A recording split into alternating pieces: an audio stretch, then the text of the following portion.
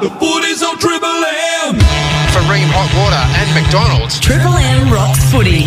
Triple M Friday Huddle from TAC. Mark Howard with you. The Chiefs rolled out to Fox. Nathan Brown is here. Damien Barrett is here.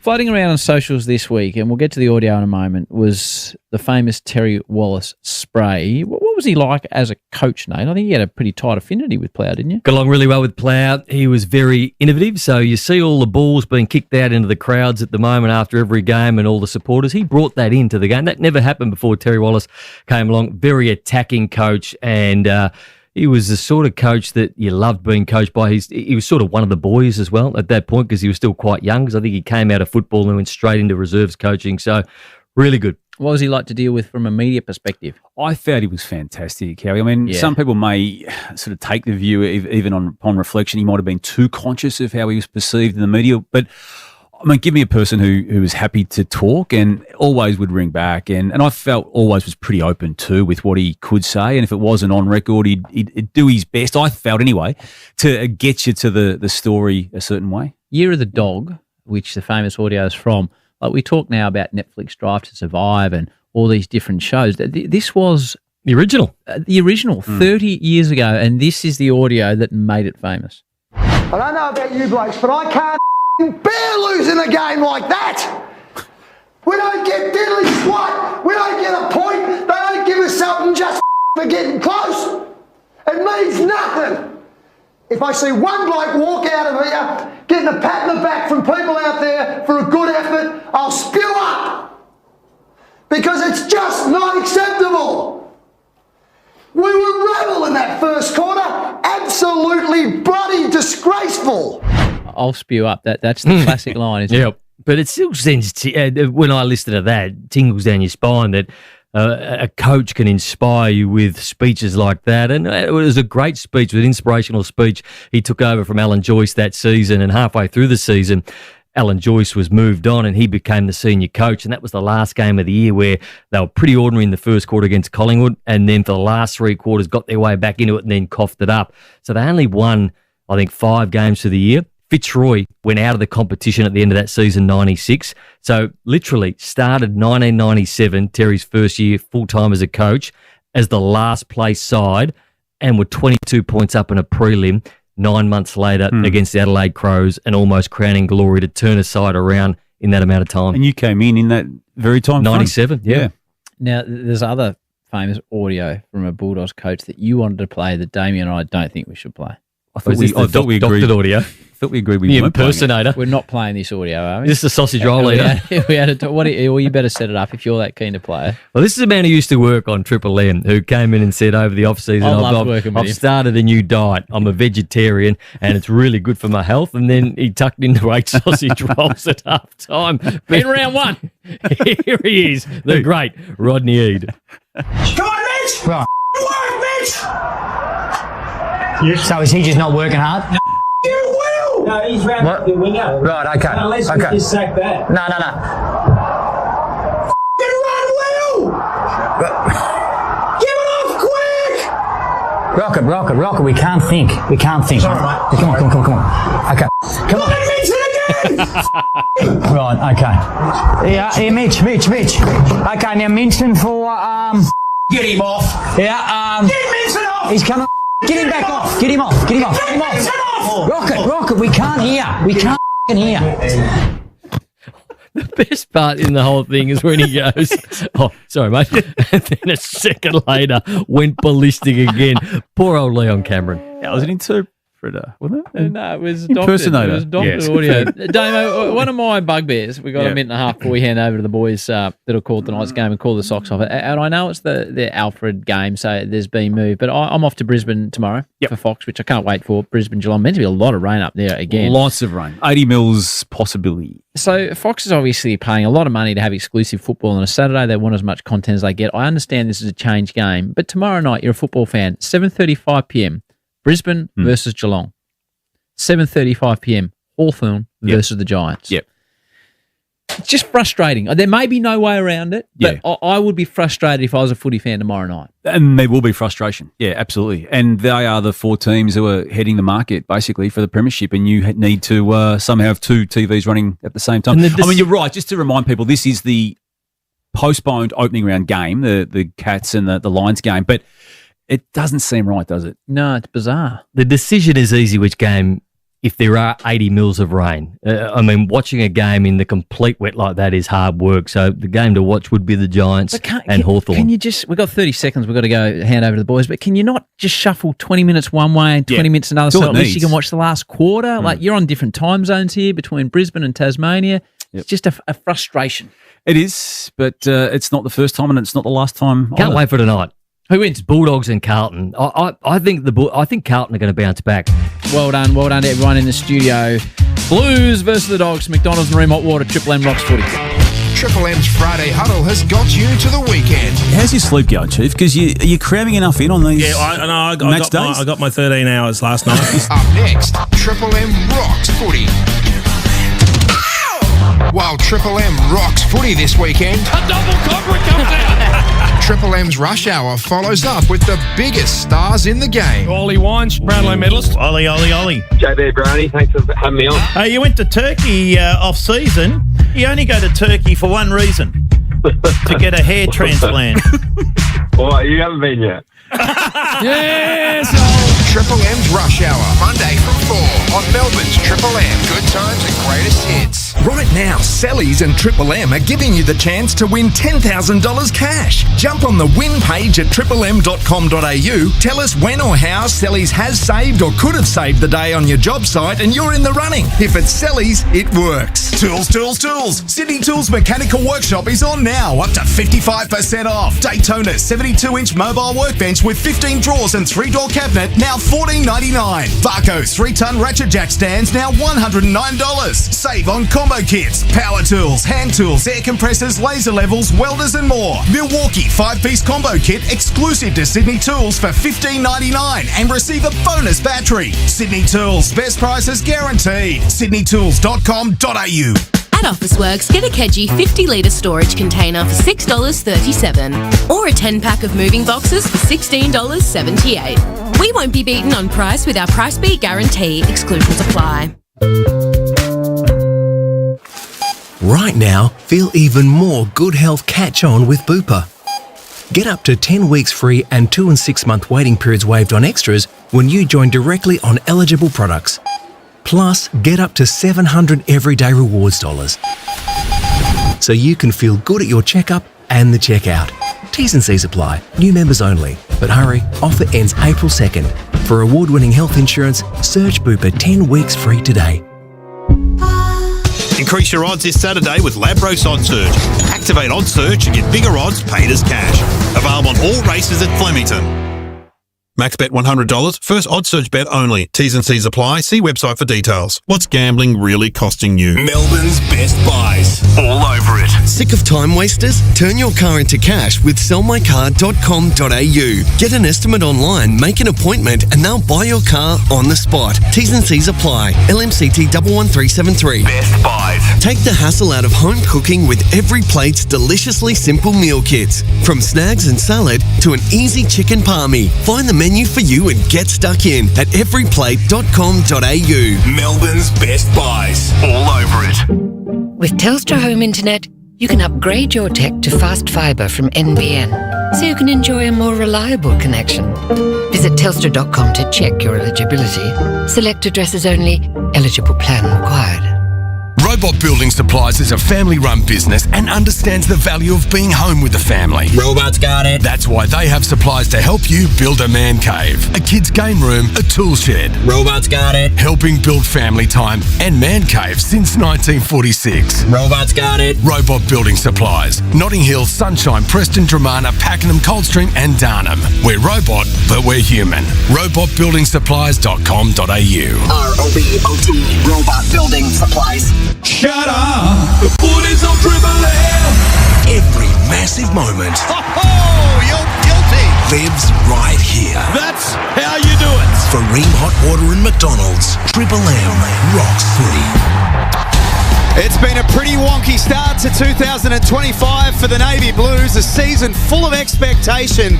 So far, they are yet to sing the song, and tonight in a home game at Marvel Stadium, they've got the Western Bulldogs coming at them, who are also been a little bit hard to follow so far in this season, and it's just been one of those years so far.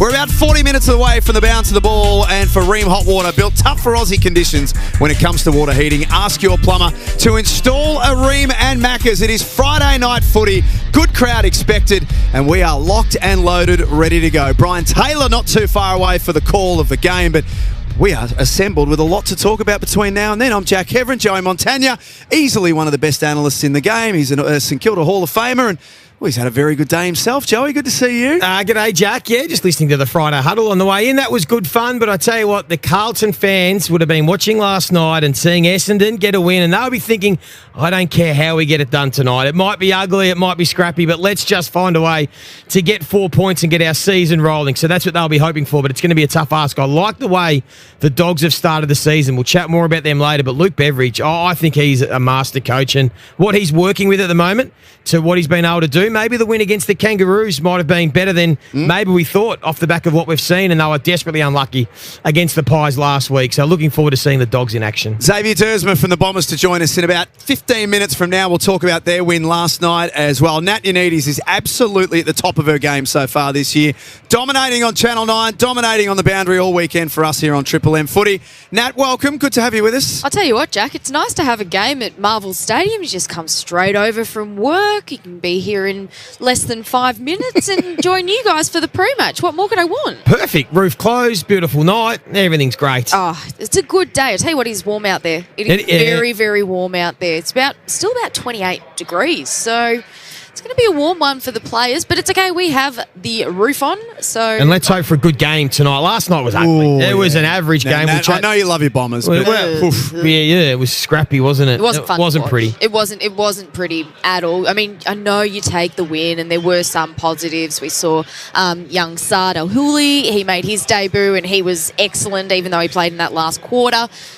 We can talk about the subs, your debutants being subs, but that's another story for another day. And so there were certainly positives from an Essendon point of view, but you've still got in the back of your mind that reset. Everyone talking about the reset during the week, and you just wonder if that was an example of something that, you know, we're going to potentially see a lot of them winning ugly, because it's not going to be a polish. And they basically conditioned everyone it's going to be a long time before Essendon win finals again. That's what they were saying, weren't they? Without saying it, waited very long at all. Without saying it, they were like, we're not sure this list is good enough, and it might be a fair while for Essendon fans to wait, who are a patient bunch. It's been a long time. I know, Nat, as a Saints man, got to be patient, but they got the win, so that was good. And as we said, Carlton will be hoping just to do something similar tonight. Let's talk the Blues in just a few moments. But Nat, how's your day been? Been a good day? It's been a big news day. I'll tell you that. What were the big stories of the news world today? Well, there was a huge plane crash, firstly, at Avalon.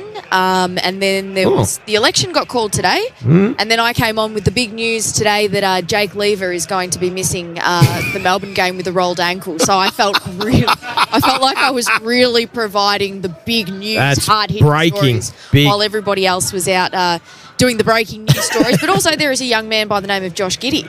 Yes. You had an app. Is that what you wanted to... I had a feeling... There were two big sporting stories today. This is one of them. Tell us about Josh Giddey. That you wanted to lead me into this one. Josh Giddey, look, if he never wins a game after the buzzer ever again, he said he's going to be happy, and you can understand why, because the Bulls... They had to score, I think they scored like 9 points in 10 seconds or something ridiculous like that. And then Josh Giddey, from more than halfway down the court, just launches it on the buzzer, gets the bucket, gets the 3 points, gets the Bulls a massive win over LeBron's Lakers.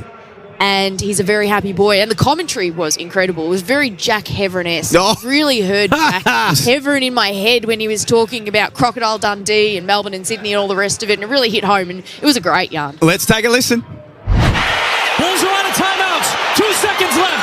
Giddey for the win. Go! My God! I cannot believe this. Improbable. Unbelievable. Impossible. Magic Giddey. Good day, mate. Somewhere in Australia, Sydney, or Melbourne, Paul Hogan and somebody at Crocodile Dundee. Paul Hogan's what? Is he watching? Is he? I don't think he knew what to say. He just threw out as many Australian words as he could at the time. I'm surprised Vegemite didn't get a rain there. Do you know the first thing I thought of when I heard that, though? I watched it, obviously. I haven't seen it, but when I actually listened to it again in isolation, if that happened on Triple M footy, then you and Giles would be sending an email to tell the specials to get out of the way of the callers, because you could tell the caller had something ready to go that he was really going to be proud of as well. And then the expert just jumped all over it, and you could tell he'd be sitting there going, get off it, get off it. But it was amazing, wasn't it? It was iconic. It was iconic. And like I said, a real highlight for Josh Giddey and his career. He's having an incredible season. In fact, the Aussie boys are doing really well for us over in the NBA. And look at me pretending to know about NBA. I'm doing really well. But I did see vision last week of Josh Giddey watching the AFL. There was an Instagram page. He's laying there in his hotel room at 1 a.m. watching the Hawks and the Blues. So he still keeps across it. I think he's a big Triple M fan too, Josh Giddey, so shout out. Absolutely. If he's listening now, enjoying his celebrations. I think he was messaging a couple of the boys back in Melbourne to say how good was I in the game, so he was pretty happy with it. Tell you what he wasn't watching on the screen, that Essendon game from last week. He would have turned that He wasn't watching the highlights from that one, that's for sure. That was possibly the second biggest sports story of the day. Nat, do you cover much golf on 9 News? We do, but I didn't see it. I didn't do a golf story today. Maybe you should have done some more digging. There's some big news today in the golf world. What happened, Joey? Oh, Joey!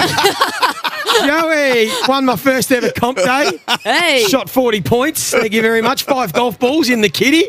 Might have to sign one, put him in the trophy cabinet next to the trophies. I enjoy my golf now. I'm not very good, but today was a beautiful day to get out and have a hit, and I shot the lights out. So anyway, I won. So I'm surprised I didn't make it on the 9 News. But we do. I came in telling the story, and of course, we do a lot of Jack stories. wasn't going to let it go under the radar. No, because I'm here to pump you up. That's fantastic. When you win, we all win. That's right. We do a lot of stories on our local golf heroes, and yesterday we actually had 90-year-old Brenda. Hey, well, I'm next in line. Hang on. 90-year-old Brenda what'd she shot do? a hole-in-one yesterday. Brenda. And did anyone see it? A nice. Wow. Brenda just looking for some attention. Honestly, I reckon Brenda would beat you. I reckon we need to arrange a little celebrity shootout. Joey Montagna versus 90-year-old Brenda. I'll take on Brenda. I reckon she'd give you 6 shots and still beat you. So, yes, it was a nice day. Nice. Now come to the footy, so perfect. Hey, let's talk tonight. From a Carlton point of view, first and foremost, I touched on it off the top. They're 0-2 to start the season. They're going to do it without Harry Mackay tonight, who's missing for personal reasons and taking the time that he needs. Charlie Curnow's on one leg. It's not terminal, Joey, in that if they go 0-3. We saw that last year. But for a season that was full of expectation, how worried should they be if they go 0-3 after tonight? Yeah, they should be worried. Of course, we've seen in recent years, it's not doom and gloom. You can still recover and make finals. The Blues went on a run, was it 2023, the back half of the year, and they looked awesome. So there's still plenty of time. It is more just a concern, and putting the analyst hat on, the way they're playing, is it with the modern game? This contest style, just kick the ball forward, try and lock it in, hope for some marks inside 50. We've seen in the last couple of seasons, the game has really revolved now to your ball movement and your ability to transition from one end to the other, spread the field and use it by hand and be able to get good looks. And I just wonder whether teams like Carlton and Melbourne in particular have just been left behind, because their system worked and has been great for them for a number of years, but a few years ago now, and you've always got to keep evolving as a football team to keep up with the trends, otherwise you get left behind. And we generally see premiership teams, Nat, or teams that go really deep,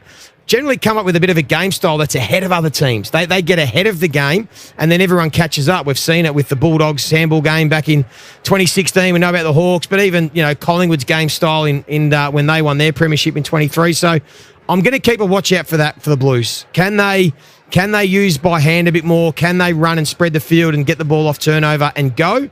Or are they just relying on winning contests, kicking the ball forward, trying to get numbers in there and scrounge their way for some goals? So interesting to watch. That's the concern rather than going zip 3. On paper, where do you think that this Blues list actually rates? Because they have got some real star power in this side. Where on paper are they? I rated them pretty high coming into the year. I thought they could finish top 4. I looked at their profile last year. It was pretty solid.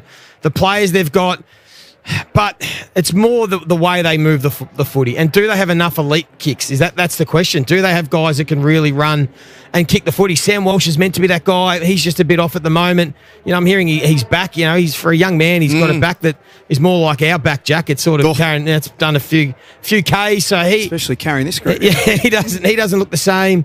Sard and McGovern have got the ability, but are a bit hit and miss sometimes with their ball use. I think Newman's a big out. Doherty's now, sort of more of a fringe player. So Chera's the one that we've got to hope for a bit better supply. And the small forwards, they lack of that real bit of class and polish.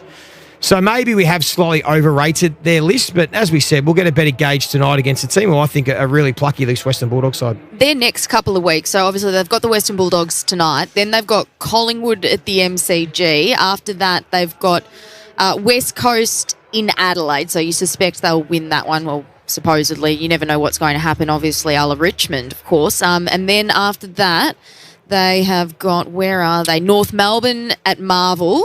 And then there's another game. I've really done a good job Geelong here. At the MCG. Make this one nice and smooth. I'll show you how to use this app. You go filter, and then you can actually pick your team, and then they all come up. So go to Carlton. That would have been smart. And then all the Carlton Anyway, games. look, what I'm trying to... Every day's a school day, Nat. What I'm trying... I was just on the way in, I was trying to teach Mum how to swipe down on a phone to turn off...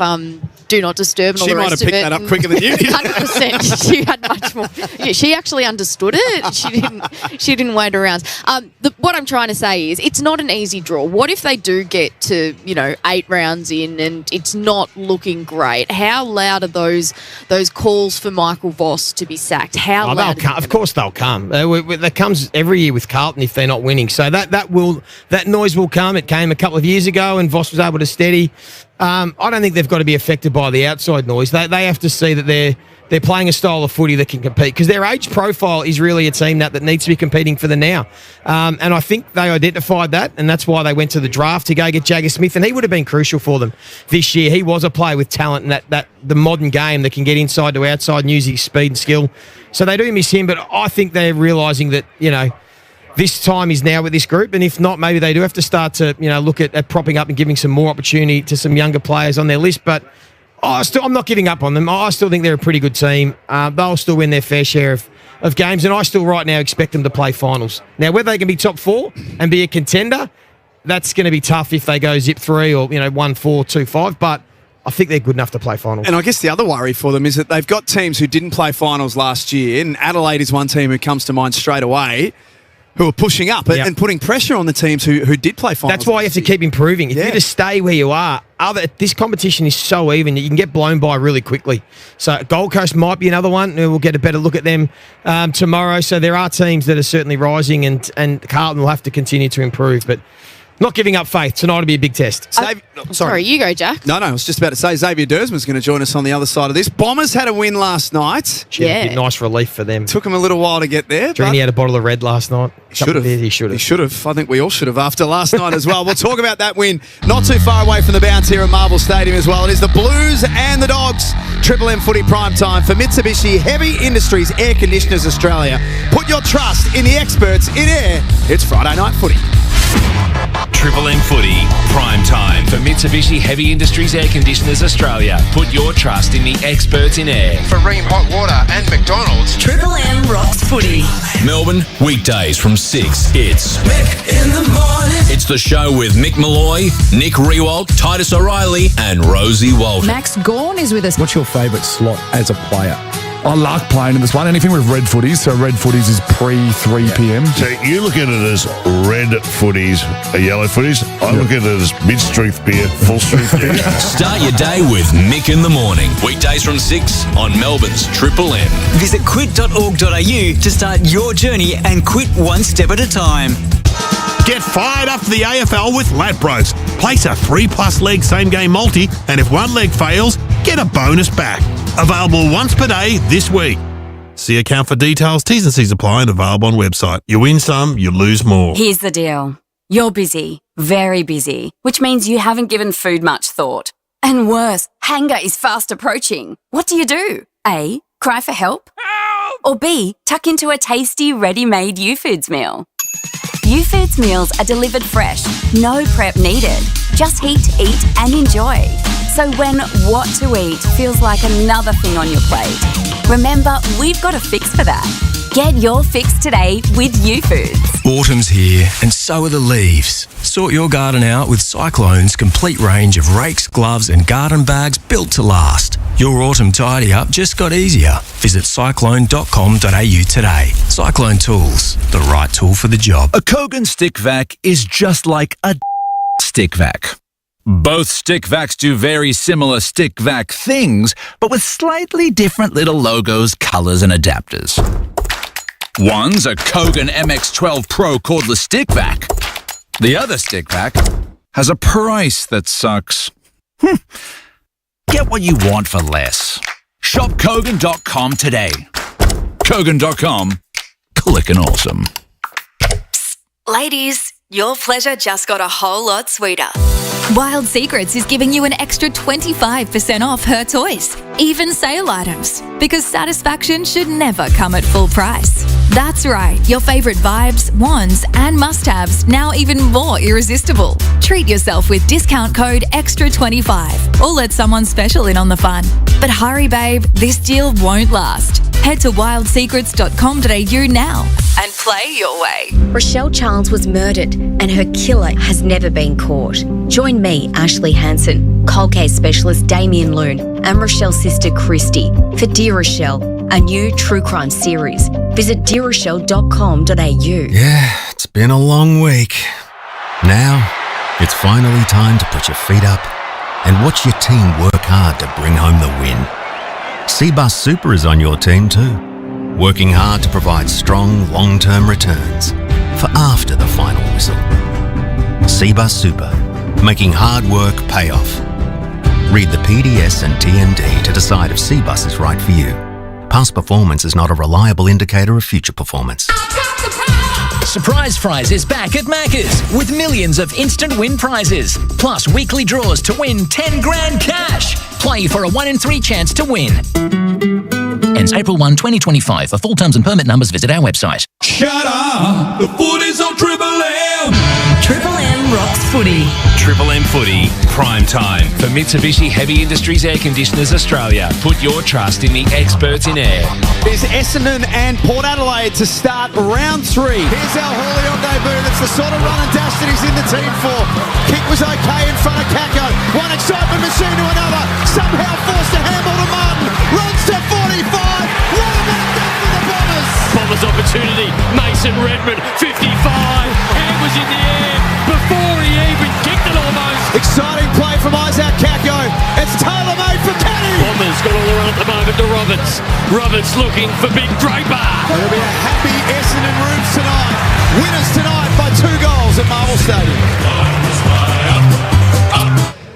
They found a way, Joey. 4 goals to 1 in the last quarter. The Bombers, they pulled away. Had a good win last night at Marvel Stadium. You made that call sound good. It wasn't the prettiest game of footy last night, but you made it sound like it was a beauty. But no, they got the job done, Essendon, and it would be no doubt a relief for that club to be able to just to get the win, get the monkey off the back, go to the bye, and come back rejuvenated. Might have been just a little bit extra special for Xavier Dersma as well. Was excellent last night. Had 29 disposals against his former team, and he joins us here on Triple M Footy. Xav, thanks for your time. Is that the word of the week? Relief, just to get it all done and to get the win? Yeah, guys, thanks for having me on. I don't know yet. It's still a bit of a. I don't know if relief's the right word, but it's definitely excitement and relief, probably mixed into one. I reckon if you can find a word for that, then that'd be it. But it is a good feeling. It is a good feeling for sure.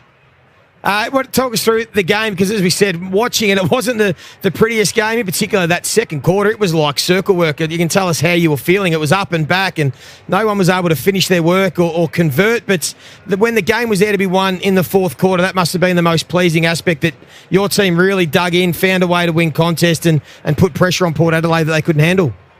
Yeah, you're right. I mean, as you said, it wasn't the most wasn't the most beautiful game of footy to watch, and you know.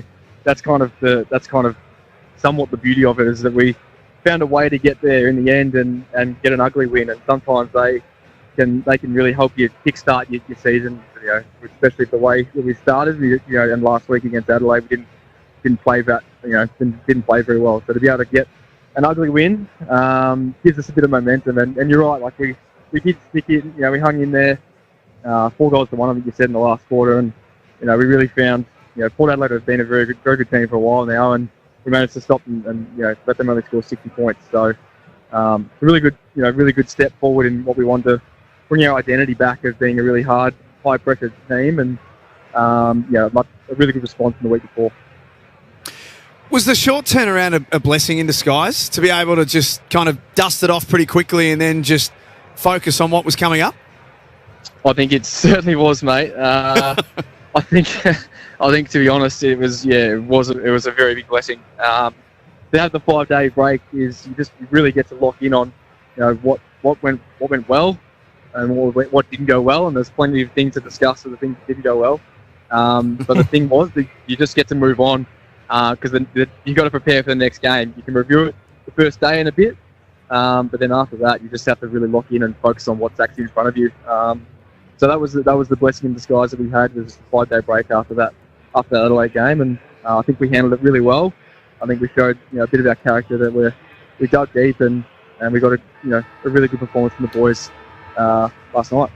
We're chatting to Xavier Dersmer, and now you've got the bye coming up, and you had the Thursday night game. Did you have a few ales last night? Did the boys get together? Sort of, you got a few days off now. What was sort of the last 24, 48 hours like?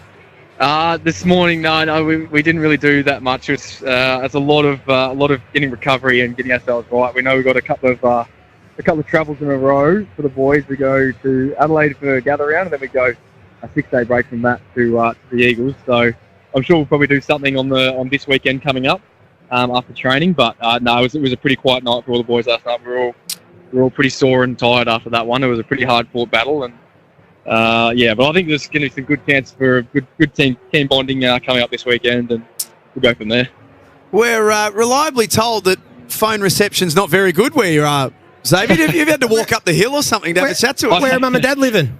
Yeah, I certainly have. I'm in Gippsland down in Foster. This is where I grew up, at Mum and Dad's place there. And when I got the call, if you could hear me puffing, I was running up the top of the hill to get some reception, because down at my actual house there's absolutely nothing there. So if you can hear me kind of puffing and panting in the background, I'd have to run up my big 150-metre hill to get some reception. So, So now that it's done and dusted, what does the next little period look like? I mean, you've got some guys who you should hopefully be getting back in the next few weeks as well. Do you feel like this could be the start of something and post-bye a bit of momentum? Yeah, well, that's definitely the aim. I think obviously we had Archie Perkins, and I think we'll hopefully get Elijah Sardis back as well. I mean, there's other people in that mix as well. We hope to get Darcy Parish back as well soon, as well as Cole Langford in a few weeks after that. There's some really quality players that will hopefully be able to get into the team, but at the same time, we're looking forward to building on what we just did last night. I think we saw a really good response in our defence, which is what we've got challenged throughout that Adelaide game. We got challenged, internally and externally on that type of stuff, and we got a really good response from it, which is great. And I think that we now just got to keep going to work on it. Like, it was by no means perfect. There was still a lot of things that we can still tighten up on, and then also, especially our offense, we had a lot of shots on goal, which is a good sign that there's some good things working in our offense. But also, we just got to finish our work better, and that includes myself and as a whole team. We just got to finish our work better. And those games that were a really tight game there, where we won by 12 points, could end up being 30, 40 points if we kick a goal better, which is a really important thing. So there's still a lot to work on for us, but at the same time, there's I think. I kind of said it before. The gutsy wins and the ugly wins can sometimes be a really good thing for us, and hopefully we'll be able to keep building on it. It was a step in the right direction, Xavier. Before we let you go, last one. What did your mum cook for dinner? And are you a Friday night sit down and watch this game tonight, or are you going to watch a movie on Netflix? Yeah, I'll have the footy on tonight for sure, mate. I've been a Thursday and a Friday night footy guy so far this year. Haven't been much on Saturday and Sunday, but with the Thursday and Friday games. And Mum cooked some salmon and veggies tonight. She did a very good job. Beautiful, nice. She does a very secret sauce that she has on the salmon. It's fantastic. There's a bit of ginger and all this type of stuff going on. It's fantastic. Tamarind paste and all that type of stuff. It's fantastic. So, salmon and veggies tonight for dinner, which is fantastic. Nice. It's good. Makes up for having no phone reception. To at least have a nice dinner. Right. He can have a little glass. It all off running up the hill. That's it. And have a little glass of wine or a beer to watch the footy, mate. You deserve it. Xavier, thanks for joining us, mate. Great to chat. Thanks, guys. Thanks for having me on. Appreciate it. Xavier Dersma from formerly of the Power, now of the Bombers, joining us here on Triple M Footy. Played really, really well last night, Joey. Well, a lot of their senior players did, and they needed to. Shield bounced back, playing more midfield. Durham and Caldwell continue on. Merritt was very good as well. So their senior players led the way. Gresham, one of the better games he's played for the Bombers as well. So that's got to be the standard for them going forward. Bounce of the footy coming up next here at Marvel Stadium. It is the Blues and the Dogs. Ash Chua not too far away as well. Brylan Taylor, you'll hear Brian Taylor exclusively on Triple M Footy every Friday night this season. That you need is Joey and Jack ready to go. Big one at Marvel Stadium for McDonald's and Ream Hot Water. Triple M rocks footy. Triple M Footy, prime time for Mitsubishi Heavy Industries Air Conditioners Australia. Put your trust in the experts in air. For Ream Hot Water and McDonald's. Triple M rocks footy.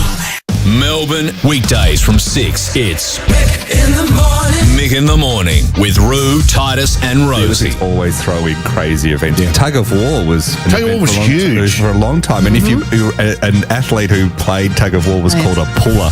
Yeah, I'm going to the Olympics and I'm going to pull myself silly. I could pull for Australia. Start your day with Mick in the Morning. Weekdays from 6 on Melbourne's Triple M. Visit quit.org.au to start your journey and quit one step at a time. She thought it was true love. He looked at her. Handsome. Nice watch. Then he just started firing questions. How much do you earn? What are your assets? Why do you need my money? It was then she realised he was a bank and would never understand her business. Red Z knows when you need a loan, you need someone that understands the self-employed. With love from Red Z. Speak to your broker or visit redz.com. Red Z. Backing those who back themselves. Australian credit licence 311128. Get fired up for the AFL with Ladbrokes. Place a 3+ leg same game multi, and if one leg fails, get a bonus back. Available once per day this week. See account for details. T's and C's apply and available on website. You win some, you lose more. On May 9th, we're going blue for Do It for Dolly Day. Blue on the farm. Blue at the beach. Blue in the bush. Blue to spark conversations about bullying and remind every young person they're not alone. Blue to raise awareness for today and funds for tomorrow. So let's come together to go blue to end bullying.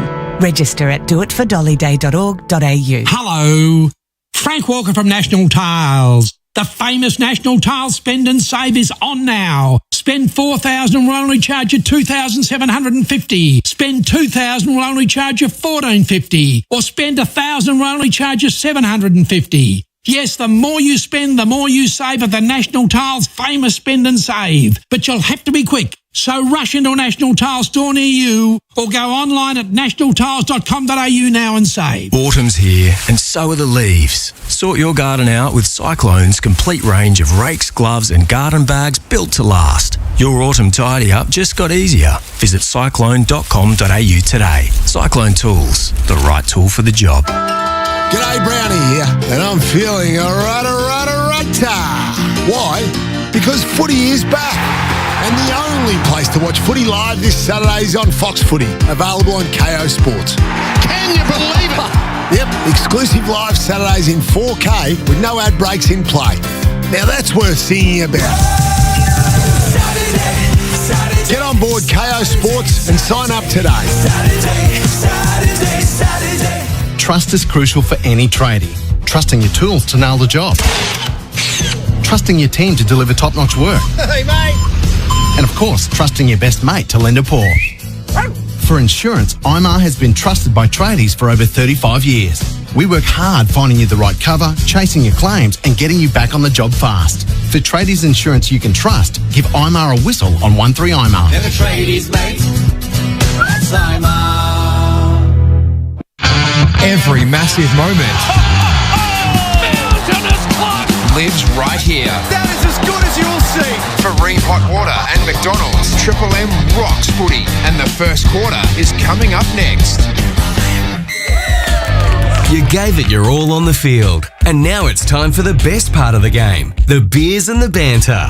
With 0 carbs and that great Hahn taste, Hahn Ultra refreshes without bloat, bitterness or sugar. Just water, hops and barley. So win, lose or draw, an icy cold Hahn Ultra is the perfect way to play on after the game. Hahn Ultra. 0 carb, great taste. How good? Less than 0.5 grams of carbs per serve. Drink responsibly. Shut up! The footy's on Triple M!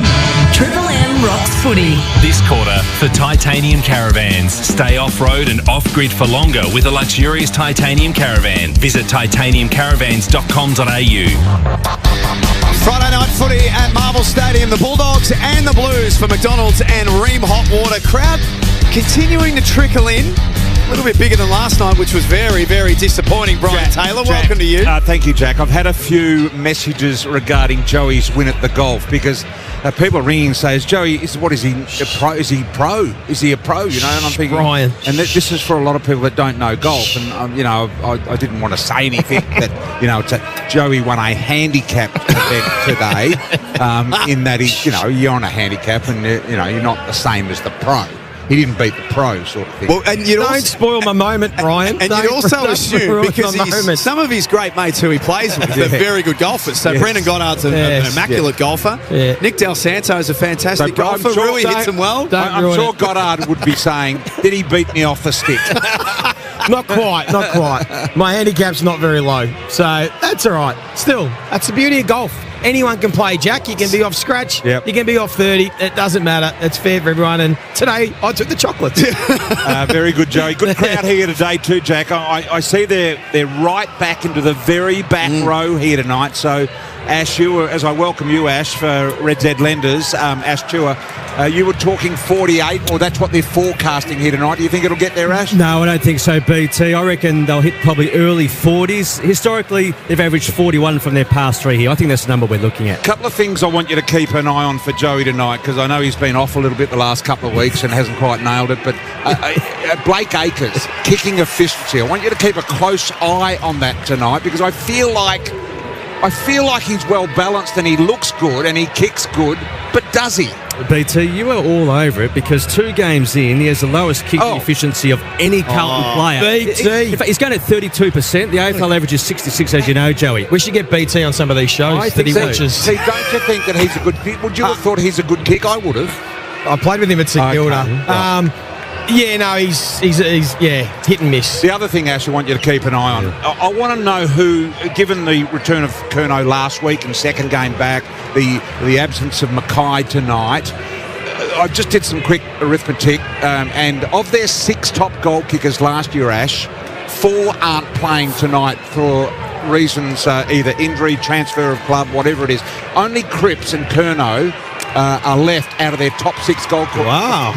Who is going to assume the responsibility of kicking the thing through the big things for the Blues? Well, once again, BT, you're all over it with your research because they're missing 4 out of their top 6 goal kickers from last year. That's 115 goals combined between Mackay, Owies, they kicked 49 and 33, and Hollands and Kennedy and so 17 and 16. Who, just off the top of your head, have they brought in to counter that? Well, Frankie Evans, I reckon, Joey, is the man who's probably going to 10. Right, and I see Lewis Young out here. He's warming up with the forwards. So Lewis Young might be the man that might kick some goals tonight. He's with the forwards, which is interesting. So they might change that up. Silvani, I think he's back with the backs. So anyway, a couple of very interesting points you bring up there, Ash. Can we just take a moment to appreciate BT's research heading into tonight? It's not just a suburb. No. He bounced in tonight, didn't he? He's up and about. He's got the shoes off as well. He looks comfortable. He looks ready to go. I am looking forward to this game because I love watching the Dogs. There's something attractive about the Dogs. I know they're not at their peak to what they were a couple of years back, but they're still attractive to watch. They're fast.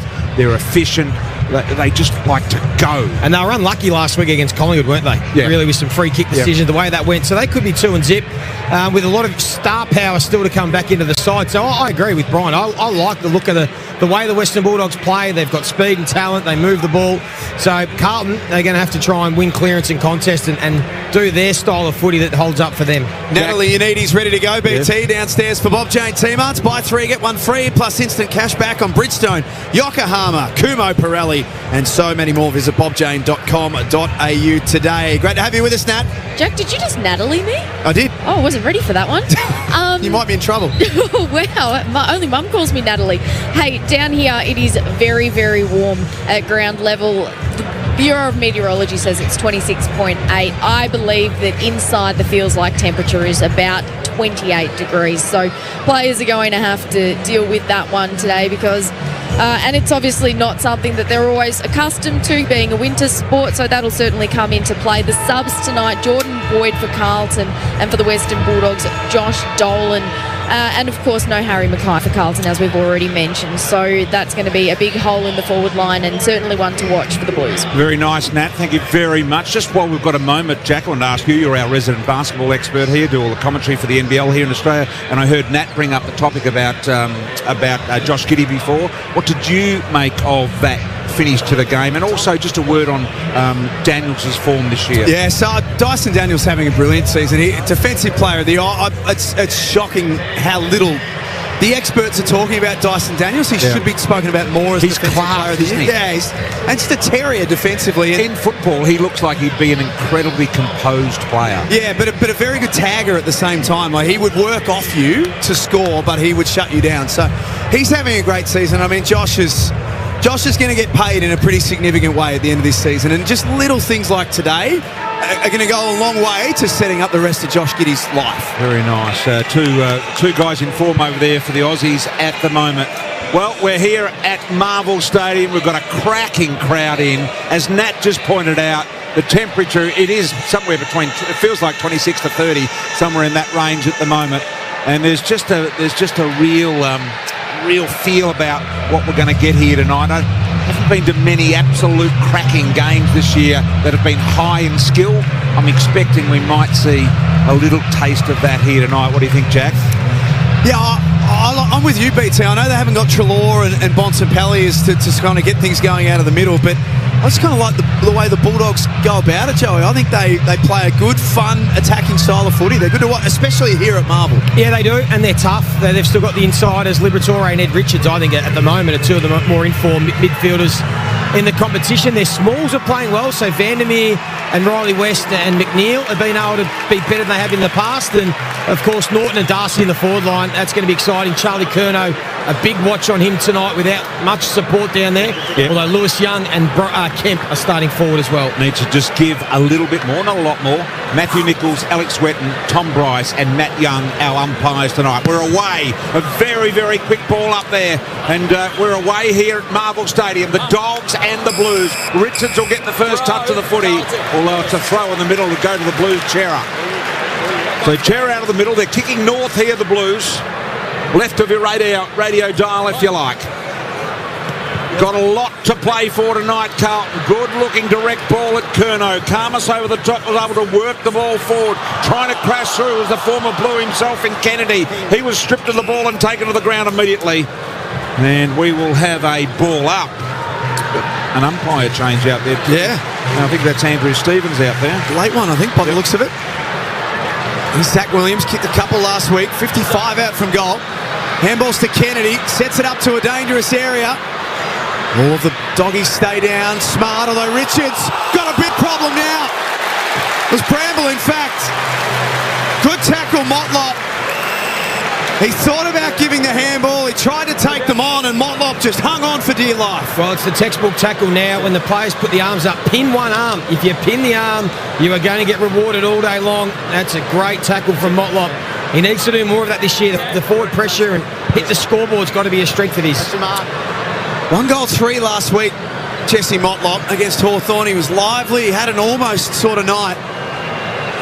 This would be big for him and massive for the Blues. With their backs against the wall, they kick the first of the night. One straight Triple M Titanium Caravan scoreboard. Yeah, well, good start. That's the Blues. Get it in their forward half. Get some forward pressure on. And they'll enjoy just being able to get a settler early. Interesting, the matchups. It looks like Buku Karmas is the one going to Charlie Curnow, which is interesting when you've got Lobb and Liam Jones, who at the moment are sort of the more highly credentialed defenders. So what does that mean? That they want one of those two to be much freer? potentially, I think maybe that's especially Liam Jones, who does that so well. He's happy to take Kemp and roll off and play his game, and maybe Lobb's got the matchup on Young because Young's a 200-centimetre makeshift forward tonight, and Lobb's got the size to go with him. So we'll keep an eye as that unfolds. So they're the three talls down there for the Blues that Joey has just mentioned. Back in the middle we go here. Umpire Curtis Du Bois to get us underway again. Good start for the Blues. Invigorate the crowd here. A Carlton home game tonight. English with the knockdown. To no avail. Low tapped it to a man being tackled. Immediately out of the middle was Stewart. Got boot on the ball, advanced it inside 50. Taken the mark here, and the Dogs are able to go out very, very wide. Fraser was able to knock it on. Lovely handball by Bailey Williams. Got it over the top to Vandermeer. The blonde-headed Vandermeer. Pretty ordinary kick going in, although the mark is dropped in the end. Play on, calls the umpire. Picked up and banged back out from whence it came. And here's Bramble. That was Silvani who started in defence. We had an eye on him pre-game, so there's an early answer from Michael Voss as Lobb wisely uses the footy. Fraser's got Bailey Williams driving by 55 metres out. Trying to keep it low. Kick was smothered by Saad. Liberatore. Quick hands Richards. Extra one Fraser, who wanted to get onto his left foot. Richards got it back. His handball had a little too much on it. And here come the Blues through the middle. Absolutely. Look at the speed of Williams. Ripping it through the middle. Couple of bounces. Composed kick to Curnow to bring him into the game. It was barely 15. There's no way no an umpire can pay it against him, though. And Curnow will line up from 40 out directly in front. Electric from Williams through the middle. Yeah, that was exciting. Took the ball inside the defensive 50, he did.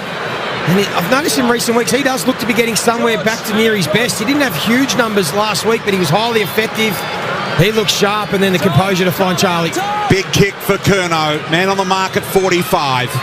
Curnow from 48. Distance not a problem. Left to right, he's got it. Blues have got the first two. Stirring goal from their king forward, Charlie Curnow. Two straight. Dogs yet to score. Titanium Caravan scoreboard.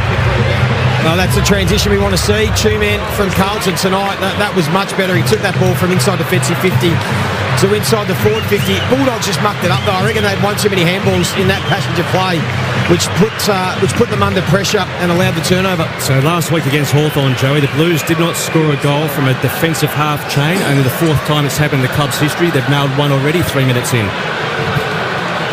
Good shoot. He's on early too. Yeah, he likes that one too. He's happy with that. What you guys don't know is I heard he was in the boss's office during the week, got a little bit of a kick up the backside to say he needs to bring a bit more. You can't rest on 15 years of average work. You've got to continue to rise. Well, he's got Ethan Meldrum breathing down his neck as well, so there's pressure coming. Oh, it was a heated meeting. For McDonald's and Reebok Water, Triple M Rocks footy. Liberatore out of the middle. His kick wasn't to the advantage of Darcy. And Jacob Wiedering with the job tonight. Such is the respect that Sam Darcy is already commanding, Joey, that Carlton's best defender going to him. And he's going to have his hands full, Sam Darcy. Wiedering is the best one-on-one defender in the competition. Silvani a little unsure. He chips into the back pocket. Nick Haynes, the former Giant, he's had a couple of wonky moments in his first couple of games with the Navy Blues, but his team lead. 2 straight 12 Bulldogs yet to score. Titanium Caravan scoreboard. Haynes down the city side wing here, the outer wing. De Koning went up, got the ball at ground level, got it to Hewitt. Sharp handball there to Cottrell. Comes out long handball from Williams, hoping to get hold of Chera. Stepping in the way was Fraser, and also Richards battling there as well. Cottrell has another go. He's got the curly red hair tonight. He's all sorts.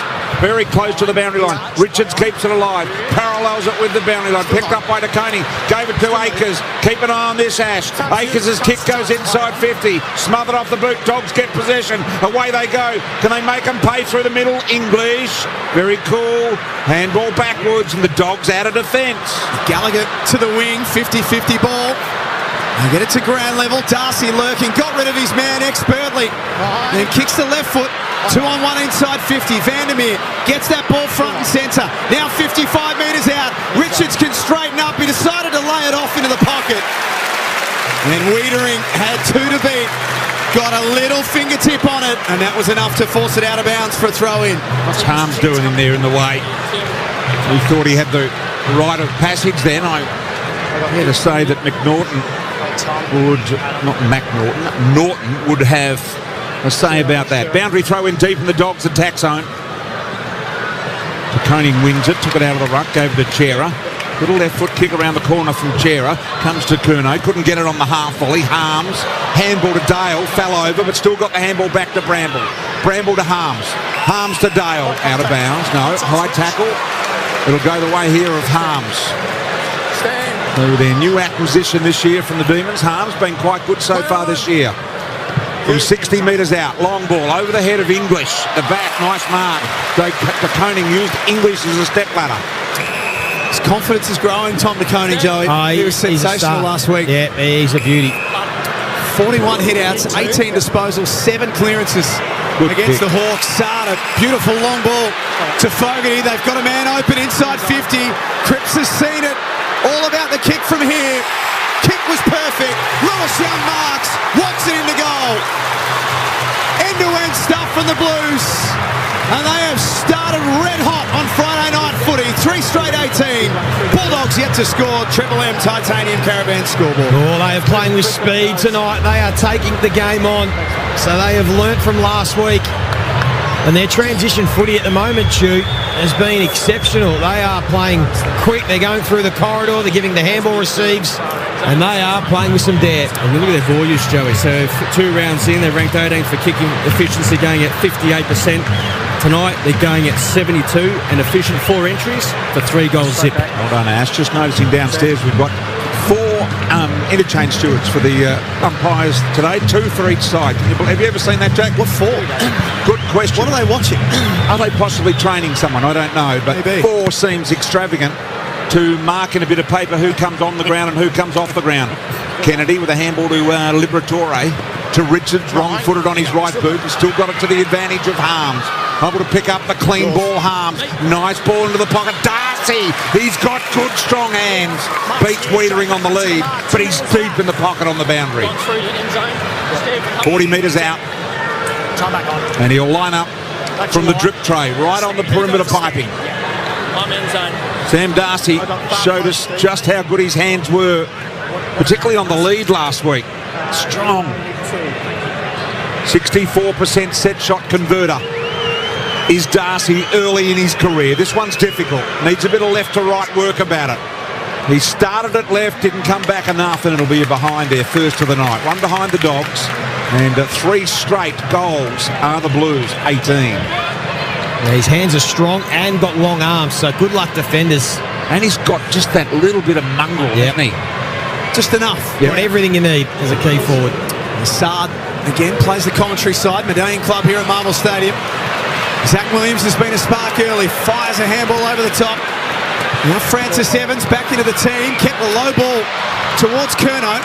He couldn't hang on. Baker for the Bulldogs. Chips carefully puts it out in front of James Harms. As BT said, has been a good addition. 17 points is the Blues lead. Triple M Titanium Caravan scoreboard. Libba, little sideways kick to centre half back to English. English able to get the overlap run nicely here. Good ball presented to centre half forward to O'Donnell. Back into the side this week after a concussion. Long ball in. Silvani was just edging Norton under the footy. And it goes over the top out of bounds. Well, the boundary throw in deep in Dogland.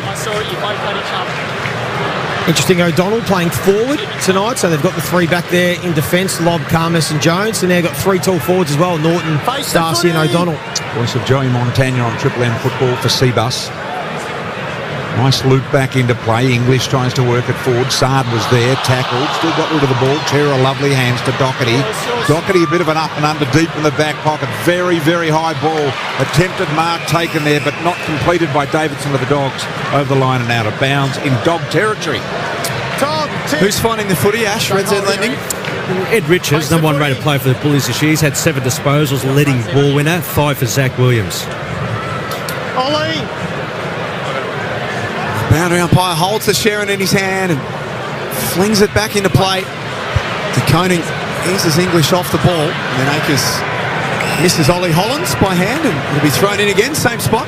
No real tags either. Both teams just happy to go head-to-head in the midfield, so all the midfielders should be able to get some big numbers. Bulldogs with a win to their name in round 1. 26 points over the Bombers, and then had their chances last Friday night. Went down by a goal to Collingwood. And they're doing it without a couple of their very best. Still no Marcus Bontempelli. Still no Adam Treloar for them as well, just to name a few. Jason Johannesson, Cody Waitman, so there's some good players coming back. Knocked down again to the kids over the line out of bounds. So it's going to be a very hot and sweaty night in this box. Roof closed, condensation is collecting. Fans are going to get grumpy. They're going to be a little bit smelly sometime towards the end of the game as well. But they are going to lose patience at some stage. How are your feet going to go with no shoes on? And not good. Just starting to sweat it up a bit at the moment. I'll put them back on shortly. It's probably the wrong thing to do to the shoe in close confines. Must be really confident on your hygiene, BT. Especially with toenails like that. My God. All right, I'm going to put them back on. High ball again, still over the line and out of bounds. So we'll do it again. Got the, what do you call those sandals, Ash? Birkenstock. Birkenstocks on now. So they're just sort of half covered. Dogs need a goal. Been a blistering start out of the blocks for the Blues. Kick the first three. Boundary umpire, the Manila slinger out there, he's just sideways like you wouldn't believe. Ball in dispute. Harms went hard. Knocked out here. Little one came out of the pack there from Gallagher. Goes across the face of goal and through for another minor score. So 2 of those to the Dogs and 3 straight goals for the Blues here in the opening minutes of this first quarter at Marvel. So when you talk about pace of play, Joey, is that just throwing everything out of the window and just saying we're just going to go for it this week? Just being more taking more risks, just being slightly more aggressive with your ball use rather than taking the safe option. You just go for the slightly more aggressive one, and it's amazing how often it comes off. Johnson got the ball back here. Davidson kept it in play. Smart kick to a dangerous area. Ricochets off some hands, and McGovern kicks a high ball that just caught the boundary line, and it's out of play. Every kick in so far for Carlton, there's been no chipping short, there's been no working around. It's just long, direct, get the ball in motion. Yep, been trying to go up through the corridor, and the small forwards are aware of it, so they're also trying to get our goal side. So the Dogs' defence going to have to be on their game tonight. Ball's been in this part of the ground for 3 or 4 minutes. Did I take it off your accident? Go for it. Sorry about that. Fraser got a deep, long ball in. Once again, the hands of Darcy were there. Now, soccer off the ground by Weedream. Got good distance. English picked it up. Handball missed the intended target. Richards bundled it out here, and we'll have yet another ball up. This is about the 7th stoppage in the last 2 minutes in Dog territory. Yeah, most players on the field are in that third of the ground, out on that half-forward flank. As Walsh breaks away from congestion, not a lot to work with the head, so had to go wide to Brody Kemp. Playing as a forward in 2025. That kick wasn't to the advantage of Curnow, who's now got a couple to beat. Was almost through and then was held. Oh, that should be 50. And that should have been 50, BT, absolutely. It's going to come back to Curnow, who's at right half forward. Into the pocket for Camp, and Karmas read it nicely coming in. Takes a good mark for the Dogs. Yeah, it was a good mark from Karmas in the back end. He's just holding this up here at the moment. And a short little ball, barely the required journey here for the Dogs as they chip it around. Gallagher goes wide and finds the opportunity. So slow ball play here. Davidson with ball in hand. Move it on, play on. Half back goes down the line here with a very, very high ball. Darcy in front, couldn't hold the mark. Walsh, want you to keep an eye on him tonight, Ash. I reckon he's been unfairly criticised. Yes, he hasn't been going. He's had some injuries. But I just reckon he's an absolute superstar, and some idiots in our media fraternity have written him off on the back of a couple of games. Here's Saad, little chip around the corner. Handball to Hollands. Hollands' handball went back to Saad, but missed him by a long way. Darcy over the line and out of bounds. We'll throw it in. Yeah, and BT is winning a lot more of his possessions in the contest, 52%, which is a career high for him. His career average has been 38 into season number 7. So that's the contest ball that he's winning, isn't Correct. it? They were saying that he's not winning any contests. I know he hasn't been back to his absolute best, Joey, but I think he can get there easily. Oh, he's still absolutely got plenty of footy left in him. There he is in the contest there. And fires another one out. Working hard at the coalface. Lewis Young turned it over. Harms hacks it forward. Ball bounces inside the Dogs forward 50. Silvani didn't panic. Got a handball to Akers and then a left foot kick gets out the back and over the head of Evans. Ball bounces up to the wing. Bramble has Fogarty right next to him. And he takes it to the boundary line and over. But there's plenty of spirit about the Blues in this first quarter. There's 3 straight 18 Bulldogs 2 behinds, Triple M Titanium Caravan scoreboard. Stay off-road and off-grid for longer. The luxurious Titanium Caravan. Interchange area is absolutely full. Players desperate to get on the ground. Richards from the stoppage. Akers applies the tackle. Got to be a little careful. This might be a free kick going the way of Evans here. At half back for the Blues. Nat, down to you. Come on. Evans has got it. Little sideways ball to Silvani. Silvani at centre half back, true to Wiedering. Goes out the far side of the ground, but still at half back. Kick back inside to Cowan. It was a short kick and Cowan marks it on the back of the defensive goal square. So Carlton, it's the first time they've chipped it around tonight. Been pretty direct other than this, and they're just trying to find an opening. Hollands, neat little ball to Doherty. Doherty now marks it on the wing, right in front of the Toyota sign out there. Have they slowed them down a little bit here, Joey, the Bulldogs? Well, just the way the game's been played, it hasn't been free-flowing footy, so no one's been really able to get space. It's a kick to a contest. Karmas flew, fell into the arms of Motlop. Crumb in goal. Goes begging. He had a man on in the goal square. He could have gone to Evans. Instead, kicked the running banana. First behind of the night. I reckon if you go to kick the running banana, surely the little drop punt to your teammate is the better option if you're forced to kick that. Had a better option. Here's McNeil. Darcy on the hunt, out in front of Wiedering for this occasion. 60 metres out, Darcy's taken the mark and now plays on around the corner. Looking for Norton and Silvani. Over the top it comes to Bailey Williams. Caught in the tackle, got rid of it. Too late though, the umpire said. He was taken into 360 and the free kick will go Chera's way in the back pocket. So the scoreboard reads 3-1-19 the Blues. Dogs 2 behinds on the Titanium Caravan scoreboard. Cheers, a quick whistle.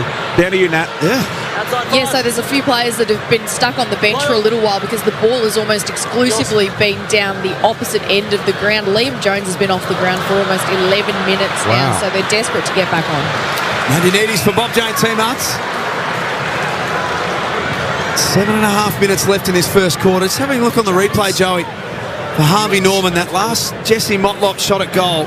He had a player on 15 metres out straight in front. He needed to do the team thing, square that one up, and it would have been a certain goal. So throw in City side wing here at Marvel Stadium. Matt Kennedy against his former team. It's a free kick for a high tackle.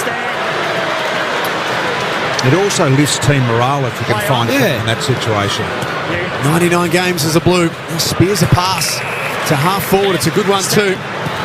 Lockie McNeil, 65 metres away from goal, has got a couple of options in the pocket. One of them Norton. He marks hard against the boundary line. That was just good forward craft. I was keeping an eye on that matchup. I thought Silvani's had the better of Norton in his first 15 minutes, but he was able to run back towards the goal square and then change direction on Silvani, come up at the foot. He got just enough separation to take that mark. So he's in the left forward pocket. He'll come around on the right foot. And he hit it skinny. He's never coming back. And a minus score for the Dogs. They've got 3 of them. The Blues 3-1-19. 21 minutes gone. Triple M Titanium Caravan scoreboard. 16-point lead for Carlton. Sard with the kick-in duties for the Blues. Plays on, bouncing the ball. Not sure which way he'll go yet. Eases the little kick out wide and he's very casual and composed. You've got to love that about him. Sardi, he's a ripper. Ball in the hands of Cowan here now. Just short of half-back. Goes the low ball up towards the wing. Hotjaw's over to ease his man under the foot. He gave it to Fogarty. Fogarty goes inside 50. Akers. Well defended by Jones, who just got back on the ground in time. Bramble with the handball to Karmas. Karmas down the middle here, looking to find an opportunity with Kennedy. Knocked away from him, but they got the numbers through Fraser. He gave it away a little bit too early here. Battles back in for a second go. The Blues are there. De Koning wins it, and there'll be a ball up in the centre square. A good call, BT. It was a big contest. Dogs were out and away if the handball was clean. And Carlton could have gone back at them, but both teams were willing. Joey Montagna for Seabus Super, making hard work pay off. O'Donnell, fast hands, and now Riley Sanders, pick number 6 from a couple of years ago. Chain of handballs is a wide open opportunity for McNeil. He should be kicking this, and he misses. 4 behinds now for the Dogs, and 3 of them have been very kickable. Triple M Titanium Caravan scoreboard. You've seen in modern footy, when you've got the momentum, you need to try and capitalise, put it on the scoreboard. Dogs have had it the last 5 or 6 minutes, but haven't been able to put a goal on the board. Patients wearing thin with their sweaty supporters. Downstairs, little short kick here, finds an opportunity with Hewitt. Been a good investment for the Blues, Hewitt, with his kicking skills. Backwards as they switch from the city side to the water side. Silvani, the last of those kicks to find Wiedering on the half-back line. His little kick to Haynes. Haynes has taken the mark at half-back. He says, come on, someone come at me. Plenty of space on the wing. Akers does. Haynes now goes into that space behind. De Koning. Lob was there with the big fist. Knocks it to ground. Harms went and won the footy at ground level. Got the little handball to O'Donnell. Back to Harms. Harms to Bramble. Bramble to Liberatore. Liberatore to West. Some famous Western Bulldogs names there. The West handball missed Bramble. Bowled up by Libber. Oh, he threw it. Double hand throw. It was like a netball pass. It wasn't even a basketball pass. And Silvani's got the free on the wing. He's not getting away with that one. Right in front of us. To be fair, he did try and put a fist on it, but it was an awkward-looking handball. Right call. Harvey Norman replay. Hisense 2024 TV run-outs on now. Big screens, king screens, all screens. They're on sale. Harvey Norman 2024 TV run-out. Best prices guaranteed. Here's Cottrell. Kicks from the wing. English has drifted back and is the tallest man in the pack. Takes a pretty comfortable mark for the Bulldogs. Listen to the conversations. Listen. Move it on. It's real footy, not sure at the moment. Talk, isn't it? Yeah, either that or are you hot in here? Because I'm bloody sweating my arse off. I don't know what's happening. We talk about the SCG box. This is pathetic. Opportunity. You're not going to complain about it again. Here's Motlop, got the ball and takes the mark, but he's right on 50. Chasing our Tecco here. Reckons he can fix anything. Tecco, well, try an air conditioner. Here's Motlop to the kick into the pocket. He's an absolute ripper as well and finds an opportunity deep in the pocket with, I think it's Kemp. It is. And Kemp about 35 metres out on a fairly acute angle. Another 2 metres. He marks the spot where he wants to let it go from and then goes back another 6 or 7 metres beyond that.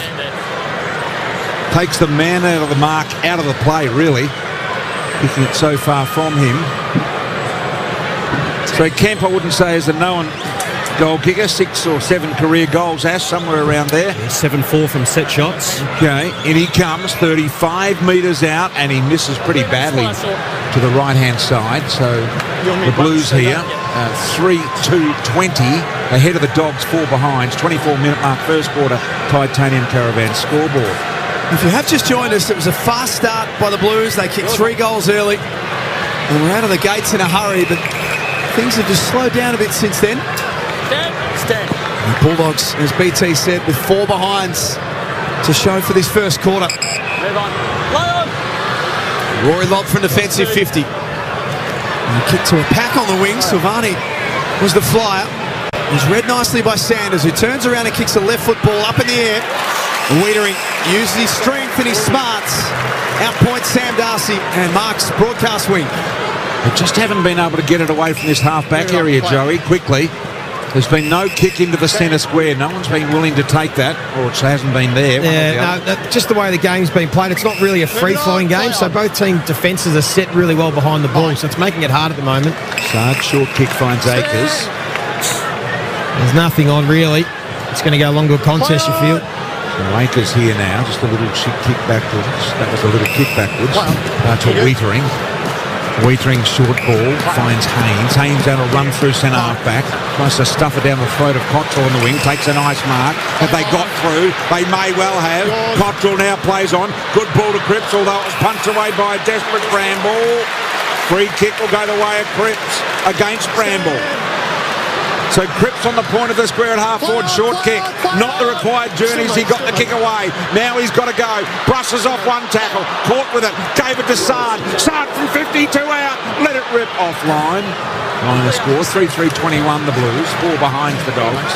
Triple M Titanium Caravan scoreboard. Clear plan for the Blues to try and chip the ball around tonight more. That normally would have gone along to a contest from Blake Akers. They switched and went open side, changed angles. Sure, the numbers backing up what we're seeing. Yeah, no doubt. 36 uncontested marks for the Blues. This year they've only been averaging 15 per quarter. So a minute to go in the quarter. Dogs much long for the kick in, and they're already beyond halfway. Handball was a little wasteful to Kennedy. Had to go back and get it. Support came from McNeil. It's Sanders quick by hand to Liberatore. Tries to slip the footy into space. Carlton have got their numbers back. Chera at full back. There's still 42 seconds. There's plenty of time for the Blues if they choose to go. Finds Walsh in the back end, who deliberately slowed it down there. Joey just touched on this. Here's this chipping game at half back again. Short ball to Silvani. Silvani sneaks it up to the wing now. Oh, bad blue. Who was that? Knocked it forward to Motlop nevertheless. Motlop now a little slow slugger to Turno. He marks right on 50. Turno wants to go and takes his man on. Turned him inside out. Ran to 40 with a sidewinder. It was an ugly sidewinder, but nevertheless it was a goal. Turno's got a couple. Carlton have got four first quarter goals. 4-3-27. Dogs 4 behind on the Triple M scoreboard. Well, I think it was Kemp that nearly stuffed it up out there on the wing because they did have the overlap. If he had have marked it was looking at the Triple M Harvey Norman replay, but he was clever enough to knock the ball forward to Motlop, and they caught the Bulldogs with the extra number out the back, and it was Curnow, who normally just takes that one step and kicks from 55, but had the composure to step around Jones. Wasn't his best execution of a drop punt, but this is a really impressive start from Carlton. They've been patient when they've had to. They've gone quick at the right times. This offense looks completely different to what we saw the first 2 weeks. And those uncontested marks against in the back half, Joey, so they've only been averaging 36 per game, ranked 16th. They're up to 32 alone in this quarter in the defensive half of the ground. Plenty of positivity about the way that Carlton have approached Friday night footy for McDonald's and Ream Hotwater. Time's going to beat them to add one more, but they will take a really positive lead into quarter time, and you can hear the appreciation from Carlton fans. 4-3-27 to the Bulldogs, 4 behinds at Marvel Stadium. You've got Joey Montagna, Ash Chua, Nat Unides, Brian Taylor and Jack Heverin with you for Friday night footy. And for McDonald's and Ream Hotwater, Triple M Box Footy. That quarter, the titanium caravans stay off-road and off-grid for longer with a luxurious titanium caravan. Visit titaniumcaravans.com.au. For McDonald's, Triple M rocks footy. Hot honey has dropped at Macca's for a limited time only. Embrace the drip. The Rush Hour's Billy Brownless is a simple man. Easily, please. He likes footy. I'll stick me neck out and say the Cats might win. Frothies. Frothy time! And, well... Tell you what else is nice when you just tuck yourself into bed on your own. You can just lie there and blow the covers off.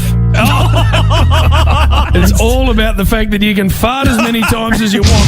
Triple M's Rush Hour, Monday from 4 on Melbourne's Triple M. Good times and greatest hits. Now down to the post-Mac press conference with Lions coach Chris Fagan. Chris, tell us how the Happy Meal went tonight. You know, we went into dinner really well. My grandson George, he had a Happy Meal and he gave it a good shake, and I had a chocky shake. And how did you react to the bag clip collectible? Yeah, look, my grandson didn't get a Brisbane bag clip this time, so we better collect all 18. The AFL Happy Meal is here. With 18 bag clips and 2 plus Sharons to collect, the season starts at Macca's. T&Cs apply.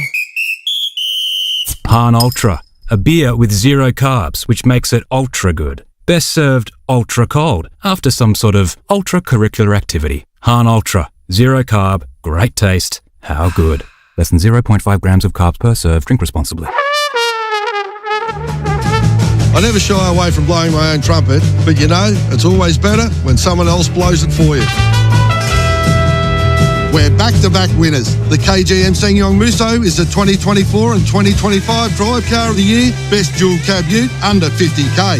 3.5-tonne towing, 7-year warranty, 4x4 turbo diesel. That's no wonder the experts keep blowing our trumpet. KGM Sangyong, Korean built to last. No boring stories. How about that? No blind shouting. No brainless spam. Absolutely extraordinary! Just the best sports coverage from Australia's biggest newsroom, Code Sports. No BS, just sport.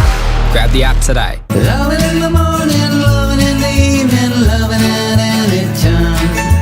Now we've got our loving back, thanks to AMI. If you have have erectile dysfunction or premature problems, call the doctors at AMI. AMI has a fast-acting oral strip that may provide better stamina and a prolonged performance. Call the doctors at AMI on 1800 10 80 for a free consultation. Or go online, amiaustralia.com.au. G'day, Brownie here. The place to watch footy live on Saturdays is on Fox Footy, available on KO Sports. Yep, live Saturday footy this round and every round with no ad breaks in play. Get on board KO Sports and sign up today. Hello. Frank Walker from National Tiles. The famous National Tiles Spend and Save is on now. Spend $4,000, we'll only charge you $2,750. Spend $2,000, we'll only charge you $1,450. Or spend $1,000, we'll only charge you $750. Yes, the more you spend, the more you save at the National Tiles famous Spend and Save. But you'll have to be quick. So rush into a National Tiles store near you or go online at nationaltiles.com.au now and save. At Bunnings Trade, you can load up on landscaping. Our trade specialists are ready to help with fast commercial quoting, sourcing supplies, bulk orders and end-to-end project support. Talk to us at the trade desk or call 134 872 today. Bunnings Trade, helping business is our trade. Shut up! The footy's on Triple M! Triple M rocks footy. This quarter for Bunnings Trade. Load up on landscaping at Bunnings Trade. Winless to start the season, Carlton. They've started Friday night footy in good fashion. They lead 4-3-27 to 4 behinds of the Western Bulldogs. Charlie Curnow has 2. Lewis Young and Jesse Motlop, their goal kickers. Bulldogs with some work to do here at quarter time. Nat Unides has got all the latest downstairs for Bob Jane Teamarts. Nat? Jack, no real injuries to report for either side at this stage, which is great news. I guess the major talking point from down here is the heat. So the iced towels are getting a real workout in that first quarter. In fact, one of the trainers just came over and ran out a whole heap of those. So that's certainly something to watch going into this second quarter. Bob Jane Teamarts, buy 3, get 1 free, plus instant cash back on Bridgestone, Yokohama Kumo and Pirelli. Visit bobjane.com.au today. What do the numbers tell us, Ash Stewart, Red Z Lending? So the Blues only averaging 15 uncontested marks per quarter, 2 games in. They've racked up 40 alone in this term. Jacob Wiedering, 8 disposals, 7 marks, a couple of intercept. Harms leads the way for the Bulldogs with 10 disposals and a couple of clearances. Joey Montagna, one of the very best in the business for Seabus Super, making hard work pay off. Yeah, well, they've looked good in this first quarter. The Blues, a big portion of that term was played sort of in the Western Bulldogs' third of the ground, so they end up having more inside 50s, but it was really crowded. They never really threatened too often, but when the Blues were able to get it out with some speed a couple of times, Zach Williams on one occasion, Sard's kick through the middle, they're getting really good looks inside 50 and open and efficient looks, aren't they, Chew? Just 12 entries for 7 scores is a much better result for Carlton that are usually themselves ones that continue to sort of bomb the ball in a lot of numbers. So it's been a bit of a flip of what the Blues usually play, but they're in prime position at the moment. Let's have a look at that Blake Acres stat, kicking efficiency that you were hunting down at the start of the game, Ash. Well, yeah, he's been going at 32%, 2 games in tonight. Efficiency. Kicking. 3 kicks, going at 33% this evening. Oh, you're onto something. You really do tear them down when you latch on. These numbers just appear randomly, BT. Wow. Savage. All right, well, we're ready to go here, Jack.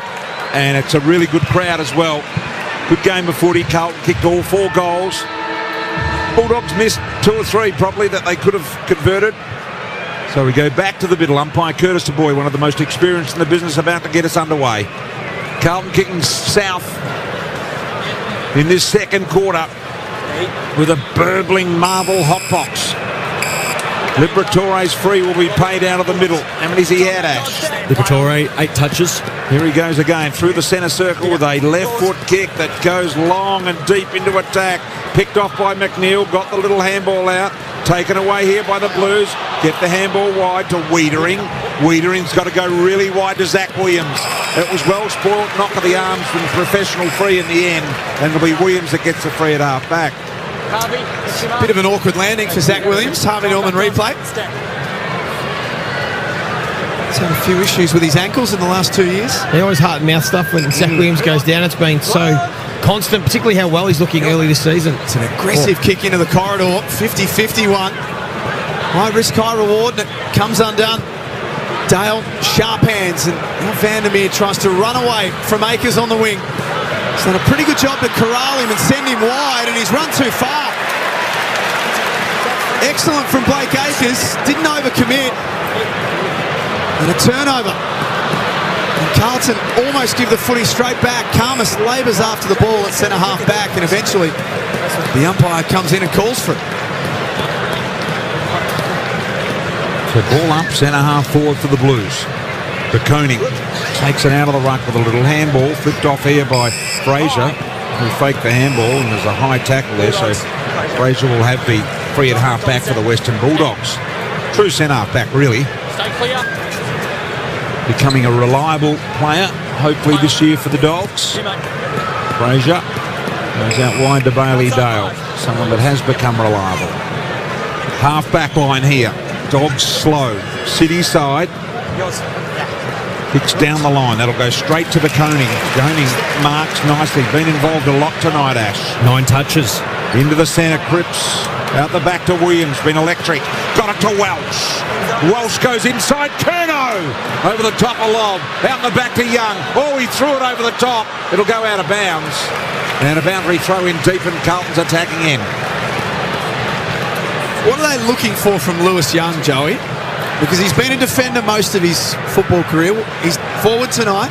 Just to compete, give Curnow a chop out so they can't all just roll onto Curnow, give them some different options. He's been okay. He's doing his bit, and it's allowed Charlie to kick 2. Joey Montagna for Seabus Super. Blues by 23 points. Hewitt was excellent last week in the wet against Hawthorn. Got a little boot to ball. Kept it moving forward. He's still pushing forward towards it, George Hewitt. Ball rolls into the pocket. Richards got his kick on, then Williams runs out of room. He's tackled to the boundary line by Liberatore. 4-3-27 Carlton. Bulldogs 4 behinds. Triple M Bunnings Trade scoreboard. People still settling in front of us in the Medallion Club and the beautiful seats they have here at Marvel. Henry throw in deep in the Blues attack zone here. To Koning controlling the ruck. English wins it on that occasion. Little one comes down to Evans. Just got rid of it in the nick of time. Zach Williams trying to shovel it out with a handball. Not successful. Libba was there. Didn't want to give it up. Richards didn't either. Harms eventually sockets it off the ground. McNeil. Handball in the centre by Doherty. Doherty got it to Evans. Evans right foot bender. Up towards Curnow. Off hands. Hits the post. So 4-4-28 the Blues. 4 behinds the Dogs on the Triple M Bunnings Trade scoreboard. Bulldogs quickly use Norton. Still inside defensive 50. Now the follow-up run comes from Dale, who took the kick in. He looked up ahead, though, and Carlton was so well set up in front of the footy that Dale had nowhere to go, and he's caught holding the ball. They're switched on tonight, the Blues, and they try and get something happy. And Karmas, again, chimes in and saves the day for the Bulldogs. Now, I really like Bridger Karmas. He's sort of back of the queue a little bit with some other key defenders, but he's composed, he can mark the footy, and he's a nice user. They've been a pretty high-scoring team so far this season, the Western Bulldogs, but tonight, that's a struggle. They've got 4 behinds. That's not a good kick from Norton. No, it's not, and going to be an opportunity here for Motlop, but he was tackled by Norton. Ball held, and we'll ball it up. Very quick whistle when they're tackled these days. Nat, down to you. So Norton's playing in defence for the Western Bulldogs at the moment, and Sam Darcy's actually sitting on the bench. So neither of those big men are in their forward line. In fact, no one's in their forward line at the moment. There's Cripps. Knocked down to Akers. Akers around the corner. Lob runs out in defence of Young. Picked up here. Free kick will go to Young if he wants it, though. Or Lob will it be? No, it'll go to Lob. Half back line here. So Rory Lob with the free. The blue rinse looks like it's starting to wash out of the hair.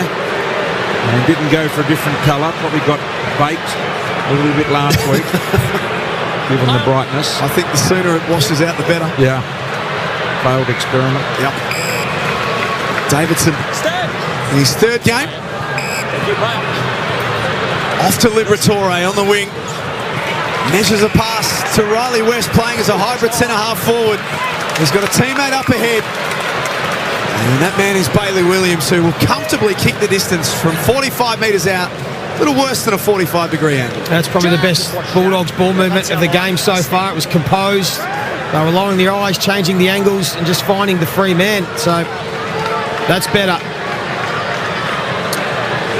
He's only missed 4 games in the last 5 years. Become such a reliable and dependable part of the Bulldogs' back 6.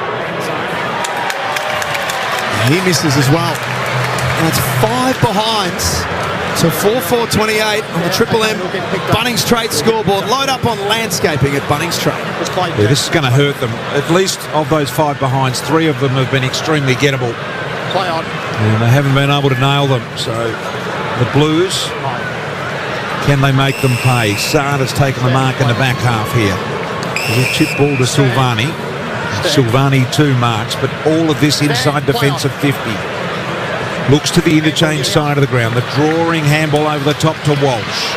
Walsh with the fake kick to Richards. Had to go back and do what he was going to do initially.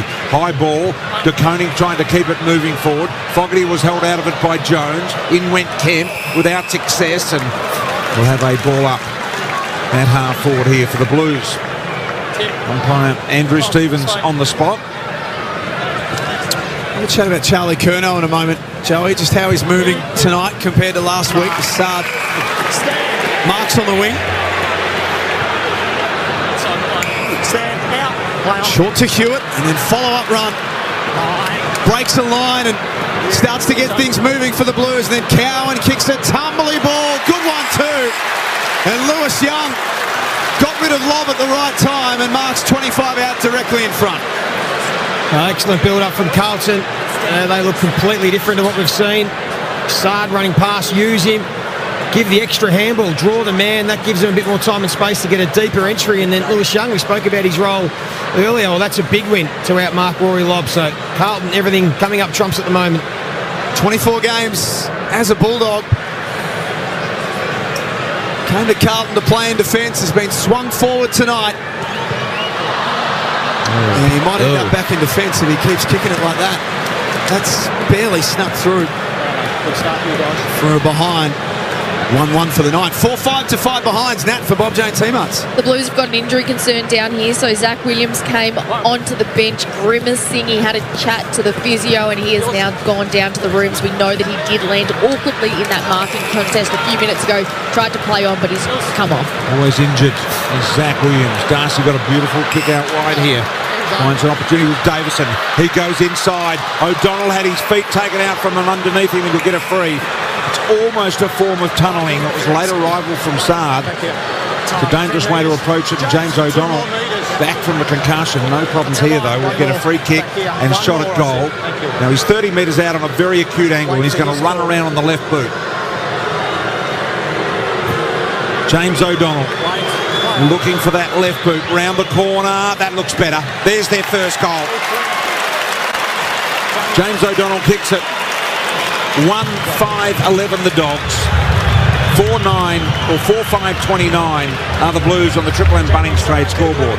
Now that's a couple of times in a row now. The Bulldogs have been able to transition the ball from defensive 50 to inside 50. They've been able to just get one forward of the ball, create that bit of overlap, and then have the composure to find the right option. So feels like they've made an adjustment at quarter time. They've settled into this one on their offense. They've been able to get that going. Now it's just a matter of whether they can slow up the Blues when they take the game on. Yeah, the Blues, as we said, they had 40 uncontested marks in the first quarter, Joey, just the 5 in this term, and we're 10 minutes in.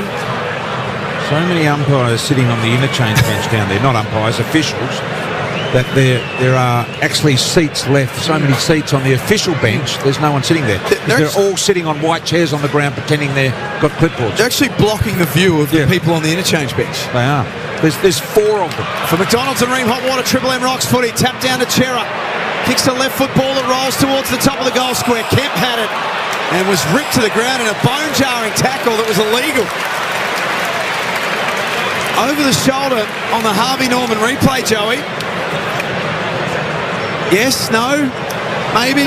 Looks like the Harvey Norman replay in slow-mo. Yeah, the arm or the hand is on the shoulder of Brody Kemp against Bukukama, so probably the right call. BT's man, the little umpire, was right there in the box seat. Yeah. What's his name? Curtis Du Bois.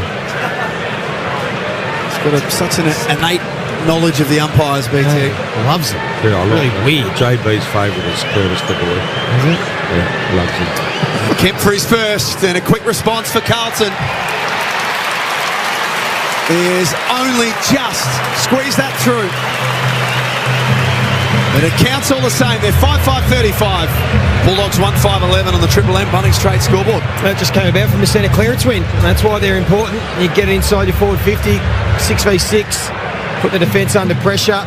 and in that instance, it was Calmus who made the mistake. It was a beautiful tap on the Harvey-Norman replay from Tom de Koning down to Chera. And then, as we said, a ground ball, live ball inside 50. Mistakes can happen, and Kep made them pay. 24-point margin here. Just making the same mistake that GR. No score up on the scoreboard when someone scores for 30 seconds. Just when the people sort of turn around and look at the scoreboard just to replay, that's all they're getting. So it would be good if we could have the score up there permanently, please. Back to the middle of the ground, umpire Stevic. Those officials down on the bench. It has to be. I saw timekeepers being trained tonight, so it could be in-house training tonight for all official staff. And so that may be what it is. It's fascinated me, not many others. Ball up here in the middle to Koning. Little knockdown. Sanders with the tackle. Fraser in there as well. Players congregate. We'll do it again. Hold the meter. Umpire Matt Stevic, one of our best. That's him. You can hear live and exclusive for Triple M. Knockdown here to Motlop. Immediately tackled right in the diddle of Marvel. So much so inside the inner circle in the middle. Sort him out. Pack of players around the footy here. De Koning elevates solidly. Fraser got the benefit though of the knock. He kicks inside 50 with that benefit. O'Donnell was there. McGovern goes out wide with a left foot kick. Going to chase it up though is Davison. Picked off. It was by Cottrell. Hollins goes forward with the ball. Over the head there of Rory Lobb. Young turns him around. Gains another 15 metres for the Blues. And that's what he's going to do, as Joey said, compete over the line and out of bounds. An arm wrestle at the moment in this contest. No one really able to break free and break it open. Besides Carlton's red hot start, it's been a bit of a dour affair. Goal each in this quarter. It's the Blues by 23 points at quarter time. There's Davidson. Got a handball away, or at least the umpire thought so. 45 metres. I'll make that 55 metres out from goal. Motlop kicked off the ground. Fogarty controlled it. Hands were fast. Here's Motlop back on the scene. Lurking around the ball. He's dragged it in. Umpire said no prior opportunity. And it'll be thrown up. Patrick's up. 24 points to the good for Carlton. Cripps out of the ruck. Left foot ball gains about 15 metres, but Liam Jones set up at fullback marks. He just read it nicely. Gave the handball off to Lobb. Lobb goes out very wide to Bailey Williams with a lovely kick, and Williams marks. Half back. Bailey Williams. Plays on now. Solidly to half forward. Darcy's the target. He got held out of it. Silvani got the fist there. Spills to Cowan. He's caught immediately in the Vandermeer tackle. And we will have a ball up now at half forward here for Carlton. Umpire Matt Stevic gets it underway. De Koning doing the ruck work with Darcy. Knocked down to Sanders. Caught by Hewitt. Bailey Williams was bowled over. Free kick will go the way of Hewitt here. And half back. What are his numbers tonight, Ash? George Hewitt, Red Z Lending. George Hewitt has picked up 7 disposals. Had 28 of them last week. With 11 tackles and 11 clearances. Move it on. Against the Hawks. Play on. Doherty told to play on. Jones well placed for Carlton. He flies. Ball bounced off his hands. Liberatore tackled by Motlop and Curnow. Holds that footy in tight. Darcy coming from the wing. Oh no. Next goal feels pretty important. Yeah, it does. It does. Dogs need it to stay in contention. Tim behind you. Tim behind you. Doesn't feel like this game's going to break open and be a high-scoring affair. So thrown up Medallion Club wing. Cripps at the base of the pack. Works it out to Hollins. He's into the turf. Umpire said play on. Now McGovern kicks from a standing start. Another high one. English had to contest. Got a fist on and then was just pushed out of the way by Cripps. It's Williams. Works back to Sanders. 50-50 ball into the corridor. He does indeed. Just worried about Zach Williams. We've just seen the doctor come back. They're having another look at it there. I'm not sure we're going to see him again. Little kickback comes into Wiedering. Wiedering with a squirting handball out to Hollins. Hollins further afield to Fogarty. He goes very, very wide indeed. No mark taken out there by Young this time. Over the line out of bounds. Thanks to Rory Lobb. Half forward for the Blues. A lot of action down on the bench there, Nat. Yeah, I'm trying to read the body language of the Carlton doctors. There's a lot of people running around in different directions, but haven't got anything definitive just yet. Yeah, just doesn't look good, and they have been a while. It's okay. Every throw in. Hollins. Free kick will go the way of Liberatore. And he's on the half-back line. Saw Dad, Tony, stand in front of us just before this game started. Very proud man. Kick to Baker. Baker, the handball over the top. Williams trying to shrug the tackle, gave it to a man, Bramble under real pressure. Fogarty nailed him in the tackle. Umpire said no prior. Tackle was good, so we ball it up. Right in the eye, diddle of Marvel. Saw on the Harvey Norman replay, clearly the aircon not working in the Western Bulldogs box, Joey. No, Bevo's sweating up a beauty, isn't he? Looks like he's sitting in a sauna tonight. Clearance win Carlton. Long and direct into a vacant forward pocket. Lob kicks with the left foot and puts that one out of bounds. 1-5-11 the Dogs. 5-5 are the Blues. Hollins. Good call, umpire. Yep. Play on was the decision. Dale chips it over the top.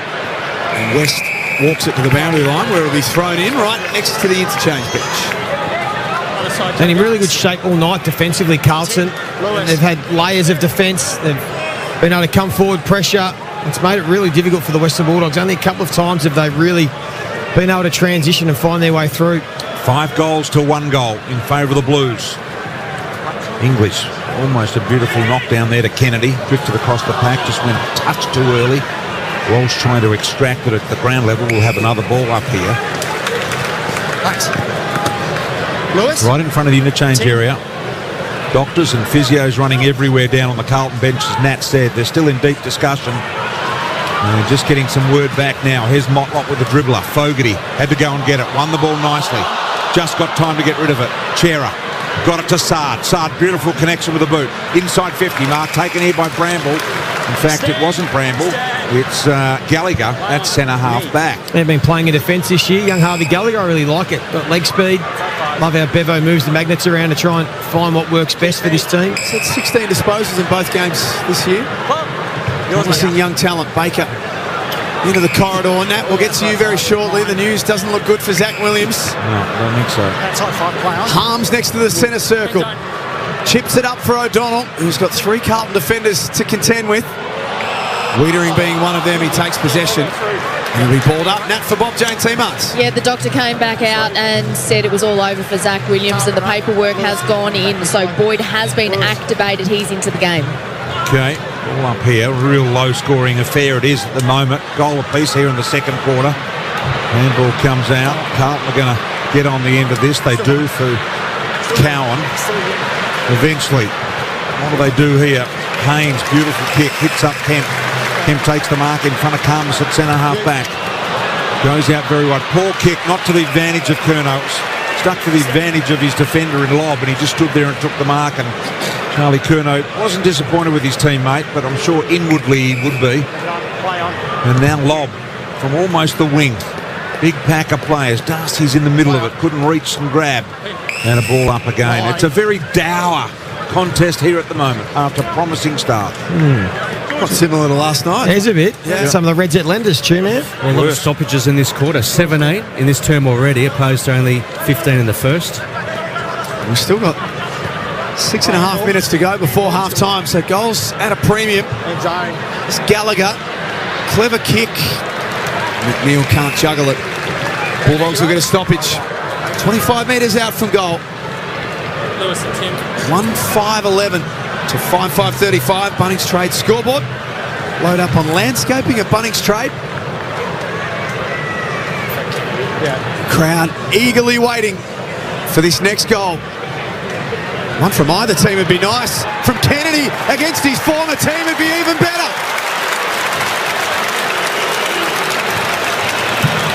Clearance work at its best from the Western Bulldogs. 2-5-17 to 5-5-35. Triple M Bunnings Trade scoreboard. Well, that was the advantage. Tim English going up against the second ruck in Lewis Young. And English was able to put it on a platter. So that's what you want to do. With De Koning on the bench, you get the chance. Nice little set play, good finish. We're surprised that Carlton let Matt Kennedy go. Yeah, I was. Yeah, absolutely, I was. Yep. Yeah, he's just a really good player that can play a number of roles. He's consistent, he's tough. you know what you're going to get. There may have been some talk that it was just maybe the salary cap relief that, a few of these sorts of guys you can replace with, cheaper type players or younger players, but it's not until they're gone sometimes that you realise how valuable they actually are. Sub Boyd comes on, very confused when he went on, didn't know where he was going, all sorts of fingers and gestures going every which way. And out of the middle, they do get the advantage. Here's the Sandwell's kick, and he kicked it straight down the throat of Bakakomas. Karmas has taken the mark. Goes out wide, looking for Richards. Nice kick. Richards takes a beautiful mark. Half back, almost on the wing. Plays on, wants to work onto that left boot. Kick is good once again. Finds the target in Liver. He kicks on his non-preferred boot out in front of Fraser. Fraser should run onto it. Gives a little handball off here to Williams. Bailey Williams standing still, not sure what to do. Eventually the kick comes in and Sanders will take the mark. And Sanders will kick from 35 metres out on a slight angle. Nice composure of the Dogs. I thought Liver made a mistake by wheeling right. If he had a wheeled left, which he usually does, he had a couple of Dogs in the pocket. He decided to go to the open side of the ground, and there was some hard running from Riley Sanders, which provided the option. Wiedering didn't know whether to stay on Darcy or go to the man. He got caught in between. So Sanders lined up. The man's at about 35 metres out on the mark. Obviously under the roof here of Marvel, so not a lot of wind effect here at all, if any. Sanders comes in. Kick is on the way. That looks pretty damn good. That's another one. So it's a 3-goal to 1 quarter now for the Western Bulldogs. 5-5-35 to the Dogs, 3-5-23 on the Triple M Bunnings Trade scoreboard. Just got a bit more control now, the Bulldogs. It feels like, they've taken away Carlton's uncontested mark game this quarter. I know the Carlton pressure's been good, but they haven't really been able to control the ball. Yeah, no doubt. Blues 40 uncontested marks in the first quarter, only 9 in this second term, opposed to the Bulldogs at 24. Yeah, they're starting to take some uncontested marks, building it up, taking territory, just picking in the right options, picking through the Carlton defence the last few minutes, which has been pretty solid, Carlton's defence, for the first sort of 50 minutes of this game. Charlie Curnow in the second quarter. Two-man, Red Z lending. Charlie Curnow, statless Jack for Red Z. And then just having a look at Zach Williams. Nat, we've got him up here on the Harvey Norman replay. He looks pretty shattered. Yeah, so confirmation from Carlton that it's Achilles soreness for Zach Williams. Obviously, we know how devastating an Achilles injury can be, but hopefully it's not ruptured or anything like that. And one that he has ruptured before. For McDonald's and Ream Hot Water, Triple M Rocks footy, De Koning saunters out of the middle and puts it onto the chest of Brody Kemp. 48 metres out. Another centre clearance. Carlton have been able to get some really good looks this quarter. And De Koning was able to do what Sam Walsh couldn't, come out full-chested and pick the right option. It's a good bit of play from the big ruckman. 1 goal, 1 for the night for Brody Kemp. And this is going to really test him. The Bulldogs have kicked the last 2 in the game, and they're making a charge as we head towards half-time. Here comes Kemp. Makes excellent contact. Puts it through halfway out. His second of the quarter. And sends it back to an 18-point difference. Triple M, Bunnings Trade scoreboard. Second goal from centre bounce. True for Triple M Red the Blues. Hold on, Joey. Yeah. Been important. Deployed as a forward this year, Kemp. They've mixed it around a little bit. Interesting to see with Harry Mackay when he's back what they do, but they've preferred Silvani in defence with Wiedering and Haynes back there. They've looked a lot more solid tonight than they have in the first couple of weeks, and they're a bit shaky. And good response after the Bulldogs had started to own a bit of footy in the last 10 minutes or so. Give us something, Ash. Well, the Blues, they're only averaging 7 marks inside 50, 2 rounds in. They've already taken 7 inside the first half. That's better. Back to the middle we go. 3 goal to 2 quarter in favour of the Doggies. And Brian Broadbent lets it rip in the middle. Patrick Cripps. Rarity that tonight. Handball out of the middle. Really, Motlop should have got it on boot. He's lucky to get the free. Slipped over. Tackler got him high. And he's lucky to get away with that Motlop. Time stand. And goes short to Sard. Sard demanding the ball. Didn't get it. Goes short and finds De Koning. Takes a few metres. De Koning thought about handballing backwards. Now goes with a longer, more direct kick. Here comes Curnow. Double grabber. Got it. Curnow almost from the identical position to where Kent kicked it. And man on the mark's at 45. So he'll have to kick at 50 here, Charlie, looking for his third goal. Mid-switch, Trev. This to extend the margin to 24 points nearing the half-time break. Charlie Curnow, just the second game back. Unbelievably copped a lot of criticism, people not quite understanding how long his absence was. Here is Curnow, 51 metres, that's a goal. He's got 3. Stirring goal for the fans here. Backs up the Kemp goal as well. And on the scoreboard, 7-5-47 to the Dogs, 3-5-23 on the Triple M Bunnings Trade scoreboard. Well, that'll go down as another centre bounce goal, but it was Tom De Koning again who's been involved. Charlie, I'll tell you what, 1 week is a long time in footy. He looks like a different player tonight, but Tom De Koning, he's starting to have some real influence on this game again. Number 1 rated player on the ground at the moment. 11 possessions, 8 of those contested, throwing 5 score involvements, along with 10 hit-outs. A couple of those to advantage. He's got that bounce back, doesn't he, Joey? Yep. He was spot on, BT. It was his first game back for the season in the wet last Thursday. Yeah. And he'd hardly trained leading up to that. And he'd had not one injury. He'd had 2 or 3 different injuries, and he was really battling over the summer. And yet they demand so much of him. It's because there's so many footy shows. From McDonald's and Ring Hot Water, Triple M Rocks footy. True. De Koning down to Walsh, high and long again. Fisted away from Karmas. The Blues having a good couple of minutes all of a sudden now. Liberatore works a handball and a kick out to Fraser. And half-back, handball was 50-50, put Harms under pressure. He's pushed towards the boundary line, but managed to get Boots a ball and brings it back inside. Wiedering waited for the ball to bounce, and then handballs to Haynes, who gets it back. City side wing at Marvel Stadium. Haynes kicked hurriedly around the corner, bounces off the chest of Fraser. And now Hewitt, his handball left a bit to be desired as well. Skill errors from both teams. Picked off by De Koning. The Blues push forward. Cottrell tries to lace out Curnow. Well done, Karmas. Got him between the two. And Liam Jones can repel and send it out wide. He does, and he hits the target out. That was an almost beautiful delivery to the Curnow chest. Karmas with a beautiful fist there. Kick out wide now in the hands of Bailey Dale, and it's going to slow things down a little here now. Dale finds Richards right on the Toyota logo. Richards, short kick, all of a sudden they're at half forward here in no time. Didn't take them long at all to get in this part of the ground. Sanders goes inside, over the top comes O'Donnell, no win in the air, and we'll have a ball up here as it's held to Vandermeer. About 30 metres out from the Bulldog goal, nearing half-time, 1:35 remaining in the half, and it's been a 6-goal quarter collectively. It's still Carlton with a gap between the two. Liberatore snaps. Got it! Something out of nothing for the Bulldogs. Liver leading from the front again tonight.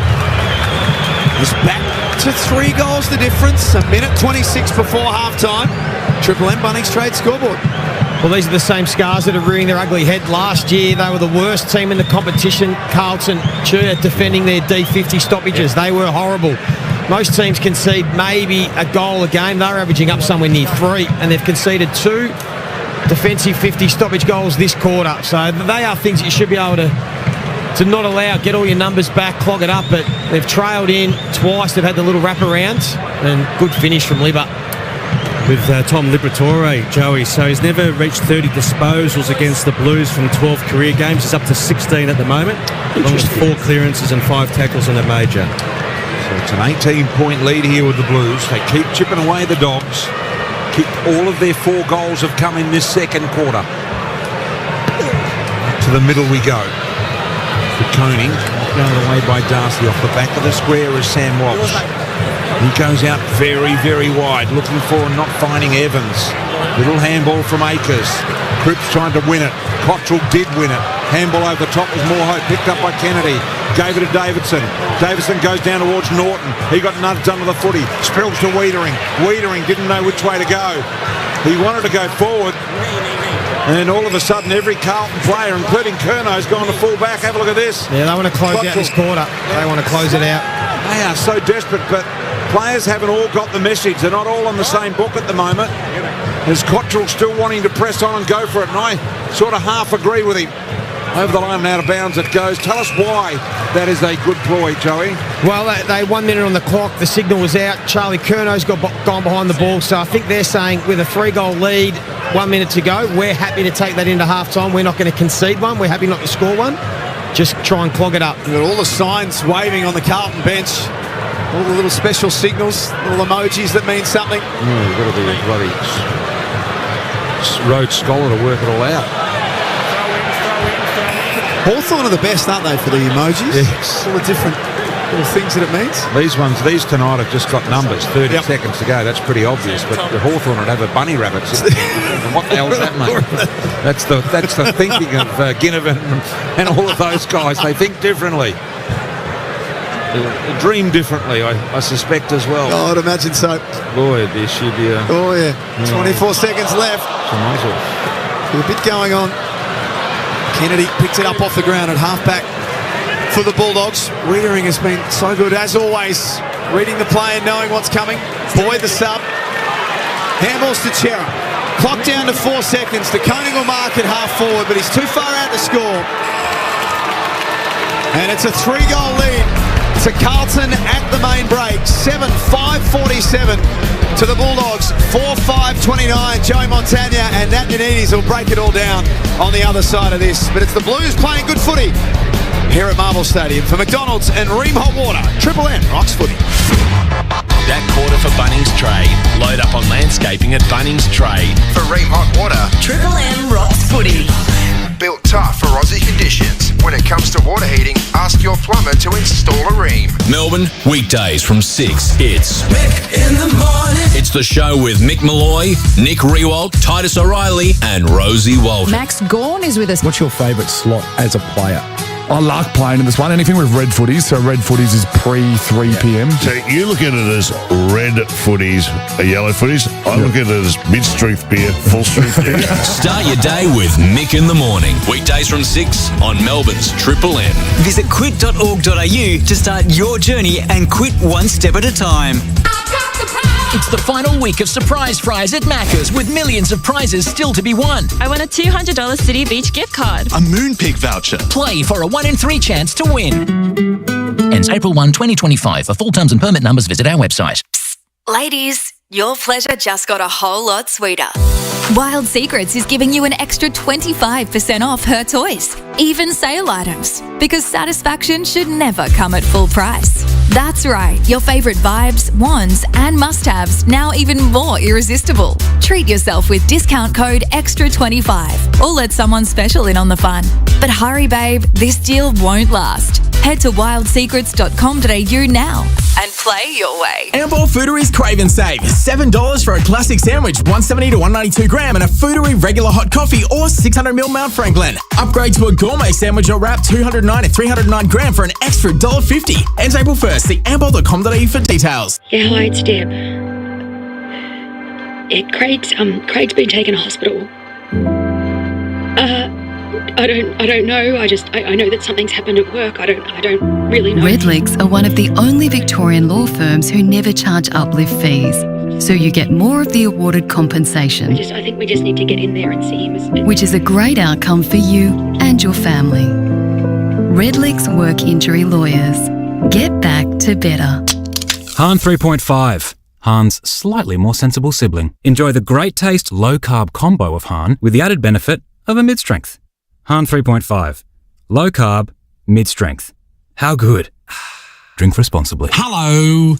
Frank Walker from National Tiles. The famous National Tiles Spend and Save is on now. Spend $4,000 will only charge you $2,750. Spend $2,000 will only charge you $1,450. Or spend $1,000 will only charge you $750. Yes, the more you spend, the more you save at the National Tiles famous Spend and Save. But you'll have to be quick. So rush into a National Tiles store near you or go online at nationaltiles.com.au now and save. Get a $200 sign-up credit on your first home electricity bill.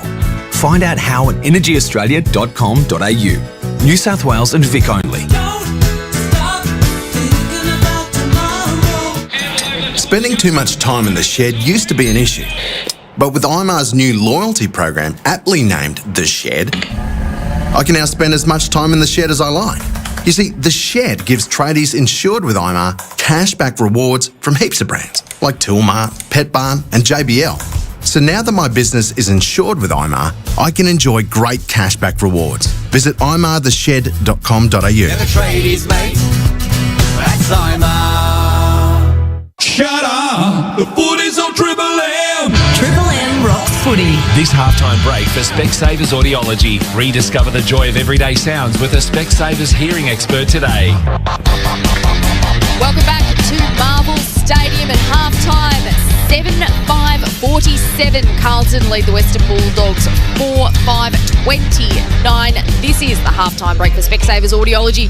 Specsavers Audiology rediscover the joy of everyday sounds with a Specsavers hearing expert today. An entertaining first half. It has been a little bit lacking in skill at times, but Charlie Curnow has got 3 goals for the Blues. He's up and about. The Blues fans are certainly up and about, and so is this man with the stats, Ash Stewart. Thanks a lot, Nat. These are the positives for the Blues. You look at their efficiency, they're going at 69% by foot, opposed to their season average 2 rounds in only 56%. Their uncontested marks have really ramped up. A little bit quiet in that second term.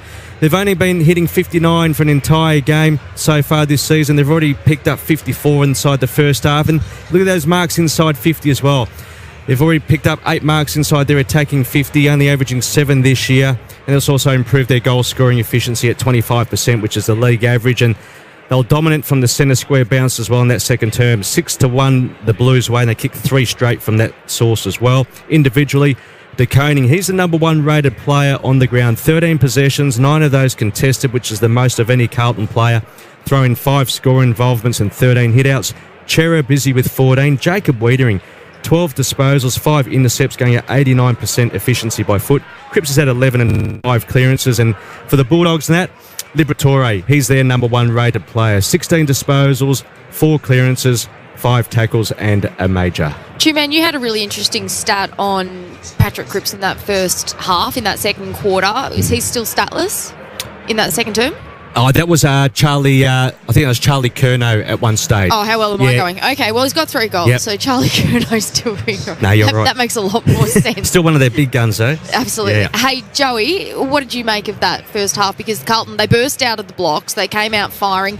The Dogs, I thought, had the better of that second quarter until the very last couple of minutes when Carlton had kicked a couple back. Yeah, it was a funny half of football, funny old half. Like Carlton's first 15 minutes was electric. They got out of the blocks, they were playing fast and carefree. They were able to kick some goals from the back half, which they couldn't do at all last week, and looked great. And then the game sort of meandered for a while. There were a lot of stoppages. It was sort of played between the arcs, and then throughout that second quarter, the Dogs started to get on top. They started to find their ball movement, some uncontested marks, building the ball up, chipping their way through a Carlton defence which had been pretty solid for most of the game, and they kicked, 3 in a row and got themselves back into the contest. But to Carlton's credit, they were able to answer a couple of times. They were able to get some centre bounce goals.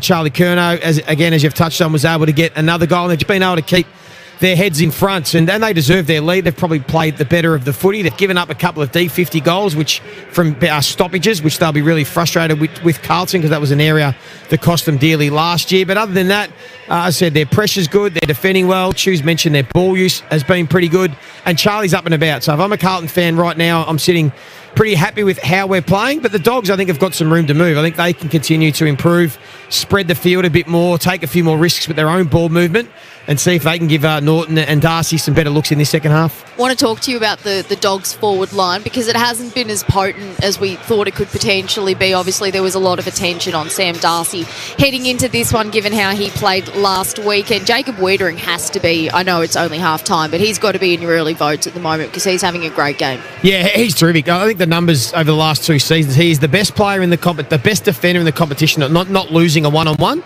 and he's the second best defender at winning one-on-ones. Only Sam Taylor wins more one-on-one. So he's the hardest man to get past in footy. Sam Darcy's got his hands full.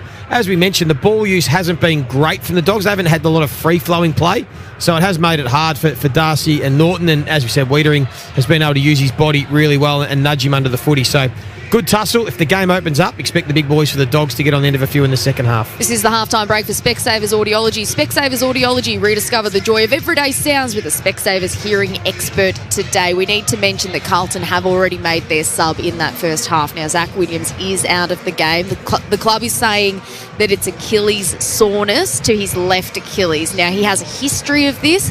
In fact, he ruptured his Achilles back in 2018, and I think he's been subbed out maybe 2 or 3 times during his career with Achilles soreness. Missed a lot of footy in 2022. You get the feeling that they're just being precautious. It's not a rupture because he played for an extra couple of minutes after we think he did hurt it in a marking contest. But you feel that there is certainly a lot of precaution there. Just how much does that upset their structure, though?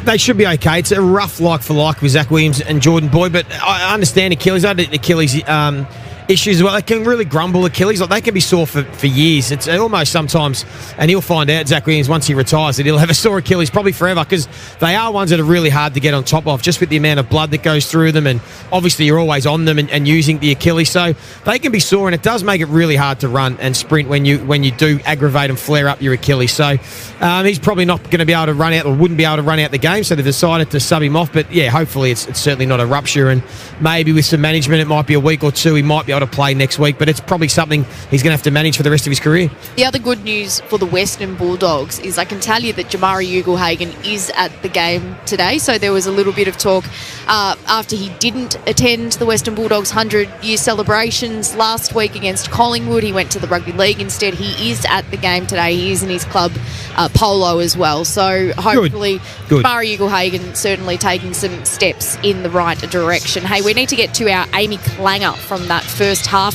When clangers happen, it's lucky you're with Amy, and this happened in the first half. Liberatoriated West. Some famous Western Bulldogs names there. The West handball, Miss Bramble. Bowled up by Libber. Oh, he threw it. Double hand throw. It was like a netball pass. Wasn't even a basketball pass. Then Silvani's got the free on the wing. He's not getting away with that one.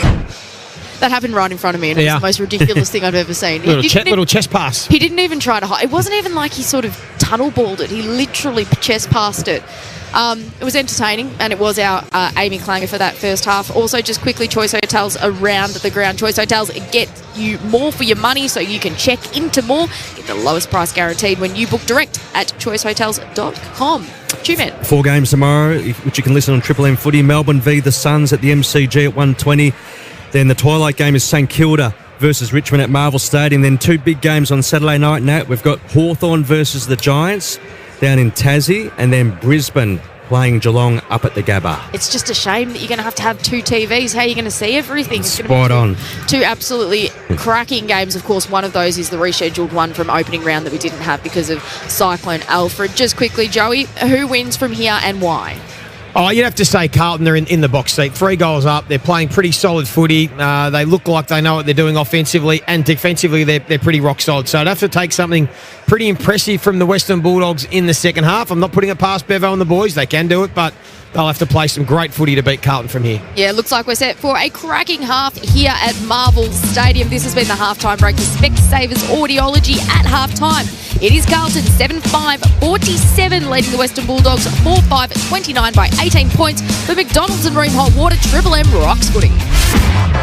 That halftime break for Specsavers Audiology. Rediscover the joy of everyday sounds with a Specsavers hearing expert today. For Ream Hot Water and McDonald's, Triple M rocks footy. Oh, geez, they're working hard out there, Joey. And to all you Cbus members kicking back, enjoying the game, just know that your super fund is working hard for you too, securing strong long-term returns for the retirement you've earned. Cbus Super, making hard work pay off. Read the PDS and TMD, I should say, to decide if Cbus is right for you. Past performance is not a reliable indicator of future performance. Melbourne, weekdays from 6. It's Mick in the Morning. Mick in the Morning with Roo, Titus and Rosie. Always throw in crazy events. Yeah. Tug of war was huge for a long time. And if you an athlete who played tug of war was called a puller. I'm going to the Olympics and going to pull myself silly. I could pull for Australia. Start your day with Mick in the Morning. Weekdays from 6 on Melbourne's Triple M. Visit quit.org.au to start your journey and quit one step at a time.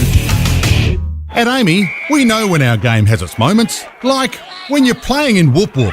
The only park left is behind the goal square. You get heat rub in your eye. When your banner has a typo, the scoreboard doesn't add up. You lose a boot, and the match winner misses everything except your windshield. It's lucky you're with Amy. Before buying comprehensive car insurance issued by Amy, read the PDS and TMD at amy.com.au and consider whether it's right for you. Lucky you're with Amy. When your body is running on less than 5 hours sleep, your mind begins to wander and your reaction time is slowed. You'll also find it more difficult to concentrate and your memory can be affected. But do you know what the worst part is?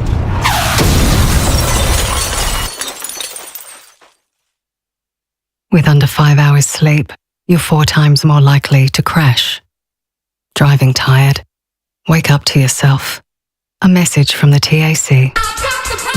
Surprise Fries is back at Macca's with millions of instant win prizes, plus weekly draws to win 10 grand cash. Play for a 1 in 3 chance to win. Ends April 1, 2025. For full terms and permit numbers, visit our website.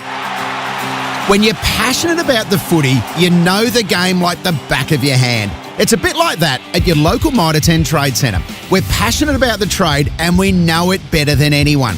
With expert advice and top quality timber and building products, our dedicated trade teams are ready with specialised service backed by an Australia-wide network.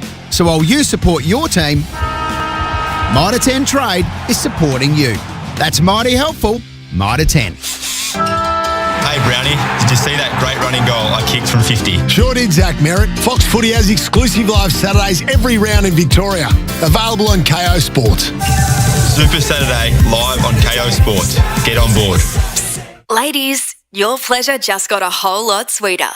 Wild Secrets is giving you an extra 25% off her toys, even sale items, because satisfaction should never come at full price. That's right, your favourite vibes, wands and must-haves now even more irresistible. Treat yourself with discount code EXTRA25 or let someone special in on the fun. But hurry babe, this deal won't last. Head to wildsecrets.com.au now and play your way. I never shy away from blowing my own trumpet, but you know, it's always better when someone else blows it for you. We're back-to-back winners. The KGM Ssangyong Musso is the 2024 and 2025 Drive Car of the Year, Best Dual Cab Ute under 50k, 3.5 tonne towing, 7-year warranty, 4x4 turbo diesel. It's no wonder the experts keep blowing our trumpet. KGM Ssangyong, Korean built to last. Shut up! The footy's on Triple M! Triple M rocks footy. This quarter for titanium caravans. Stay off-road and off-grid for longer with a luxurious titanium caravan. Visit titaniumcaravans.com.au. Bulldogs are back out on the ground. Umpires are out there too. Carlton making their way back onto Marvel Stadium as well at the main break. It's an 18-point lead to the Blues. 7-5-47 to the Bulldogs, 4-5-29. Third quarter not too far away for titanium caravans.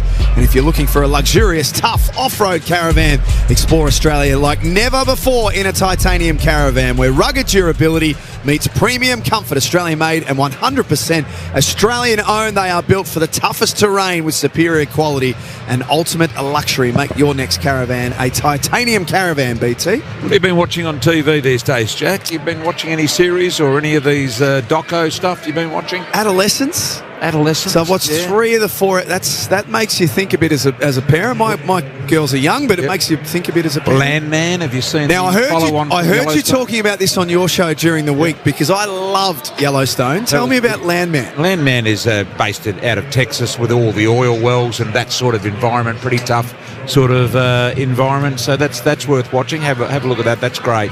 You'll really like that. The story is fantastic, compelling. What are you watching at the moment? I'm watching a bit of just recently completed Full Swing. Recently completed the Drive to Survive. What other ones have I seen of sport?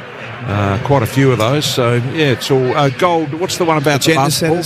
No, the basketball one. The basketball one with Kevin Durant, the Olympics. Yes. Something gold or gold court of gold. Court of gold. Yep. Really good. Fantastic. I never understood how good. I knew Kevin Durant was good. Over 7 foot. point guard, can shoot it like anything. But I never knew how good he was until I heard Steve Kerr talking about how good this guy is. An opposition coach. I thought, wow, that's really something. I wasn't sure that his heart was in it. But anyway, do you watch First Crack very often? I haven't. I do flick to Fox, and I do see a fair bit of First Crack. And it's just whether something they're talking about the time when I tune in as to whether I want to listen or not. If it catches me, I'll stay with it. If it doesn't, I'll move on. Just a bit of feedback, Joe? Yeah. So that's why we're trying some of these RFIs. catchy little name for something to catch people like BT's attention. Yeah, well, that's what you've got to do. You just can't be talking full-on footy chattel with them. How's our man Jay-Z going as the host, by the way? Yeah, good. Oh, that wasn't a glowing endorsement. Is Jay-Z right up himself now? Tighten up. He's very happy. Is he crawling out his own back? Well, Jack, you might have a bit more. You think there might be a bit of a transformation we going on? We had a revelation last night, BT, on the Thursday rub. This is Jay Clark we're talking about. Jay Clark, who's the new chief football writer of the Herald Sun. Yes. Came in... Now, are they using that as his subtitle in the Herald Sun yet? They are. On his byline. So normally comes I see Tom Morrison's got a signature. Oh, that looks a bit wankerish, doesn't it? But he's Jay came in last night in the blazer, the shirt, the tight jean and the boot. Oh. And then later on in the show, we learnt that he not only purchased a new vehicle, but it might be one of your premium brands, BT. Top liner. It starts with an M. With an M. What don't... Mercedes. Oh, Mercedes. Mercedes. Can you imagine Jay-Z in a Mercedes? So he's got the package. Yeah. As the it's a rebrief. Chief. Yeah, he's got the package, the phone, car. Oh, is that you get as part of the deal? Yeah, that makes sense. 12.5% super, all that stuff. Yeah. Good on him. New kids, whatever you want. All right, we're ready to go. Second half about to get underway. Matt Sevy's got the ball in the middle. We've got a tight game. Carlton by 3 goals, 18 points over the Bulldogs. Bulldogs just started to get going in the second quarter. Blues got away early in the first if you've just joined us. Clearance out of the middle from the former Blue himself from Kennedy. Drives it forward. The mark is taken by Silvani. Silvani played in defence all night. Kicks out short and finds Haynes. I heard Jack say that Haynes had been scratchy this year. I think he's been okay, and I still think he's a good acquisition. Buys a bit of experience and poise down there. Good mark taken by this man here, Young, that has gone forward today. Gives the handball to Akers. Akers drives the ball long. Cottrell's got the sit at the back. Good mark, Bailey Williams from the side. Stand. Is that a good night, Bailey Williams? Yeah, he's been good. Clanger kick from Blake Akers, BT. Yep, another one. All over it. Yeah. 17% by foot for Blake. This two-man just buries him for Red Headlanders. Gets an excavator and puts Blake Akers 6 feet under. Chew's just spitting facts. Chew chose violence then. That's what he chose. Here he is again, Chew. There is Akers. Chance to make amends. Handballs. Walsh at left half forward. Curnow one out. Dangerous man to stop in this situation. Jones did well to keep him away from the ball. Cottrell in the forward pocket. Handballs back to Lewis Young, who gave it back to Cottrell, who was out of bounds. Ball will be thrown in just inside the Blues, forward 50. Winless so far this season. Lost by 20 points last Thursday to Hawthorn, 13 points to Richmond in round 1. They've got a couple of challenging games coming up in the next few weeks as well. We've got Collingwood coming up, so they need to get a win on the board here today. Around the corner is Akers, straight down the throat of Liam Jones in the opposition jumper. And Jones has taken the mark. 14%. As Ash raises the fist. Short ball out to Bailey Williams. Bailey Williams can stroke it to West. Not his best kick. Ooh, bit of a burpee there. Not his best kick either. So it comes out the back door, squeezed the trigger, went inside to Fogarty, punched away from Fogarty, on that occasion by Kennedy. Play on, calls the umpire, spills to Gallagher. He's taken down on the tackle by Cripps.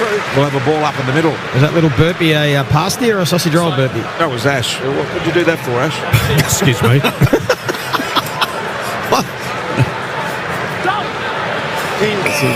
Ball's going nowhere. Just defend Blake Akers, though. He has finished in the Blues top 6 in their B&F previous 2 seasons. I actually like him as a player. Always have and still love him. And you've really put a nail in it. Don't come crawling back now, Ash. Spitting out B&F stats at us.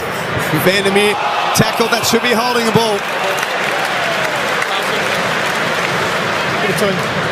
Nick Haynes to take it. Standing next to the centre circle here at Marvel Stadium. Play on. It's the Blues who lead by 18 points. Haynes plays on. High up and under kick. Play on. Young flew. lob weighted down, looked a little nervous over it, but gave it to Bailey Williams, and he clears with the left. Nice ball it is too to Vandermeer, and Vandermeer takes the mark between wing and half back. Slides it inside ever so slightly to Bailey Dale. Been quite-ish. Got it off to McNeil. McNeil pounds the ball inside 50. One-on-one. Darcy's down there, juggling with Wiedering. He's claiming the free kick. Put his hands in the air. The umpire gave him nothing. Then he rammed the head of Wiedering into the ground. In the tackle. No free kick. Umpire, I don't think, saw it. Ball up. Forward here for the Dogs. He wanted to mark Sam Darcy. Did he have a point, Joey? Well, he did, and he had his arms chopped at the same time. Could have been either or. Harvey Norman replay, and then Bailey Williams ran straight into a brick wall. Shimmies a handball out to Vandermeer. It got back onto the right foot and snaps from 50. Falls just short, knocked away. Plenty of Bulldogs around the bounce of the ball. Karmas one of them. Now by hand to Davidson. He retreats to Bramble. Now back to Sam Davidson. 55 metres out. To Conenkamp under the ball. Free kick though before that. And against Wiedering. Little square up maybe for Sam Darcy. Boys, 10 metres. I just need to see that on the Harvey Norman replay. I was looking at the Norton-Silvani contest, but just off it. Yeah, a little tangle. They could get left, but maybe after the last one that got missed, it was a little square up. It's been a tough night for this prodigiously talented youngster. He's got one of the best defenders in the competition standing right next to him tonight. 25 out, directly in front. He's got his first. And a few of the Dogs get to Jacob Wiedering to tell him about it as well. That's a 2-goal game here at Marvel Stadium. Triple M Titanium Caravan scoreboard. Let it go. Bit going on afterwards. It was Libba that started it. When the goal was kicked, he ran up to Wiedering and just loves getting in his face and gave him a few little words. Doesn't really faze Jacob Wiedering. Don't go high. But all of a sudden, the Dogs right in this contest now. Really probably had the better of the play since sort of midway through the second quarter. Carlton were able to respond with a couple of centre clearance goals, but I think the Dogs will be happy with the start of this third quarter. I wonder whether Wiedering deliberately tried to put his head into the turf. Now, we saw a player given a fine. Who was that? Ben Hobbs last night for deliberately putting his head into the ground on the tackle. Well, I reckon that had similar look about it to me. So that could be another one they look at. They need to make a mark on that and make everyone aware of what they're doing when they do it. Free kick will go the way here if you were in the middle. Immediately handballs to the Koning on the left boot. Beautiful little squirter out the side door. Found Akers. Akers from 52 out. Long, high ball. Marked right on the goal line by Liam Jones. Right on the goal line in the nick of time. And he gives the handball back toward Bailey Dale. Long kick out of defence, 554 metres gained last week for Bailey Dale. That kick was to a 2-on-1. Does that count as a clanger, Chew? You kick it long and it's a contested mark for the opposition? It's one too closely. That's an effective kick. They've credited that one. They've given him an effective kick for that. Yeah. Well, it would have been a goal if he not got there. And on the agenda for the Champion Data debrief on Monday, Chew. Spend 3 shows talking about Little that. Monday whip. Akers, he'll run to 50 this time. Puts it into the corridor. Cottrell playing from behind. His fist was okay. Evans for the Blues was caught holding the ball. For a moment, the umpire was shaping like it was high, but with the Bulldogs to take it inside the defensive 50 with Lockie Bramble. They lead by 12 points, the Blues. Triple M Titanium Caravan scoreboard. It's hot. It's stifly. It's stuffy. It's a hot box. Kick from Harms. Goes wide to Libba. And tensions are starting to mount in the crowd and in the box here. Nash is getting wriggly in his seat, starting to sweat it up. There's Darcy. Darcy takes the mark high up on the wing. Just no air, is there? No, there's nothing to suck in at all. Darcy goes across the ground beautifully to Norton. No, it's Baker. Baker goes inside looking for English. Off hands it comes. They all run past it except Walsh. Gave it to Haynes. Quickly on the boot. Marked by Darcy. Darcy goes back inside 50 to Harms. And Harms takes the mark. Men on the marks at 47. Harms will have to kick it every bit of 50. Always backs himself in, James Harms, no matter where he is. I don't know whether he's... Well, he has got it. He can flush this. He's a good long kick. It'll take his best, though. Career set shots, not overwhelmingly fantastic at just 38-36. But in he comes nevertheless. From 50 metres out, can Harms get the journey first of all? And then the accuracy. He's kicked it to the right and a minor score. So 36 plays Carlton's 47 on the Triple M Bunnings trade scoreboard. There's Jack Heverin on Triple M football. Adam Sard. That's not 15 to Cowan. He's been told to play on. Back to Sard. This is how they like to exit defensive 50 with his long left foot kick. Up to the wing. Kemp was pushed under the footy and Dale read it nicely. Marks at the back and his kick back inside was really risky. Liam Jones has got some work to do. Tackle from Curnow was good. Didn't give away a free kick. Umpire said no prior.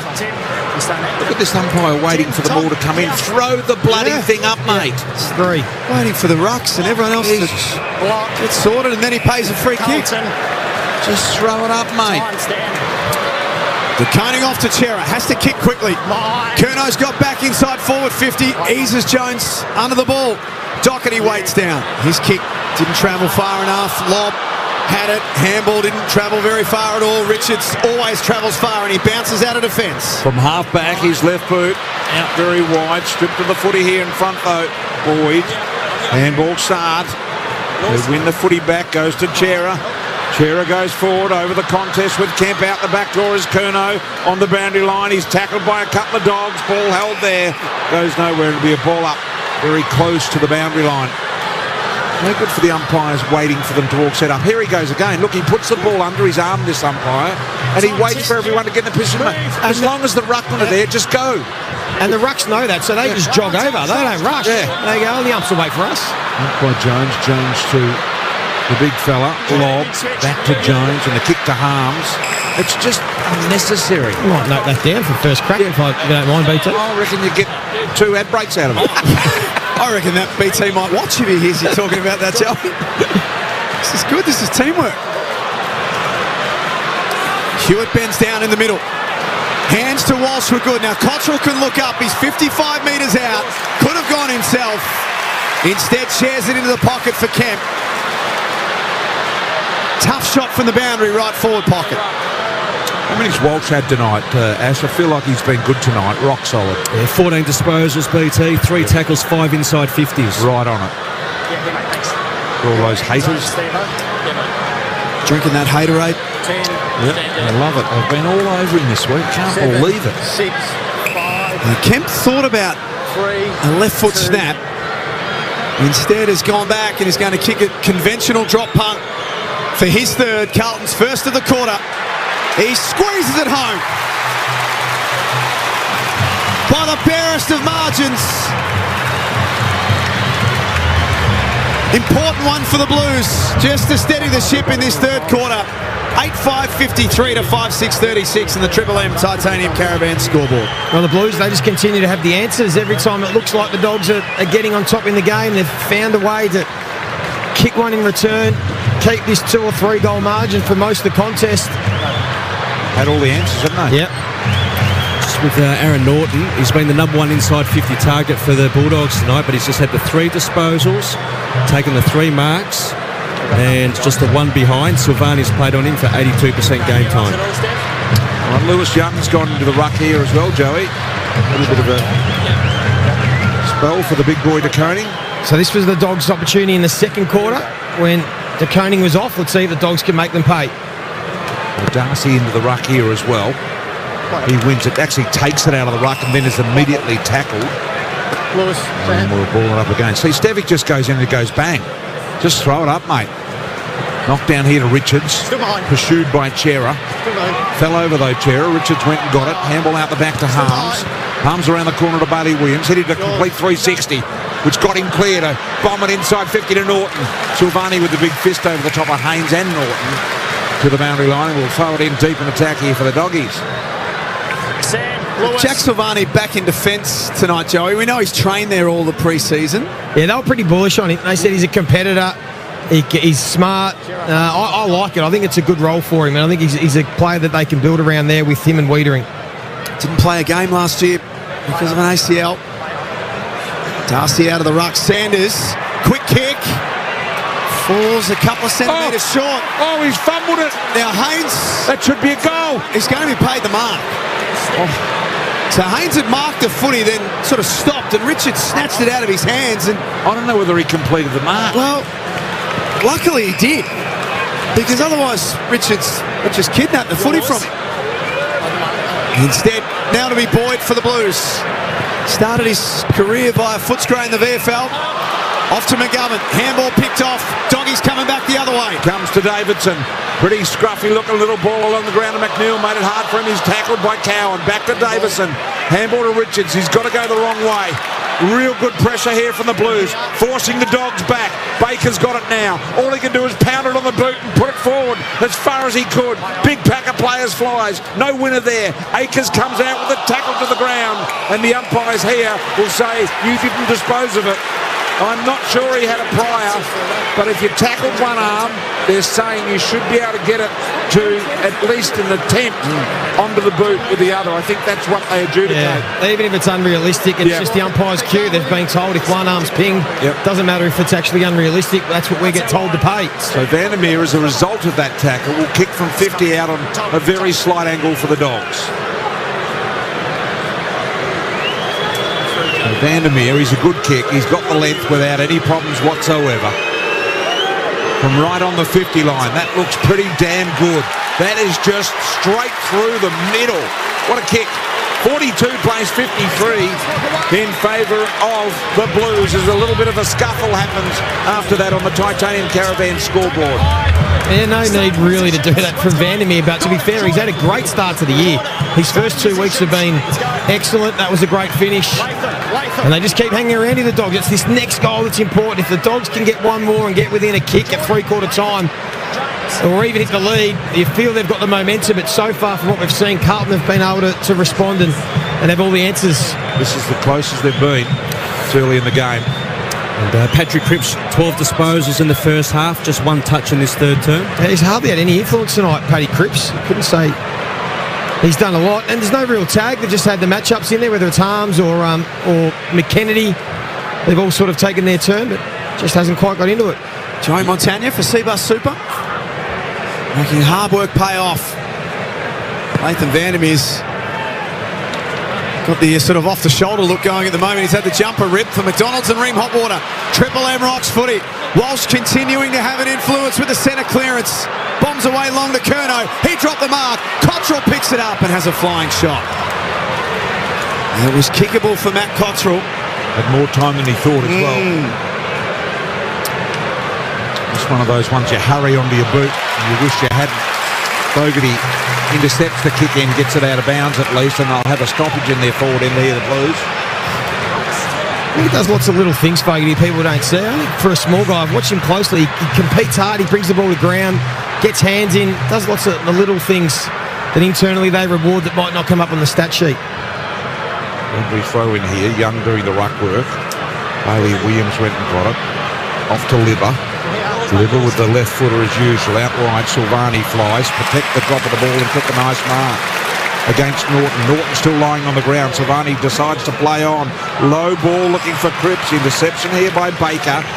And Baker of the Dogs marks the footy. It's 54 Carlton, 42 the Dogs. Baker goes long and wide, straight back to where we started. Silvani playing in front of Norton. Silvani just reads the cues quicker than Norton on those two occasions. First to react, first to the ball. He kicks with the left foot, doesn't gain full meterage. Cripps with a big fly. It's all Bulldogs at the fall of it though. Cripps a bit slow to get going. And half back as well. He's really slow. Matt'll keep an eye on him. He's landed very gingerly. Dogs transfer to half forward. O'Donnell waits a pass and puts it out in front of his forwards and says, go and get that. Akers nervous over the footy. 15 metres out. Davidson couldn't get on the end of the handball. McNeil does. Left foot snap. Tight angle goals. Somehow, some way, the Bulldogs force it forward and kick an important one. Lucky McNeil with his first of the night. 7-6 plays 8-6. Triple M Titanium Caravan scoreboard. And now they do have the momentum here, the Dogs. Some of the numbers too in this third quarter. Inside 50s, time in half. Look at this, Bulldogs, 7 entries for 3 goals, 1, but the Blues inefficient yet again. As per the first 2 rounds, 10 entries for just the 1 goal, 1. And the uncontested marks have really dried up since quarter time for Carlton. They've only taken the 26 opposed to 40 in the first quarter alone. Just going back to long bombing it, Carlton inside their forward line rather than just finding an uncontested mark, changing angles, switching it. Matt, down to you for Bob James here, Mark. Yeah, been keeping a close eye on Patrick Cripps. He looks like he's in a lot of pain. He's actually not gone back into the middle. He's gone down to full forward. So maybe that's to give him a bit of a breather. But the good news is for Carlton is he's staying out there. Good news. Back to the middle we go. It is a 6-point ball game. It's a 3-goal to 1 quarter in favour of the Dogs. They are starting to wind the machine up. Sanders with a little handball out to Williams. Williams to English. English back to Sanders. Sanders goes back and seeks Baker. His pace is good to get around McGovern. Sends a forward-bound ball deep inside. Norton couldn't get on the end of it. Got it to Libba. Gave it to O'Donnell. O'Donnell around the corner across the face. And a minor score in the end. So a 5-point margin in favour of the Blues here. We're midway through the third. What are the numbers telling us, Stu? What's changing in this game, Red Z Lending? Yeah, as we said, just some of the prime movers for the Blues are quiet. We mentioned Cripps before, but Charlie Curnow yet to touch the pill also in this third term, and they've put inside 50 on 10 occasions, the Blues. Momentum shifting. Carlton all of a sudden up against it. That'll help to Koenig. A good pack mark out of the kick-in. Move it on. Play on. He had the better of Lloyd Meek last night. Would you say he's had the better of Tim English tonight, Joey? Last week, yeah, he's winning the battle tonight as well. De Koning has been excellent. Kick off the ground from Kemp, rolls it inside Carlton's forward 50. Evans stood up, here's Motlop, darts back inside, handball off, Doherty must kick the goal, doesn't get enough purchase on it. Liberatore smashes it through for a behind. That's what Chu's been talking about this quarter, just inefficient inside their 50 with their finishing skills and finding the right option, starting to hurt them again. Gee, that sign man down on the Dogs bench, he's aggressive, he's fast. he shifts signs like there's no tomorrow. You watch him, he just bowls people over when he's going for the signs. By the way, the Dogs haven't been in front all night. Can they get there? They're 6 points down here now. Little opportunity. Push out. From De Koning. Gee, Hewitt made the kick look better than it perhaps might have been. Hewitt now can go wide and find an opportunity with Cowan. Cowan's got an overlap with Saad, but he's looked after. He now goes on a little bit more direct. Cripps does look incredibly sore, I must say. Here he is, 360 pirouette out of trouble. Couldn't get the handball to anyone to secure it. Off hands it comes to Richards. He's immediately tackled. It's a free-for-all out there at the moment. I think Carlton might be just finding their mojo again, although this free goes against him, and it'll go to Vandermeer. He squirts the ball out wide to Baker. Baker's told to go. That's the message from the Bulldogs bench. Yeah, Carlton, though, is sitting one behind the ball, leadering, so they have to go slow here, build it up. And they pull the handbrake up. Back in the hands of Oscar Baker once more. Just a chain of short kicks. And Bramble handballs to Baker. Davidson near the interchange bench. They've handballed their way to half forward. This has been clever from the Dogs. Eventually Sanders hoists it high and long into the attacking area. Darcy almost. He's having that sort of night. Wiedering at full back. Didn't get a handball on it. Advantage paid. Kennedy's got another one. The tackle from O'Donnell jars the ball free. Matt Kennedy's got two. And scores are level at Marvel Stadium. Yeah, they thought that through well, the Dogs. They knew they couldn't go fast when Davidson looked up because Wiedering was down the line, so they built it up. Then at the right time, they brought the handball game in, and Carlton are a team that really come forward and press hard and roll up, which means you can create a bit of the checkers, a bit of the handball over the top, which they're able to do, to then get the ball to about 55 out, get the deep entry, and then from there you can really apply the pressure. So well done by the Western Bulldogs there. They've got the game on their terms now. Nat, doctors and physios speaking with Cripps. What do you think the decision might be? They've already used their sub. Yeah, so they've not got too many options, unfortunately. They're just giving him a bit of treatment to, it looks like his lower back, maybe his coccyx or his upper thigh, but he looks like he's in a lot of pain and he wasn't moving well out there, so I'll keep you posted. He was not. He was real stiff indeed. Good pick up. Now here is Libba. Little one Kennedy bowled out of the way. Chera coming and chipped the handball off here and found Evans. Evans goes inside 50. Kemp able to turn his man inside out. Got the little handball to Motlop, looking for some fancy footwork. Didn't work. Sanders picks it up. He's caught. Somehow made handball contact. Libba had to give it off. Motlop picks up the loose ball. Gave it to Walsh. Walsh dropped punt 30 out. Missed. Minor score for the Blues. 56. Plays 55 in favour of Carlton. Titanium Caravan scoreboard. Just a recap on Sam Walsh's night again. Two-man. I know BT's been big on him tonight. Sam Walsh for Red Z Lending, 16 disposals, 6 inside 50s and 400 metres gained. Best and fairest and All-Australian from a couple of years ago. Darcy with a hopeful kick to half forward. It should be a free kick to Harms. And it is. That is run restricted. Harms from 55 metres out. Darcy with 3 to beat. Almost came up with it. And he couldn't mark. And then a free kick. Advantage will go to the Blues. Everyone from the Bulldogs had stopped. And Curnow got on his bike and pushed forward. He'll accept the footy at left half forward for the Blues. Handballs back to Hewitt. Not a lot to work with up ahead. So a little short pass is the best option to Kemp. Marks in the left forward pocket. Great work rate from George Hewitt to help Curnow provide the option, and then the composure, that's what they've lacked a bit of this quarter to find the mark. It is going to be a tough kick, so I think the Dogs, the way they were transitioning, the Blues will be happy that at least the shot is wide and a long way out. 3 goals tonight. 10, Brody Kemp. 9, 8. He's kicked 4 in his career late last year against the West Coast Eagles. The Blues lead by a solitary point. We tick down to three-quarter time. He kicks from right on 50. He gives it a one hell of a ride. His 4th of the night. 9-8 plays 8-7. Triple M Titanium Caravan scoreboard. Well, they found their forward tonight that can help Charlie and Harry when he's back. He's kicked the ball beautifully for goal.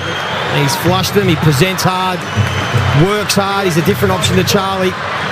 4 of the 9 goals. That's a big night against a pretty good defender. So well done to Kemp, and good response again by the Blues. That 3 talls have looked better, haven't they? Yeah. Curnow, Kemp and Young.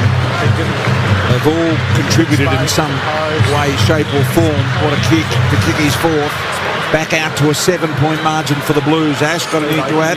Equal PB for Kemp in terms of majors with 4, and he's taken 4 marks inside 50 as well. Ash Tura for the Red Z Lenders. Back to the middle we go with just a couple of minutes. 3 minutes remaining here in the 3rd quarter. Stifling hot night. Up goes Darcy. Bulldogs. And we'll go to Darcy. Free kick in the middle. Taconi says, what for? Handball to Baker out the back. He dreamt through heavy traffic without great precision. Chera takes the mark, immediately chips it over the top to Cripps. Cripps to Fogarty. Fogarty streaming through the middle. Oh, it's a tombola. He sent it inside 50. It was a shocker. Curnow out the back. Jones. Curnow Soccer's missed. 63, the Blues. 55, the Dogs. Now Carlton are having a good 5 minutes. Yeah, every time they've been able to respond. This is a good game now. Swings and roundabouts of Friday night footy. James O'Donnell playing as a forward tonight. Presents up to the wing. Medallion Club side at Marvel Stadium. Norton's his target. Wiedering eases him off the footy and then takes a towering mark in defence. Yeah, great mark. That's what he does so well. But gee, Norton's been beaten all night. So whoever's been on him. All-Australian last year, Jacob Wiedering. He's been in the squad 4 times prior to that. He's now well and truly one of the premier defenders in the competition. Here's Akers, Ash. Disposal number 13, BT. Yeah, right in front of the Dogs bench. He's careful. Not sure he wants to go down the line. That's what he should do, and he does that very nicely. Looking for Curnow at the back. What a mark. Is that Darcy? Yeah. Jeez, that was a good grab. Half-back, the young gun. Gets up immediately. There's time for the Dogs, but that's a very risky kick. Fraser's got a mark and he dropped the testy. Now the Carlton players swarm. De Koning cracks in. Cripps was there. They're all there. But Fraser held his ground and forced the ball up at centre-half forward for Carlton. A minute and 20 seconds left before three-quarter time. De Koning's had a massive influence on this game. Got it down to Chera. His kick was smothered and Bramble just kicks it as far and wide as he possibly can. Ball's travelled best part of 50 metres and it rolls out of play. It can't be. He was within half a metre of getting it. Mitch McGovern stood there and let it roll over. That can't be. He could have grabbed it. A Carlton free kick. That's a wrong call. Yep. It's that same umpire that holds it up, I think. It's Dale. Inboard to Richards. 55 seconds left.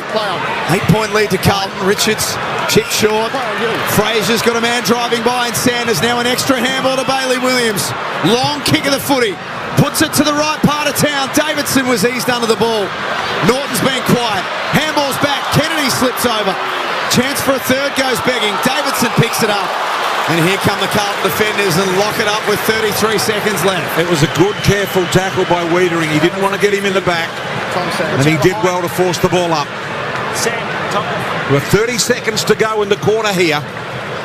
Can't afford to concede the Blues. That's a high tackle on West. He'll get the free.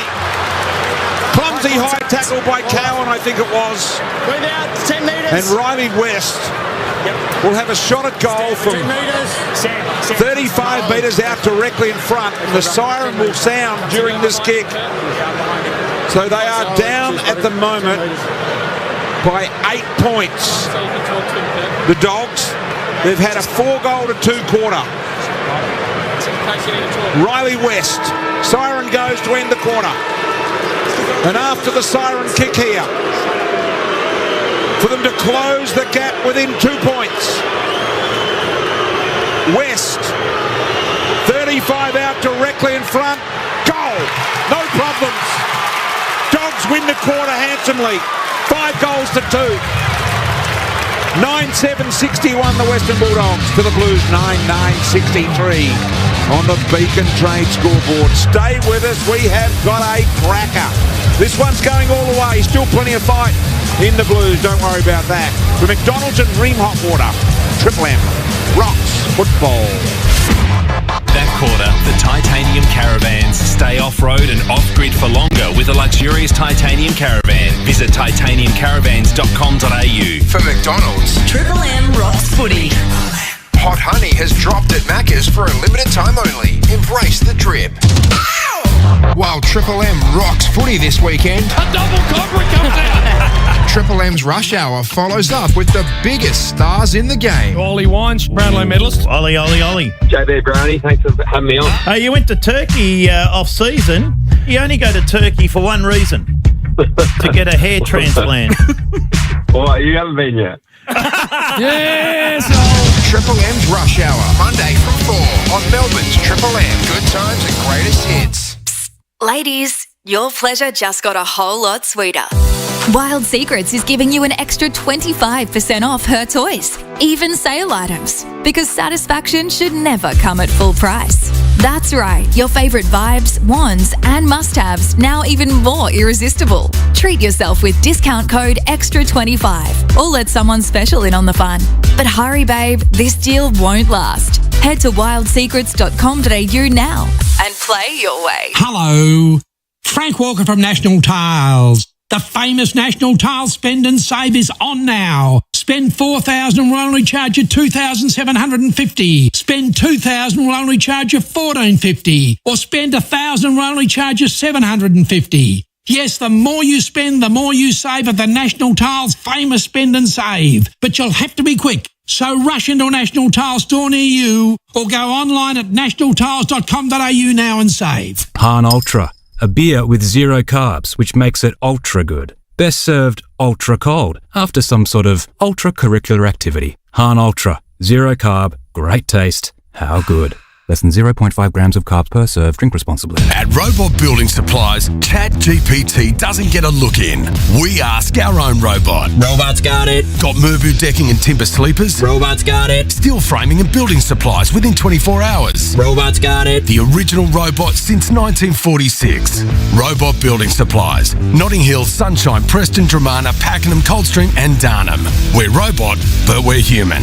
robotbuildingsupplies.com.au. ROBOT Robot Building Supplies. Hi, Rodney Jane here. Pocket even more savings at Bob Jane T-Marts. We've got Bridgestone free, Yokohama free, Kumo free. How? Simply buy 3 and the 4th tyres free. Get up to $150 instant cashback on selected Pirelli and Bridgestone tyres. Plus receive an e-gift card up to $150 when you buy 4 selected BF Goodrich tyres. Give us a call or shop online today. At Bob Jane T-Marts, we'll look after you. T's and C's apply. Tradies, while you're getting behind the footy, Beacon Trade's getting behind you, helping you light the homes of Australia. Partner up with Beacon Trade at beacontrade.com.au and let's make light work. When your body is running on less than 5 hours sleep, your mind begins to wander and your reaction time is slowed. You'll also find it more difficult to concentrate and your memory can be affected. But do you know what the worst part is?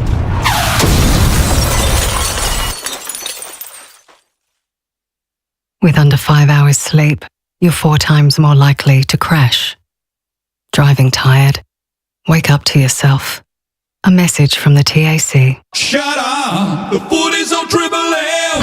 Triple M rocks footy. This quarter for Beacon Trade. Tradies, big jobs, small jobs, tough jobs. Beacon Trade's got the lighting, fans and electrical to get it done. Join up at beacontrade.com.au.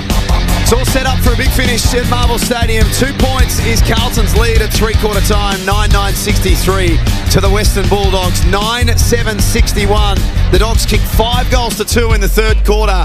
And it's got a big, big finish here for McDonald's and Ream Hotwater. Nat Yannides on the boundary. Jack, there was a big watch on Patrick Cripps in that third quarter. He looked like he was holding his lower back. He fell pretty heavily in a marking contest and looked like he was in a bit of trouble. Came to the bench for a little bit, got some treatment, but he has been back out there and playing in the midfield. So expecting him to certainly start on the ground in this fourth term. Of course, Carlton have already made their sub. Zach Williams is out of the match with an Achilles injury, with Achilles soreness, but the good news is that he's back on the bench and he was just out in the huddle then. For the Bulldogs, waiting for them to pull the trigger on their stub. Josh Dolan has been warming up. Expect it to happen very shortly. Now, something I've noticed down there on the Dogs bench, I have noticed that their physio, their 2 doctors, Anthony Hipsley and Gary Zimmerman, none of them have gone out to the three-quarter time huddle. Now, that is an incredibly unusual occurrence. Even if there are no injuries, they always go out and they check and make sure.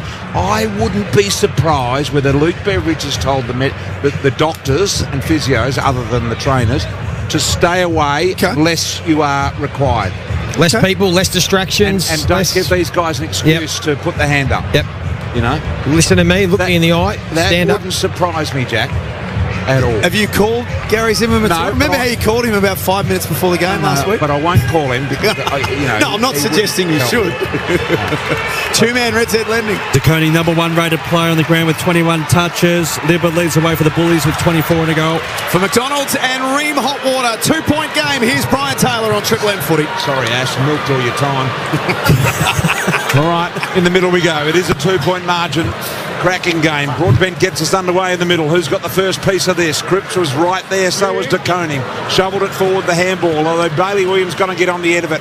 Beautiful little handball into Libba. Libba goes out wide with another one to English. The big fella striding out on the wing. Kicked the ball straight into the man that was coming at him, Cripps. Cripps did really well. Funneled the handball to Hewitt. Hewitt can go back into Chera. Chera's got her on the wing now. Chera goes out wide and he kicks it to Cottrell, and Cottrell takes the mark and a half forward for the Blues. He did well to keep that in. Matt Cottrell plays on. Full of momentum. Lewis Young, couple of bites of the cherry. Hangs on in the forward pocket. It's been handy tonight, Joe. He's been good, better than good. He's provided a real option. It was a great kick inside 52. The Dogs, 2 of them tried to guard 3 Carlton forwards. So they're all in between, but the kick went low and flat and hard enough to get to him. And he's been be more than serviceable and be really handy if he could kick this. He was the late in last week for Harry Mackay. He's kept his spot in the team. Tough kick left forward pocket. Yeah. He loves it. So do the Blues fans. Second of the night for Lewis Young. 10-9-69 to 9-7-61. Triple M Beacon Trade scoreboard. Yeah, beautiful kicking, but it's been a great spread. So that's now 11 marks inside 50. Kemp's taken 4, Curno's taken 3, Young has taken 3. That is exactly how you want to draw it up if you've got the 3 tall forwards. And they're all kicking beautifully as well, which is making it even more important. And Ash, you came here tonight and you asked that question, who is going to fill the void of the 4 top 6 goal kickers that are not here tonight for the Blues? That's right, they're missing 115 goals in terms of firepower from last season, 4 out of their top 6. And Kemp equal PB with 4. Young's chipped in with 2. Curnow with 3. Well, they have found him, as Joey just pointed out. It's back out to an 8-point lead here now. That's nowhere near enough in this game. Beautiful bounce in the middle. De Koning and English go at it off the back of the square as Kennedy's been terrific tonight as well. The former Blue. Little banana bender wasn't so good. Chera got caught in the tackle. Picked up by Kennedy. Oh, he could have gone. Was that a stumpy looking thing off the outside of the boot? Or was it deliberate? Oh, West turned his man inside out. Had a shot at goal and missed. Score. 62 plays 69 on the Triple M Beacon Trade scoreboard. Any major changes, Joey, either team could or should make for this last quarter? Not that I can see at this stage. I think everyone's pretty comfortable with where their game's at. It's just who can execute better, particularly going inside 50. Holland's trying to get away from Oscar Baker. He pushes him over the line and out of play. Fraser's been their man. The Dogs, the fourth quarter man, who's been thrown into the midfield the fourth quarters the last couple of weeks and had some real impact. So we'll keep an eye on him, number 27 of the Dogs. Baker's hurt himself as well. Yeah, he looks sore. He's come to the bench. We'll get to Nat in a second. Disposal on the ball. Incorrect disposal. As you heard, umpires mic'd up exclusively on Triple M footy. That's a hard one, isn't it? Because the rule is, if you've got no prior, you've got to make an attempt. He made an attempt, but they described that one as a throw when he was just trying to make an attempt to handball. So what do you do? Well, that's right. Yeah. It's another grey area. Tom Liberatore, too far out to score, sets it up for them. Tall flyers. English, one of them. Darcy snaps. Oh, they're saying it's touched off the boot. Carlton are adamant that it's touched off the boot. Darcy's snap out of the pack was brilliant. Now we wait to see whether it was touched. Either way, even if it was, what about Darcy was in the contest, the marking contest, crumbed his own ball. Look at Sard. And then swiveled off one step on his left. Look at Sard. He's holding onto the ball in the goal square. He said, I'm not giving it back. And he's saying, put the ball back in the bag. We're going back to the middle of the ground. They'll pick it up in the ad break. Have you noticed this year, BT? Sometimes they don't give them enough time. Have you noticed this year they're doing soft reviews? Very rarely are the goal umpires actually calling it. Yes. They're making a decision and waiting for the soft reviews, which I don't think really speeds it up at all. No. The umpires get told in the middle whether to wait or not now, where they never used to. Yep. And so that's the difference. Harvey Norman replay. So from the player's reaction, you would say it was a behind, but on the video... It's hard to overturn that. Yeah. Hard to see anything there. That's hard. Wow, they can't be going to turn that around, can they? I never saw a thing on the replay. So if the man down in the dungeon sees something, he's got better eyes than us. Well, the players have decided that this is touched. Lewis. Or are they just doing the defensive thing? They're reviewing it. Maybe the little finger. Maybe that angle. The little finger. I reckon it is touched. I reckon we've seen an angle. Little finger, right hand. May have been bent back. Hard to tell from that one. This is going to be interesting. Not conclusive. It does look touched. And you've got to trust Wiedering that the way that he's acted, he knows he's touched it. Now, what does the score review umpire decide to do? We're still not there yet, are we? No, not quite. Down as a goal. So far, it has to be overturned. It's a point the difference. It will be overturned. Still determining. Still determining. God. Okay, so this is going to cost them a couple of minutes. This score confirmed. Looking at this angle, we can see the Carlton player touches the ball with his right pinky. Decision on scoreboard. Right pinky. Yeah, pinky gets around. So the goal gets taken off. 5-year-old calls it. Scoreboard gets readjusted here to a 1-point margin. Is that right, Jack? Back to 6. 6 points. So the Blues in front. And while that was all happening, Nat, for Bob Jane teammates, we've got a sub. Yeah, that's right, Jack. During all that confusion, Dolan has come into the match for Oscar Baker, who looks like he has some sort of hooked leg. Thank you, Nat. Saad takes off from full-back. He's hemmed in by West. Has to just unload it as long as he can, but he kicked it to 2-on-1. Jones was getting a big fist away. I love when he's playing Jones. I think it's his first game back in for the year, is it not? Yep. So good to see him back. They'll love that. So half forward for the Blues here. What can we see here? Scoreboard reading 69-63 in favour of Carlton. Plenty of time on the clock. 18 minutes or so to play. Back inside the Bulldogs 50, and it's been marked by McGovern. Just a little unsure here, Mitch McGovern. Has to kick on his left foot, which can sometimes be a bit of an adventure. Cripps crashes the pack. And he's taken a man down in the process too. Good contest from the Blues skipper. He was out of position and turned it into a 50-50. Umpire lets it go for a little while and they ball it up. That was great contest from both players. Cripps and Williams had to go back. They met solidly. Both saw but got to their feet. Great contest. Well, landed on the footy, I think, Bailey Williams. Ball on the outer side wing. Walsh darting around, had it, lost it, then Fraser. His kick smothered.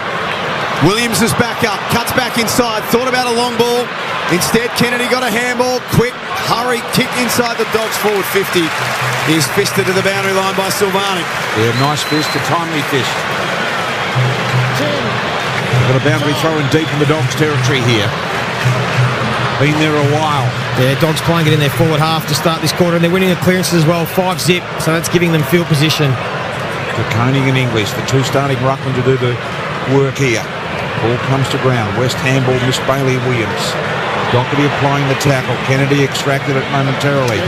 Onto the boot of Saad. Got it into no man's territory in the middle. Lobb was able to get on the end of it. Fired the handball back to Bailey. Bailey winds up with a big, long, deep ball here for the Dog. They fly off. Hands at the back of the pack. Wiedering. Is there a chop of the arms here? Is there an over the shoulder? You bet there is. And the free kick is going to go the way of English. 25 metres out on a 45-degree angle. Silvani asking, was it him? Yeah, Silvani's right arm on the replay after the contest. Oh, he got hit twice, and then the arm over the shoulder on the way down. Yeah, see these get not called. You sometimes see them called. So English to bring the scores level. The kick of no more than 25 to 30 metres.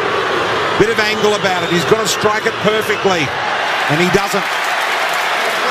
64 the Western Bulldogs, 69 the Blues here on the Triple M Beacon Trade scoreboard. Can't get the ball out at the moment, Carlton. Really struggling. Coming down the middle. Mine, mate. Decide to run and carry and then use Nick Haynes from defensive 50 up to the wing. Cripps again splits the pack in two. Meant that Fogarty had some room out the back. Back to Cripps. Gang tackle by the Bulldogs. It took two of them to take him down. Kennedy and Lobb. They're happy though, they've got it out of defence. Yeah. It's up to half forward. Curnow, the deepest forward right now, has 3. Bukukama standing next to him. Umpire flings it back into play. 60 metres away from goal. Hewitt taken off the footy. De Koning tackles Harms with strength. Right on the 50-metre attacking line here for the Blues. So they've now got it at their forward end. It hasn't been there for some time. Ball up. English. Richards. Saunders. Through half-back. Swashbuckling handball to Dale. Dale Bale unleashes Vandermeer through the middle of the ground. A bounce. Handball wide. Very, very wide to Davison. Davison gave an iffy one over the top. Comes back to Vandermeer. He's been pursued by Hollands. Does well, Vandermeer. Goes backwards and finds his man. All over Carlton. Pressure from Cowan was excellent. Turns the ball over. Hollands got it to Fogarty. Fogarty goes to Haynes on the wing. He's got a runner up ahead. That's Doherty. Looks up and sees Lewis Young on his own at centre half forward. Might be just outside his range. Curnow had it set on his head. It was not a good kick. The Dogs knew what was coming, Joey, and they swarmed on Curnow. It was marked by Lobb. And the way he kicked the last one, you would have thought Lewis Young might have been able to go back and have a shot. And now it's the Western Bulldogs' turn to take it from one end to the other. They trail by 5 points. Triple M Beacon Trade scoreboard. Here's Dolan, the sub, into the game with some fresh legs. Laces out Sam Darcy, who will line up from 45 metres out to put the Dogs in front for the first time tonight. That's what happens when you just go too quick in your forward line, Carlton. Even if Lewis Young wanted to slow down and just wait for some options, let your defence catch up, because he went so quick. Once the Bulldogs won the ball back, Carlton's defence was unorganised. They were to pick their way through, and the sub for the Dogs is going to have some influence in this last 15 minutes, you feel. Only his 31st game. It's been a challenging night. A lot of youngsters might have packed it up and said, I'll come back next week. Not this young man. He is made of all the right stuff. Dogs in front.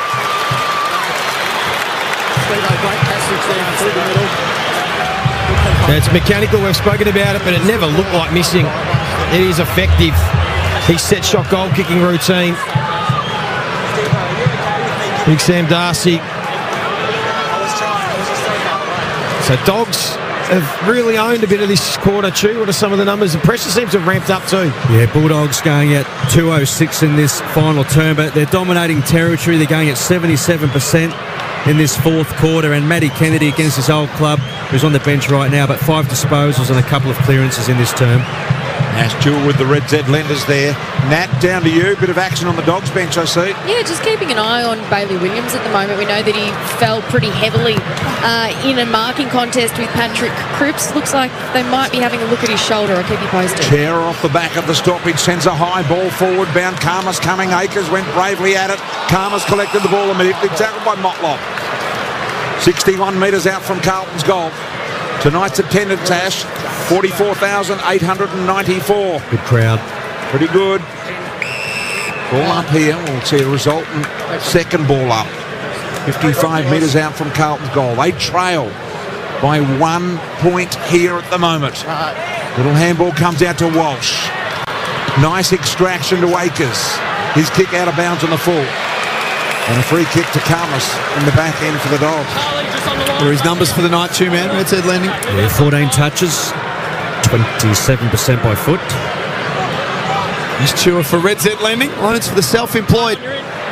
REDZED.com.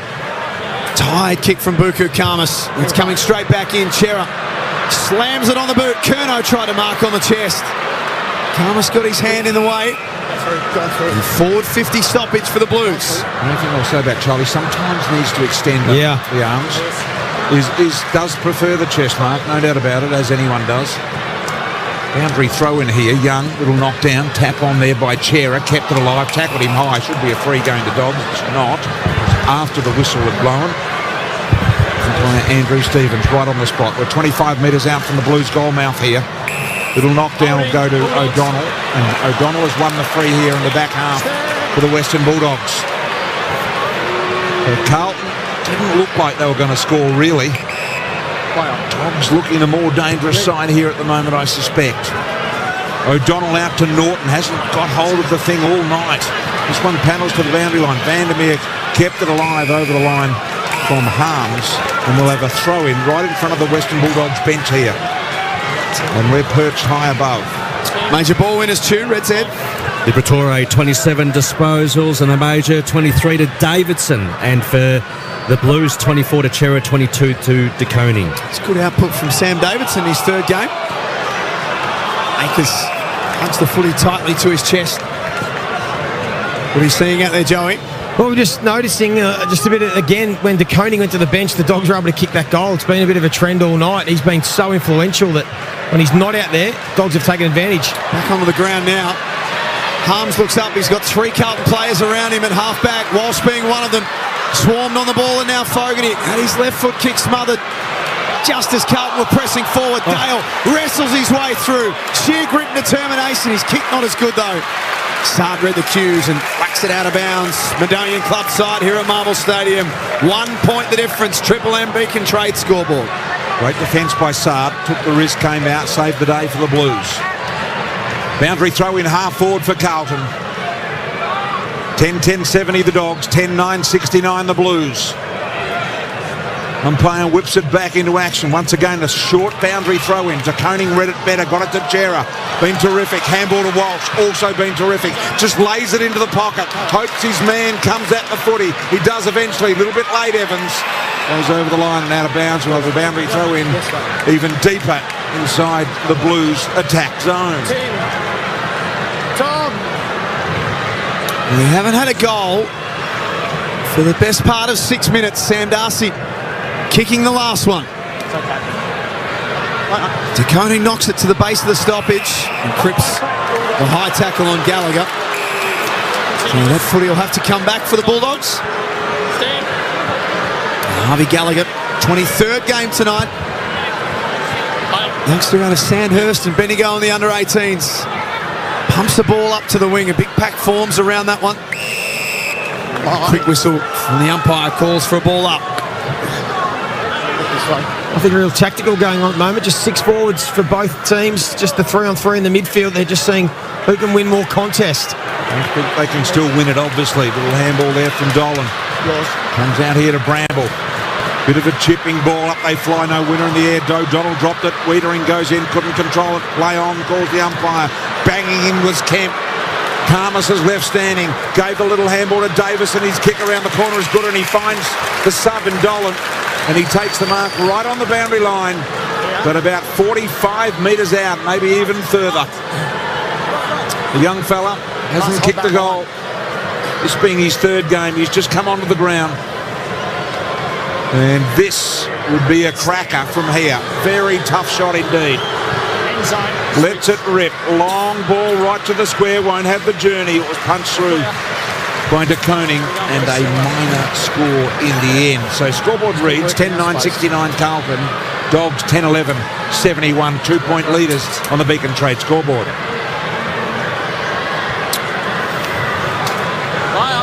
And Jordan Boyd with the kick-in duties has been instructed to play on. He's run a long way. Gee.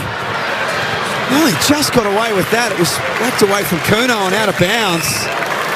He'd love to put the tape measure on that, Joe. He ran from the point of the square to almost 40 metres. Well, I reckon it was 40 metres out. He ran too far but got away with it. Joey's here for Seabus Super, making hard work pay off. Bulldogs have their noses in front, but only just on Friday night footy. Handball over the top into the path of Hewitt on the wing, absorbed the tackle, and laid a handball off to Cripps. His kick was in the right area, but Kemp didn't know it was coming. Karmas did for the Bulldogs. Yeah, poor kick at the end. Probably should have given the handball to Walsh. Easy to save from up here. Davison takes the mark for the Dogs at halfback. Little kick to Liver. He too completes the mark in front of Chera on the wing. Plenty of time, 9.5 minutes, 2-point game. Anyone's ball game here, make no mistake about it. Standing and delivering is Davison. High ball to centre half forward, does open them up a little. Walsh got the handball, goes back and tries to win the next contested ball. He's got 3 Dogs chasing him. Socketed off the ground, went straight to Liver. Liver's centering ball straight down the throat of Cripps. Cripps takes the mark at centre half back. Handball over the top. Here comes Silvani. They've got options ahead if they choose to go fast. Brody Kemp all on his own inside 50. Rory Lobb followed the footy. Kemp sagged off, runs in and kicks his 5th. Huge moment in the game. Carlton back to a 4-point lead. Brody Kemp is having himself a night. Well, it was Liver's kick in board that was poor. I know what he was trying to do. The long kicks weren't getting it done. He wanted to poke it over the top. He got caught in no man's land with the kick and went straight to the Blues. And they were off and running, and then I watched Lobb. He thought about coming off Kemp to really impact. Once he realised he was no chance, he tried to get back, but the damage was done. It was too late. Kemp all in space. Sorry, Joe. Yeah. 8 minutes to go. One thing you want to do here now, cannot afford to be caught off the ground now. Now, you can't be thinking when there's 5 to go. You've got to be thinking now. We saw a player before that was caught on the bench for 10 minutes because the ball was on the other side. So get your best players on the ground right now. See Curnow sitting on the bench for Carlton. That is danger, danger, danger. I know he's tired and he needs a spell. 666 warning against the Dogs. I will bounce. Okay, so we're going to ball it up in the middle here. 666 warning, BT, and he's still going to bounce it. Yeah, that's the new rule this year. Yeah, that's they're not right. going to throw it up anymore. Yep. So they've decided to do that. 4-point lead here with the Blues.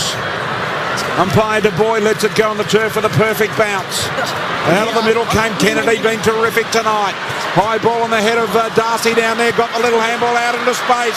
Norton tried to go back inside, knocked out in the handball. Here come the Blues. Cowan got it out in front of Motlop. Motlop needs a good bounce. He'll be first there. Goes over the line and out of bounds on the wing. Let's get down to you, Nat.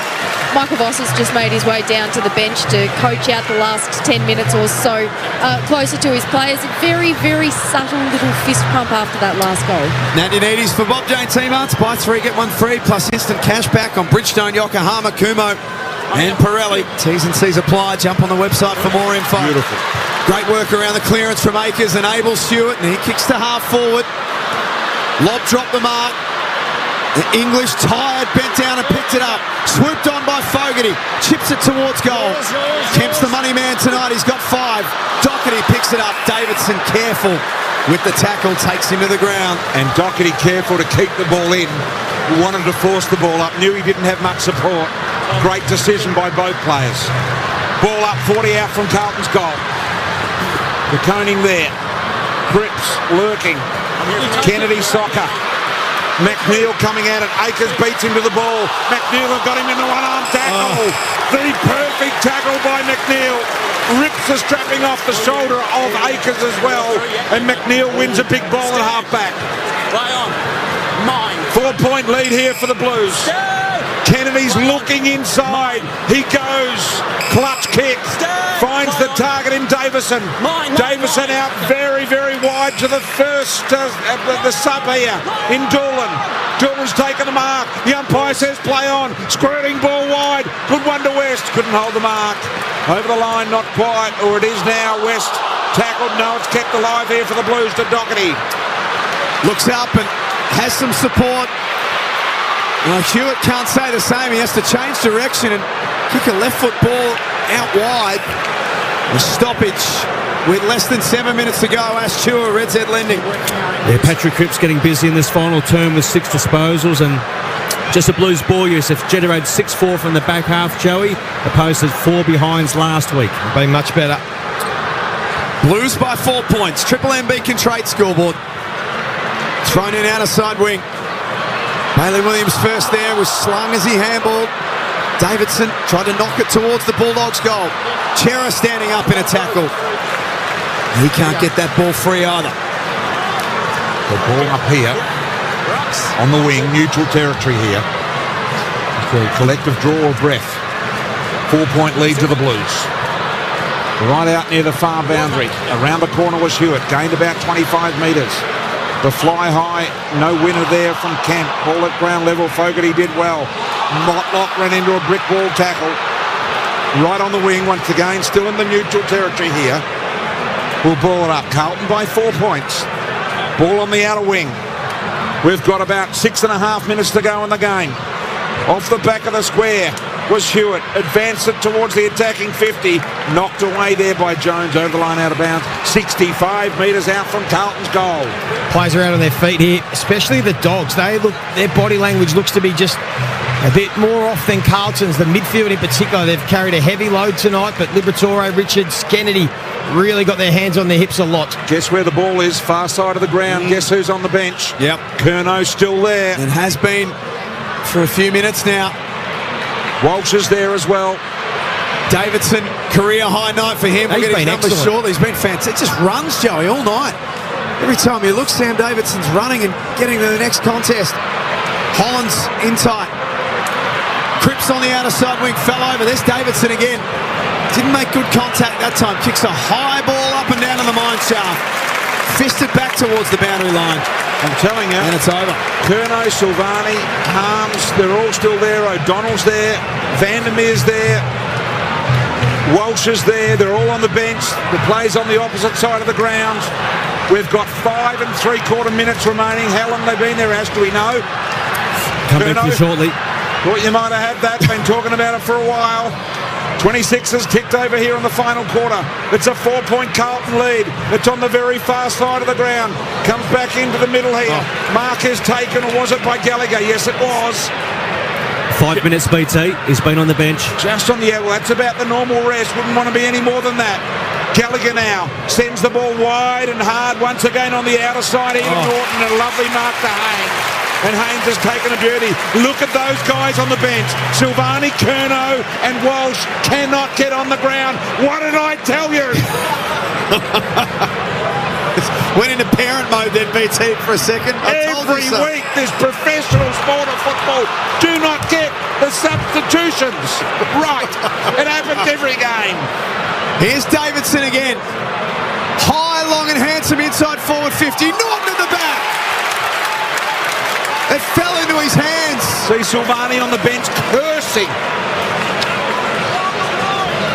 He was out of position, Aaron Norton, and lucks of fortune on the Harvey Norman replay.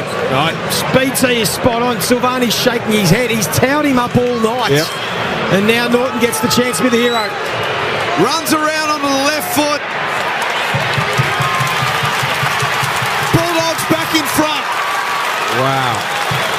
This game continues to seesaw late. 77 plays 75. Triple M Beacon Trade scoreboard. If that, Joey, doesn't make one of the 45 shows, I'll be shocked. Well, I was going to say just before that, Norton's had a dirty night. Like, he was outmarked again by Haynes on the wing. He's been outmarked all night in one-on-one contests. Lucky I didn't, because the very next one he was able to get off Haynes, got some separation. Haynes is a zone-off player. He likes to intercept. Silvani, if he was on him, would have been shoulder on shoulder, worked him away from the contest. It gave Norton the run and jump, and that was it was an ugly run and jump, but it was enough to take the mark and finish. So Carlton without a win. At the moment, they trail by 2 points. We've got 4.5 minutes remaining. Dogs have won 1 out of their 2. We go back to the middle. Massive centre bounce clearance here. English and De Koning. English was high, won it easily. Knocked it down there to Kennedy. He skies it very high. Hollands couldn't get there, but the mark is taken by Davidson. So Davison on centre wing. Little short kick out wide and takes the mark. Is Kennedy been terrific, Ash? Certainly has. 20 disposals, but in this quarter, BT's racked up 11. Against his old mob, Kennedy kicked a couple as well, I think, Ash. The kick to Norton went over the head. The mark taken here by Haynes in the back end for the Blues, and that's a risky kick. They're full of risk. Nice work from Dale. Picked the ball up from ground level into the goal square. O'Donnell marks, turns around and goals.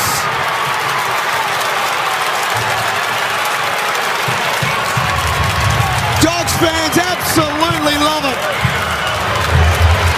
8-point lead in the context of this game is a big one.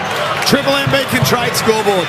Well, the Blues just tried to bite off a bit too much coming out of defence. They didn't have to. There's still plenty of time. Like, just under 4 minutes is an eternity to get a good look, but you start to feel the pressure of being behind. I think it was Haynes who tried to squeeze it into the corridor. It wasn't on. Put the defence under pressure, and that led to the O'Donnell mark in a one-on-one. Might let them play freer now, Joey. What have we got? 3.5 minutes to go, 8 points down. Now I have to play like they did the first 15 minutes. Yeah. First 10 minutes. Just got to go for it now, the Blues. Nothing to protect. Can't be careful from here. Intriguing game of football. Dogs have, well, probably owned the last 2 or 3 quarters, haven't they, in this game? After a poor start in which the Blues kicked 4 goals. No, just wait. In the first quarter to zip. It's against Carlton. We're waiting here for the umpires to get it underway. I think there'll be a 6-6-6 warning. No. There was. I think it was for Carlton, though. So there's one each now. Okay. So there's a sign on the Carlton bench which has flames on it. That, I think, means just burn it up and go. Just go. Here comes Curnow. Charging at the footy. No one at the front and centre for the Blues. Harms able to get easy ball here. Goes back to Bramble. Bramble at half-back. Sends it very high. Dangerous ball. Who's going? De Koning takes the mark on centre wing. They're 8 points down. He rolls the ball forward. Again, they rushed Joey. Didn't need to rush. You've got the ball. Take your time. Find the right option. Williams marks for the Dogs. What are his numbers tonight, Ash? Bailey Williams? 25 disposals. That's head lending. This kid Carmison's been pretty good too, I think, tonight. He's been cool and composed. He's trying to hold down one of these key defensive slots. Play on. Kicks to a pack, and Wiedering was waiting at the back of it. Cripps needed to be quick. Haynes likewise as well. High ball. Umpire says he'll pay a mark. Medallion club wing. Some pushing and some holding, and it'll be going to the Bulldogs. To hurt himself there, but English will get the free. So running out of time. We're down to 2.5 minutes now. And it's an 8-point margin. Play on. English told to go. And he does the right thing down the line, just looking for a contest. Wiedering with the spoil. Front and centres are plenty for the Dogs. None for the Blues, though. Liberatore got it, was immediately tackled. And now the Dogs have got it at half forward with 2 minutes and 11 seconds. They lead it by 8 points, the Dogs here. Ball up half forward for the Dogs. De Koning. Looks like they're almost non-believers at the moment, the Blues. Liver got it to Vandermeer. He's tackled by Saad. Inspiring tackle, wins the free at halfback. Brilliant tackle. There's only one player on the field, I think, that's faster than Vandermeer, and that is Adam Saad. Not 15. Less than 2 minutes to go, not 15, and the flame emoji's up. Carlton must get this footy moving. De Koning marks. As Vandermeer bounces off like a tennis ball on a brick wall. De Koning long and direct, straight up the middle. Blues forwards out of position. Jones couldn't mark that ball. At ground level now, 40 out from the Blues goal. Curnow got a kick on it. Harms had it fall into his arms.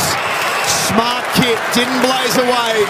Finds English with 1:22 to go. They're really smart. He was going to bang that to the boundary line. At the last second, he saw a couple of Dogs, so just pulled the kick. 1:18. No, it might be enough. 1:15 now. Vandermeer saw and comes to the bench. Won't need him again today. Dogs kick down the line. They're 8-point leaders at the moment. Looks like they're going to win this. Beautiful mark taken by Darcy. They'll milk another 5 or 10 seconds off the clock. I think the Blues have all but packed it in. This is going to be a massive win for the Dogs. It's a home game for the Blues.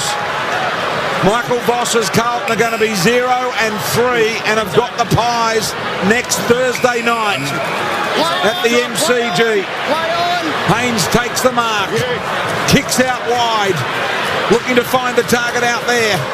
Kemp, who's been superb up forward, applies the tackle, and we'll have a ball up.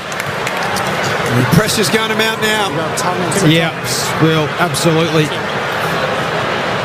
As BT said, 0-3.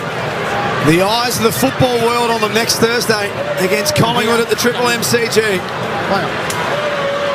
They led for so much of tonight. We'll get those numbers shortly, Two-Man.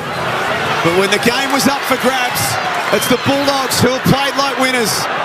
Dale off the intercept. From 55, he bangs it away.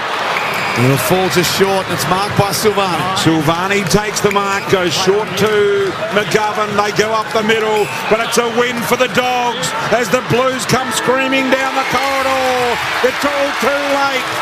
The Dogs have won by 8 points. Carlton remain winless in season 2025. Zip and 3. Dogs 2-1.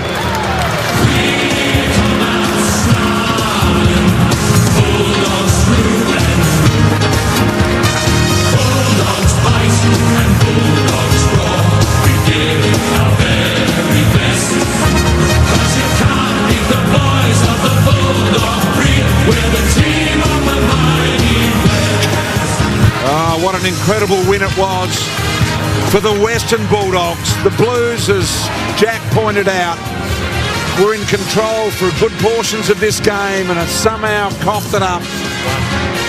And And the Dogs' second half was way, way better than their first half, and Michael Voss would be extremely disappointed. That was a winnable one, wasn't it? Yeah. I was time in front tonight too, man. Red Zed led. Yeah, so the Blues led for 108 out of 119 minutes, Jack.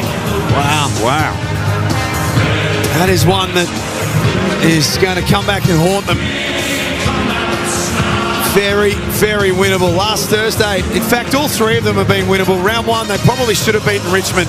We'll get back to them shortly. But Tom Liberatore, brilliant again. Here he is with Abby Holmes, courtesy of Channel 7. Yeah, it's great to go on. Blues led for 98 minutes. Did you know at three-quarter time, coming into the group, listening to Bevo, that you had the legs to run this one out? Yeah, definitely. I think we had to go on our terms for the better part of that sort of start of second quarter, middle part. And then, yeah, we just got told we just stick to what we know and we'll come over top. So. What about Sammy Davison and his game? I think he had 31 disposals or something crazy. He was very impressive tonight. Yeah, suits him. Hot under the roof. He runs all day and, yeah, showed. So, played really well. And the midfield battle, I mean, it's never easy coming up against some of the Bulls in there, like Creeper and Walshy, but how did you find it in the contest? It was really hard. I mean, George Hewitt and Terry were phenomenal too. Yeah, it's a very difficult game, but yeah, we just had to stick to it and keep the pressure up. So yeah, it worked all right. And how proud are you overall of this group? I mean, you're still missing a couple of key cogs, a number of key cogs, but just have a lot of, I guess, depth and your system standing through. Yeah, correct. We've got guys ready to come up. We've got a really good system in place. The next one up, the boys are training hard. Yeah, as you said, we've got a few out, but whoever's ready, next man up mentality's been good. Congratulations on the win, Don. Soak this up. Thanks, Abby. Cheers. Pretty simple with Libber, courtesy of Stephen there, but that's the attitude. Just a simple, straightforward, nothing fancy about it, is there? And this is still a team, BT, as you mentioned earlier, that with their win-loss record, they've still got Marcus Bontempelli, Adam Treloar, Cody Waitman, Jason Johannesson still to come back into this team. Who have they got next week? Is it Perth? They have got Fremantle next Sunday in Perth. Yeah. So not an easy game for them as well. They would have thought if they can get to round 6, 3-3, they've done well, and they're well on the way to achieving that. Carlton trudge off Marvel Stadium, winless to start this season. We are down in the Bulldogs rooms on the other side of this. Joey and Nat will be there. We'll get all of the reviews, all the chats, all the emotion as the Western Bulldogs win tonight by 8 points. For McDonald's and Ream Hot Water, Triple M rocks footy. That quarter for Beacon Trade. Tradies, big jobs, small jobs, tough jobs. Beacon Trade's got the lighting, fans and electrical to get it done. Join up at beacontrade.com.au. For Ream Hot Water, Triple M rocks footy.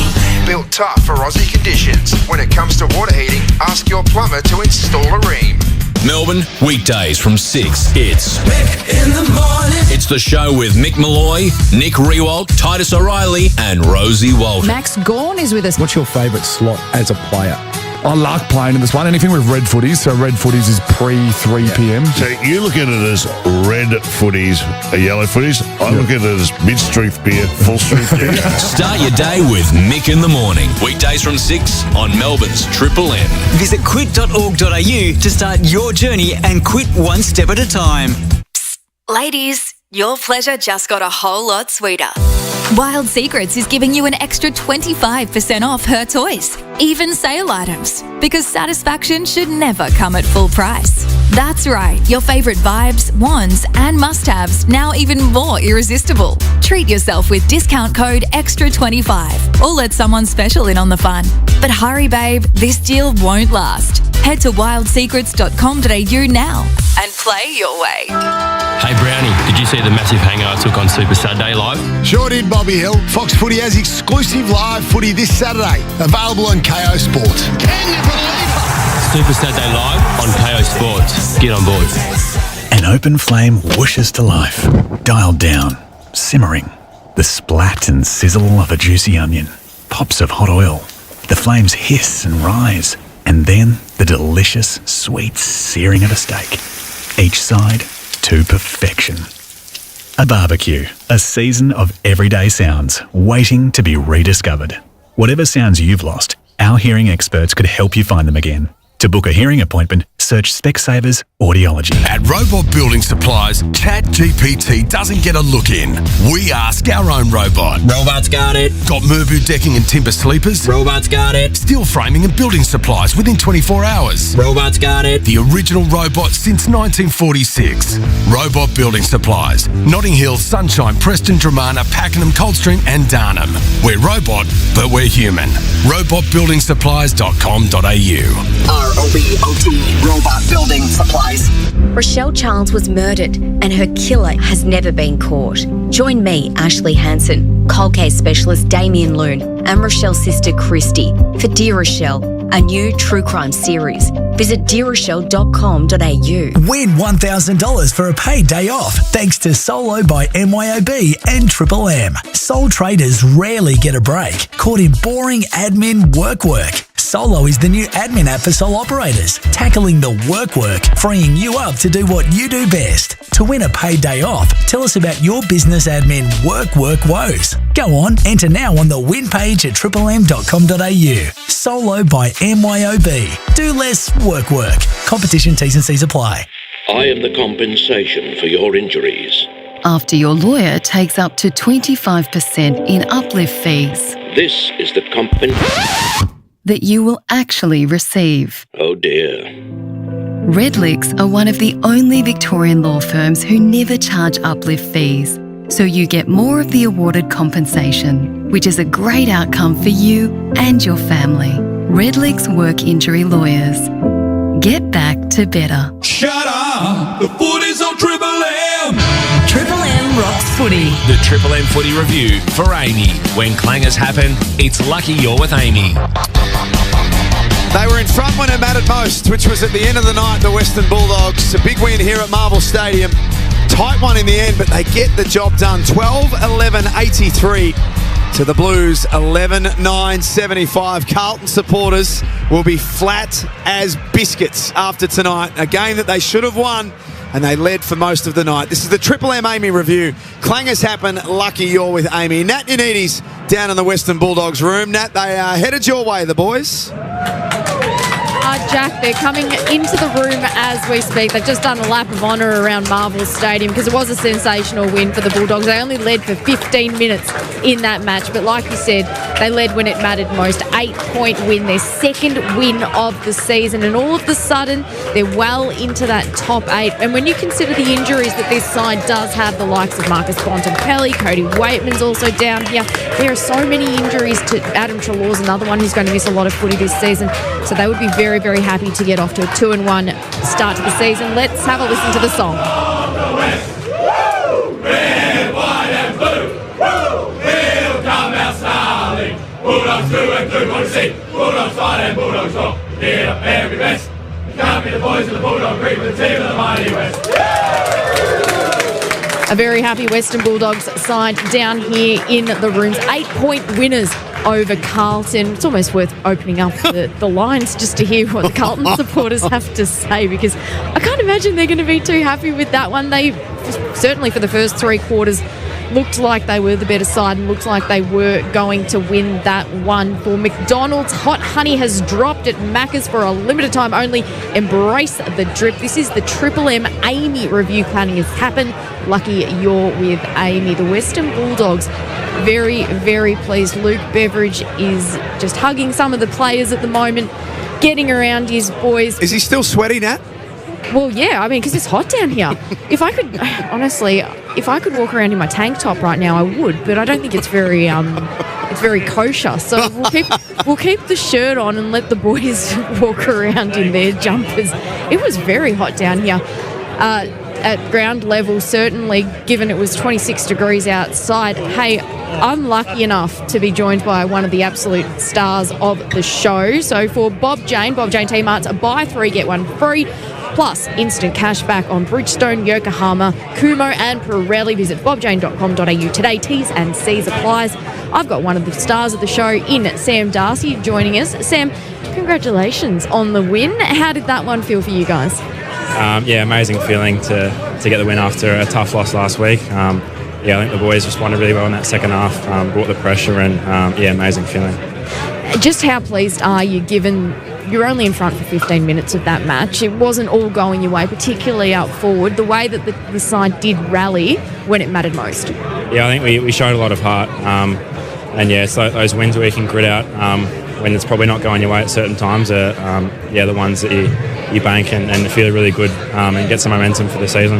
And the fact that you've got so many big injuries, your skippers sidelined at the moment, Adam Treloar, Cody Waitman, you guys have really missed up forward to get away to a 2-1 start to the season.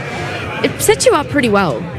Yeah, I think so. Yeah, I think we'd love to have those boys back, but we feel like we got great depth and guys who are willing to step up and play a role when required. So it'll be a luxury to have those boys back when they're ready. But we feel like we can take it up against anyone in the meantime. I just want to talk about you personally, because there's been so much attention on you. You're only a young player, but you've really captured the imagination of Bulldogs fans, of footy fans. How do you deal with that pressure and those kinds of expectations? I like to keep a pretty low profile, but it doesn't really faze me. I try and not really buy into too much of the talk, whatever positive or negative. Just try and speak to the coaches and people within the four walls to get feedback. But it's not too fazed by it. Hey, one a big fella, clutch goal late. I've missed half the interview. That goods lift takes dead set 20 minutes to come down. Did you ask him about Sam Davidson? No. I want to ask you about Sam Davidson. I thought he was unbelievable tonight. Tell us a little bit about his journey and the progress you've seen on him. Yeah, he's a pretty cool story. Mature age, coming out of playing a lot of country footy of AFL, and he's slotted in unbelievably. Had an unbelievable pre-season, and he's a character around the club, and he can run all day on that wing, and he's had a big influence so far since joining the club. Is he the smartest bloke at the club? Is he studying to be a doctor, isn't he? So who would have him covered? Who else who's up there that could have intellectual conversations?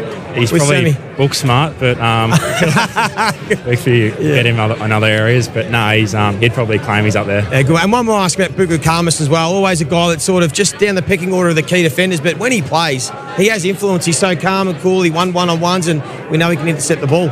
Yeah, I think the last few weeks he's been unbelievable. He reads the ball so well in the air. He's come forward to 1.5 and help our other key defenders in the air has been awesome. So I feel like Buku has become really reliable down there. It was a really tough game up forward, not just for yourself but also for Aaron Norton. But for him to rally and kick that winning goal in the last quarter, you must be incredibly pleased with what he managed to produce there. Oh, absolutely. He's a great leader for all of us young guys down there. He's shown that sometimes if it's not going your way in the first 3 quarters, you can it can be your moment if it's not your day. So he's been awesome for us, and like you said, his contest and that goal in the end was bloody awesome. Yeah, bloody awesome is right, and he certainly did have his moment in that last quarter. Sam, thank you so much for joining us. Congratulations on the win, and we look forward to watching your season play out in your career, of course, because like we said, you've really captured the imagination of footy fans. Appreciate it. Thanks for having me. Sam Darcy speaking there after the Bulldogs' 8-point win over Carlton here at Marvel Stadium. Geez, Joey, you left me hanging. I know, I did. The goods lift took ages, and I came down with all the players. Lift. I was down with all the injured players. I was in the goods lift with Dr. Ray and Nick Caulfield and Treloar. Anyway, we're here now. I know you got your exercise by playing golf today, but what you've got to do is you've got to get the ramp down. You never get the goods lift. Yeah, I know. We'll do the MVP votes in just a moment. We've got to get through to them, but we've got another special guest joining us. Joel Fraser, congratulations. Well done, mate. It's a nervy game. It's obviously early. Carlton jumped you, but slowly you just pegged away. What were the messages from the coaches throughout the game? It was good, thanks, Lee. We knew we were on top. Centre bounce we started to get on top a bit as well, but they were also good in there as well. But we knew we were close. We just had to keep coming. And we had a lot of inside 50s as well. So message at half time was to keep fighting, and it'd come in the end and keep running harder than them. So I thought we did that well at the end. Talk to me about your start to the season. You've played everywhere so far. I mean, it's been something different for you. Have you really enjoyed it? And what's been the message from Bevo for your game this season? Yeah, I've really loved it. Bevo and the coaching staff have shown trust and given me a little bit of a role to use my running and my strength. So, just backing that in and helping the midfielders. So I've really enjoyed it, and the boys have been really supportive and helping me in there. And a bloke playing against his old side tonight, Matty Kennedy, he was huge. I mean, he's a big body. You know what you're going to get from him, but with a couple of your star midfielders missing, how important was he? Particularly in that last quarter, he stepped up big. Yeah, he was awesome. Stood up, contested ball, got the ball going forward. So to have a wise head like him in there was awesome. So, I love playing with Matty. And our last one about big Sam Darcy, we just had to chat for him. Must be nice to have the big fella up forward to kick the ball to. If in doubt, you just see the big arms and kick it to him. Yeah, the unicorn, we call him. Yeah. Comes running out, and he's a great target. Really good guy as well. So, love playing with Dust. Well done, mate. Terrific start for the year for you. Well done on the win tonight. Tough forward act. So well done. Well played. You. Well done. There we are. Joel Fraser, one of the young stars. Joey just forgetting that I can't help you if I don't have a microphone. Yeah, I know. just thrown under the bus there. Hey, what did you make of the Dogs? Because they didn't have it all their own way, particularly for those first 3 quarters. Every time they did look like they were going to get on top, Carlton came back at them. But they did manage to get away with it. Yeah, no, I thought they played really well. I mean, people are forgetting how young this team is and how many injuries they've got. There's been a lot of talk about Essendon, but they've got six or seven guys that are 21 and under in the side. Another mature age recruit in Sam Davidson who's only played 3 games. So I thought this was a terrific win, really. Carlton came to play. We knew they would bounce back. Their ball use was great. Their effort was there. But I thought as the game wore on, there was no doubt that the Bulldogs got on top. Now, credit to Carlton, they hung around, but that fourth quarter sort of summed up the night for the Dogs. They just had too many winners across the ground. It was a really even spread, and the inside 50s in the end took its toll. We're going to get to the triple MVP very, very quickly, though. Carlton, alarm bells yet? I know it's early days, but the fans aren't going to be happy with that. No, they're not, but I'm not jumping off yet. No, I mean, that was a disappointing loss. They played much better. You got to give another couple of weeks to find out, to see if they can find their best footy. If they can play more like they did early in the game, they'll be okay. All right, your triple MVP award. Well, I'm giving one vote to the man that kicked 5 goals, a career high for him in a game that was pretty low scoring. I thought Brody Kemp's performance to bob up with 5 was terrific, so he deserves the 1 vote. 2 votes I'm going to give to the third gamer, Sam Davidson. I thought he was exceptional. Every time we looked up, he was providing an option for the Bulldogs coming out of defence. His run and carry. I think he had 31 disposals, 7 score involvements, 10 marks. So I'm giving him the 2 votes. Plus, he used to work at the cafe that I used to go to. So I know Sam, and now he's a big-time AFL player. But 3 votes, I did think Tom de Koning, again, was the most influential player on the ground. Tuman and I just found a little stat that when he was off throughout the second, third and fourth quarters, Bulldogs kicked 4 goals to zip. So that in some way just little typified his importance of what he was doing, not just with his ruck work, but his aerial work and his ground level play. I think he was one of the highest possession getters as well. So Tom de Koning, again, another best on ground. I think the Blues are going to have to pay some big money to keep him at the club because he's going to be a hot commodity, particularly when he comes out of contract. Hey, I'm just looking at the likes of Marcus Bontempelli, Cody Waitman, just some of these guys that haven't played. Just how good is that for the Bulldogs, though, knowing that those kinds of guys are going to be coming back into the side? Well, that's been crucial. They've got a tough sort of first 4 to 6 weeks of the season. If they could break 50-50, even get ahead of the ledger, knowing that they've got some of these stars coming back into the side, and we always know Bevo gets his teams playing better footy at the end of the year when he figures out exactly the style and the team lineup he wants. So I think this is really positive signs for the Bulldogs. They're going through a transition with their list, but I really like the way they're playing. He got away with this one. Hopefully Bevo isn't going to have to sweat too much like he did tonight throughout the season. Hey, the Maccas, I'm loving it moment. This is how we called it here at Triple M Footy. Nice work from Dale. Picked the ball up from ground level into the goal square. O'Donnell marks, turns around and goals.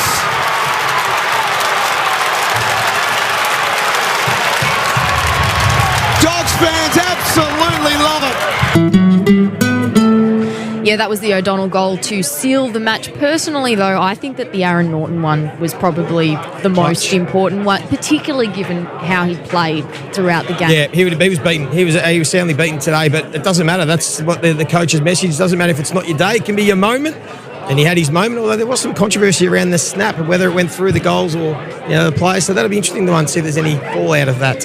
There were a few little controversial moments throughout that match. We're not going to go into them, but that goal review, which took forever, I'm sure that's going to be a talking point. You can talk about that on one of your review shows. So there's a talking point for you. I think BT's given you a couple of talking points as well. For Choice Hotels around the grounds, Choice Hotels get you more for your money so you can check into more, get the low price guarantee when you book direct at choicehotels.com.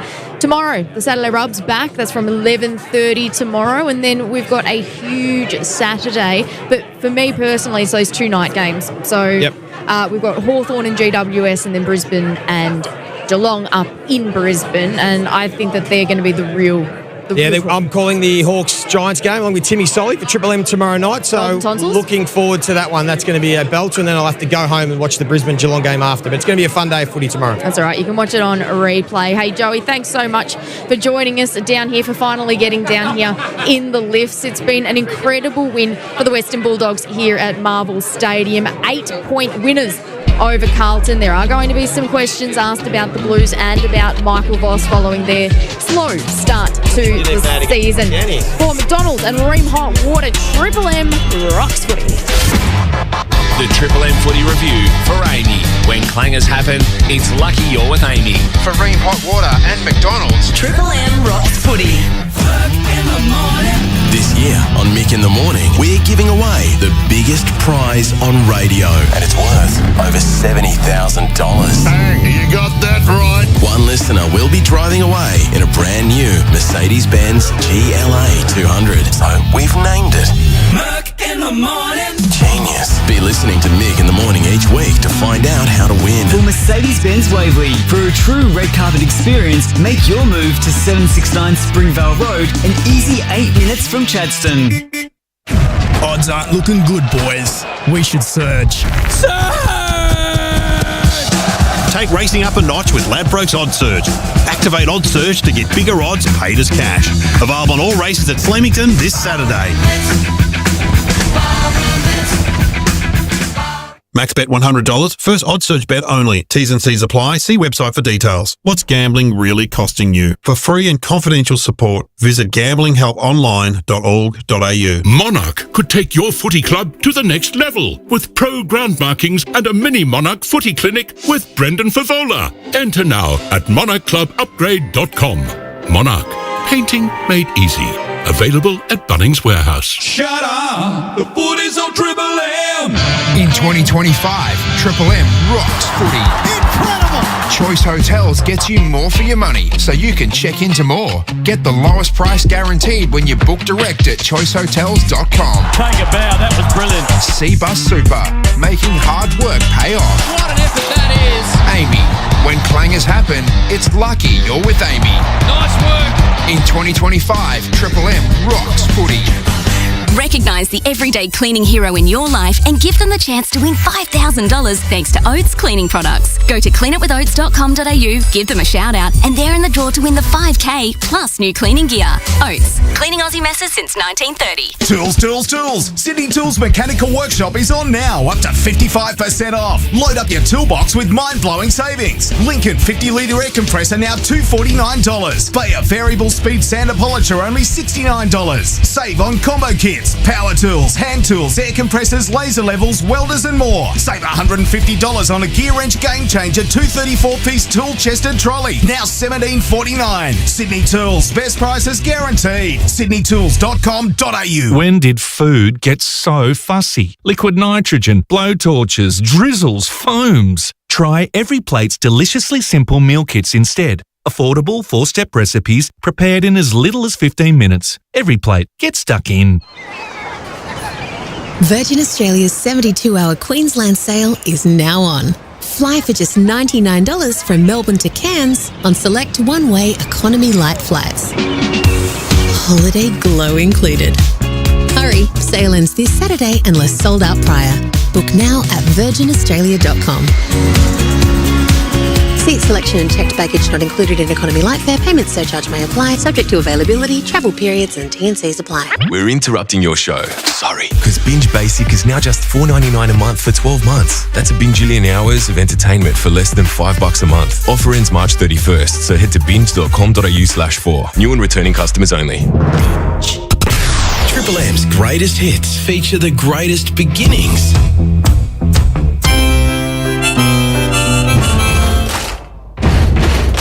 and the greatest endings. I don't belong here. It's what makes up a greatest hit. Here's another one on 105.1 Melbourne's Triple M.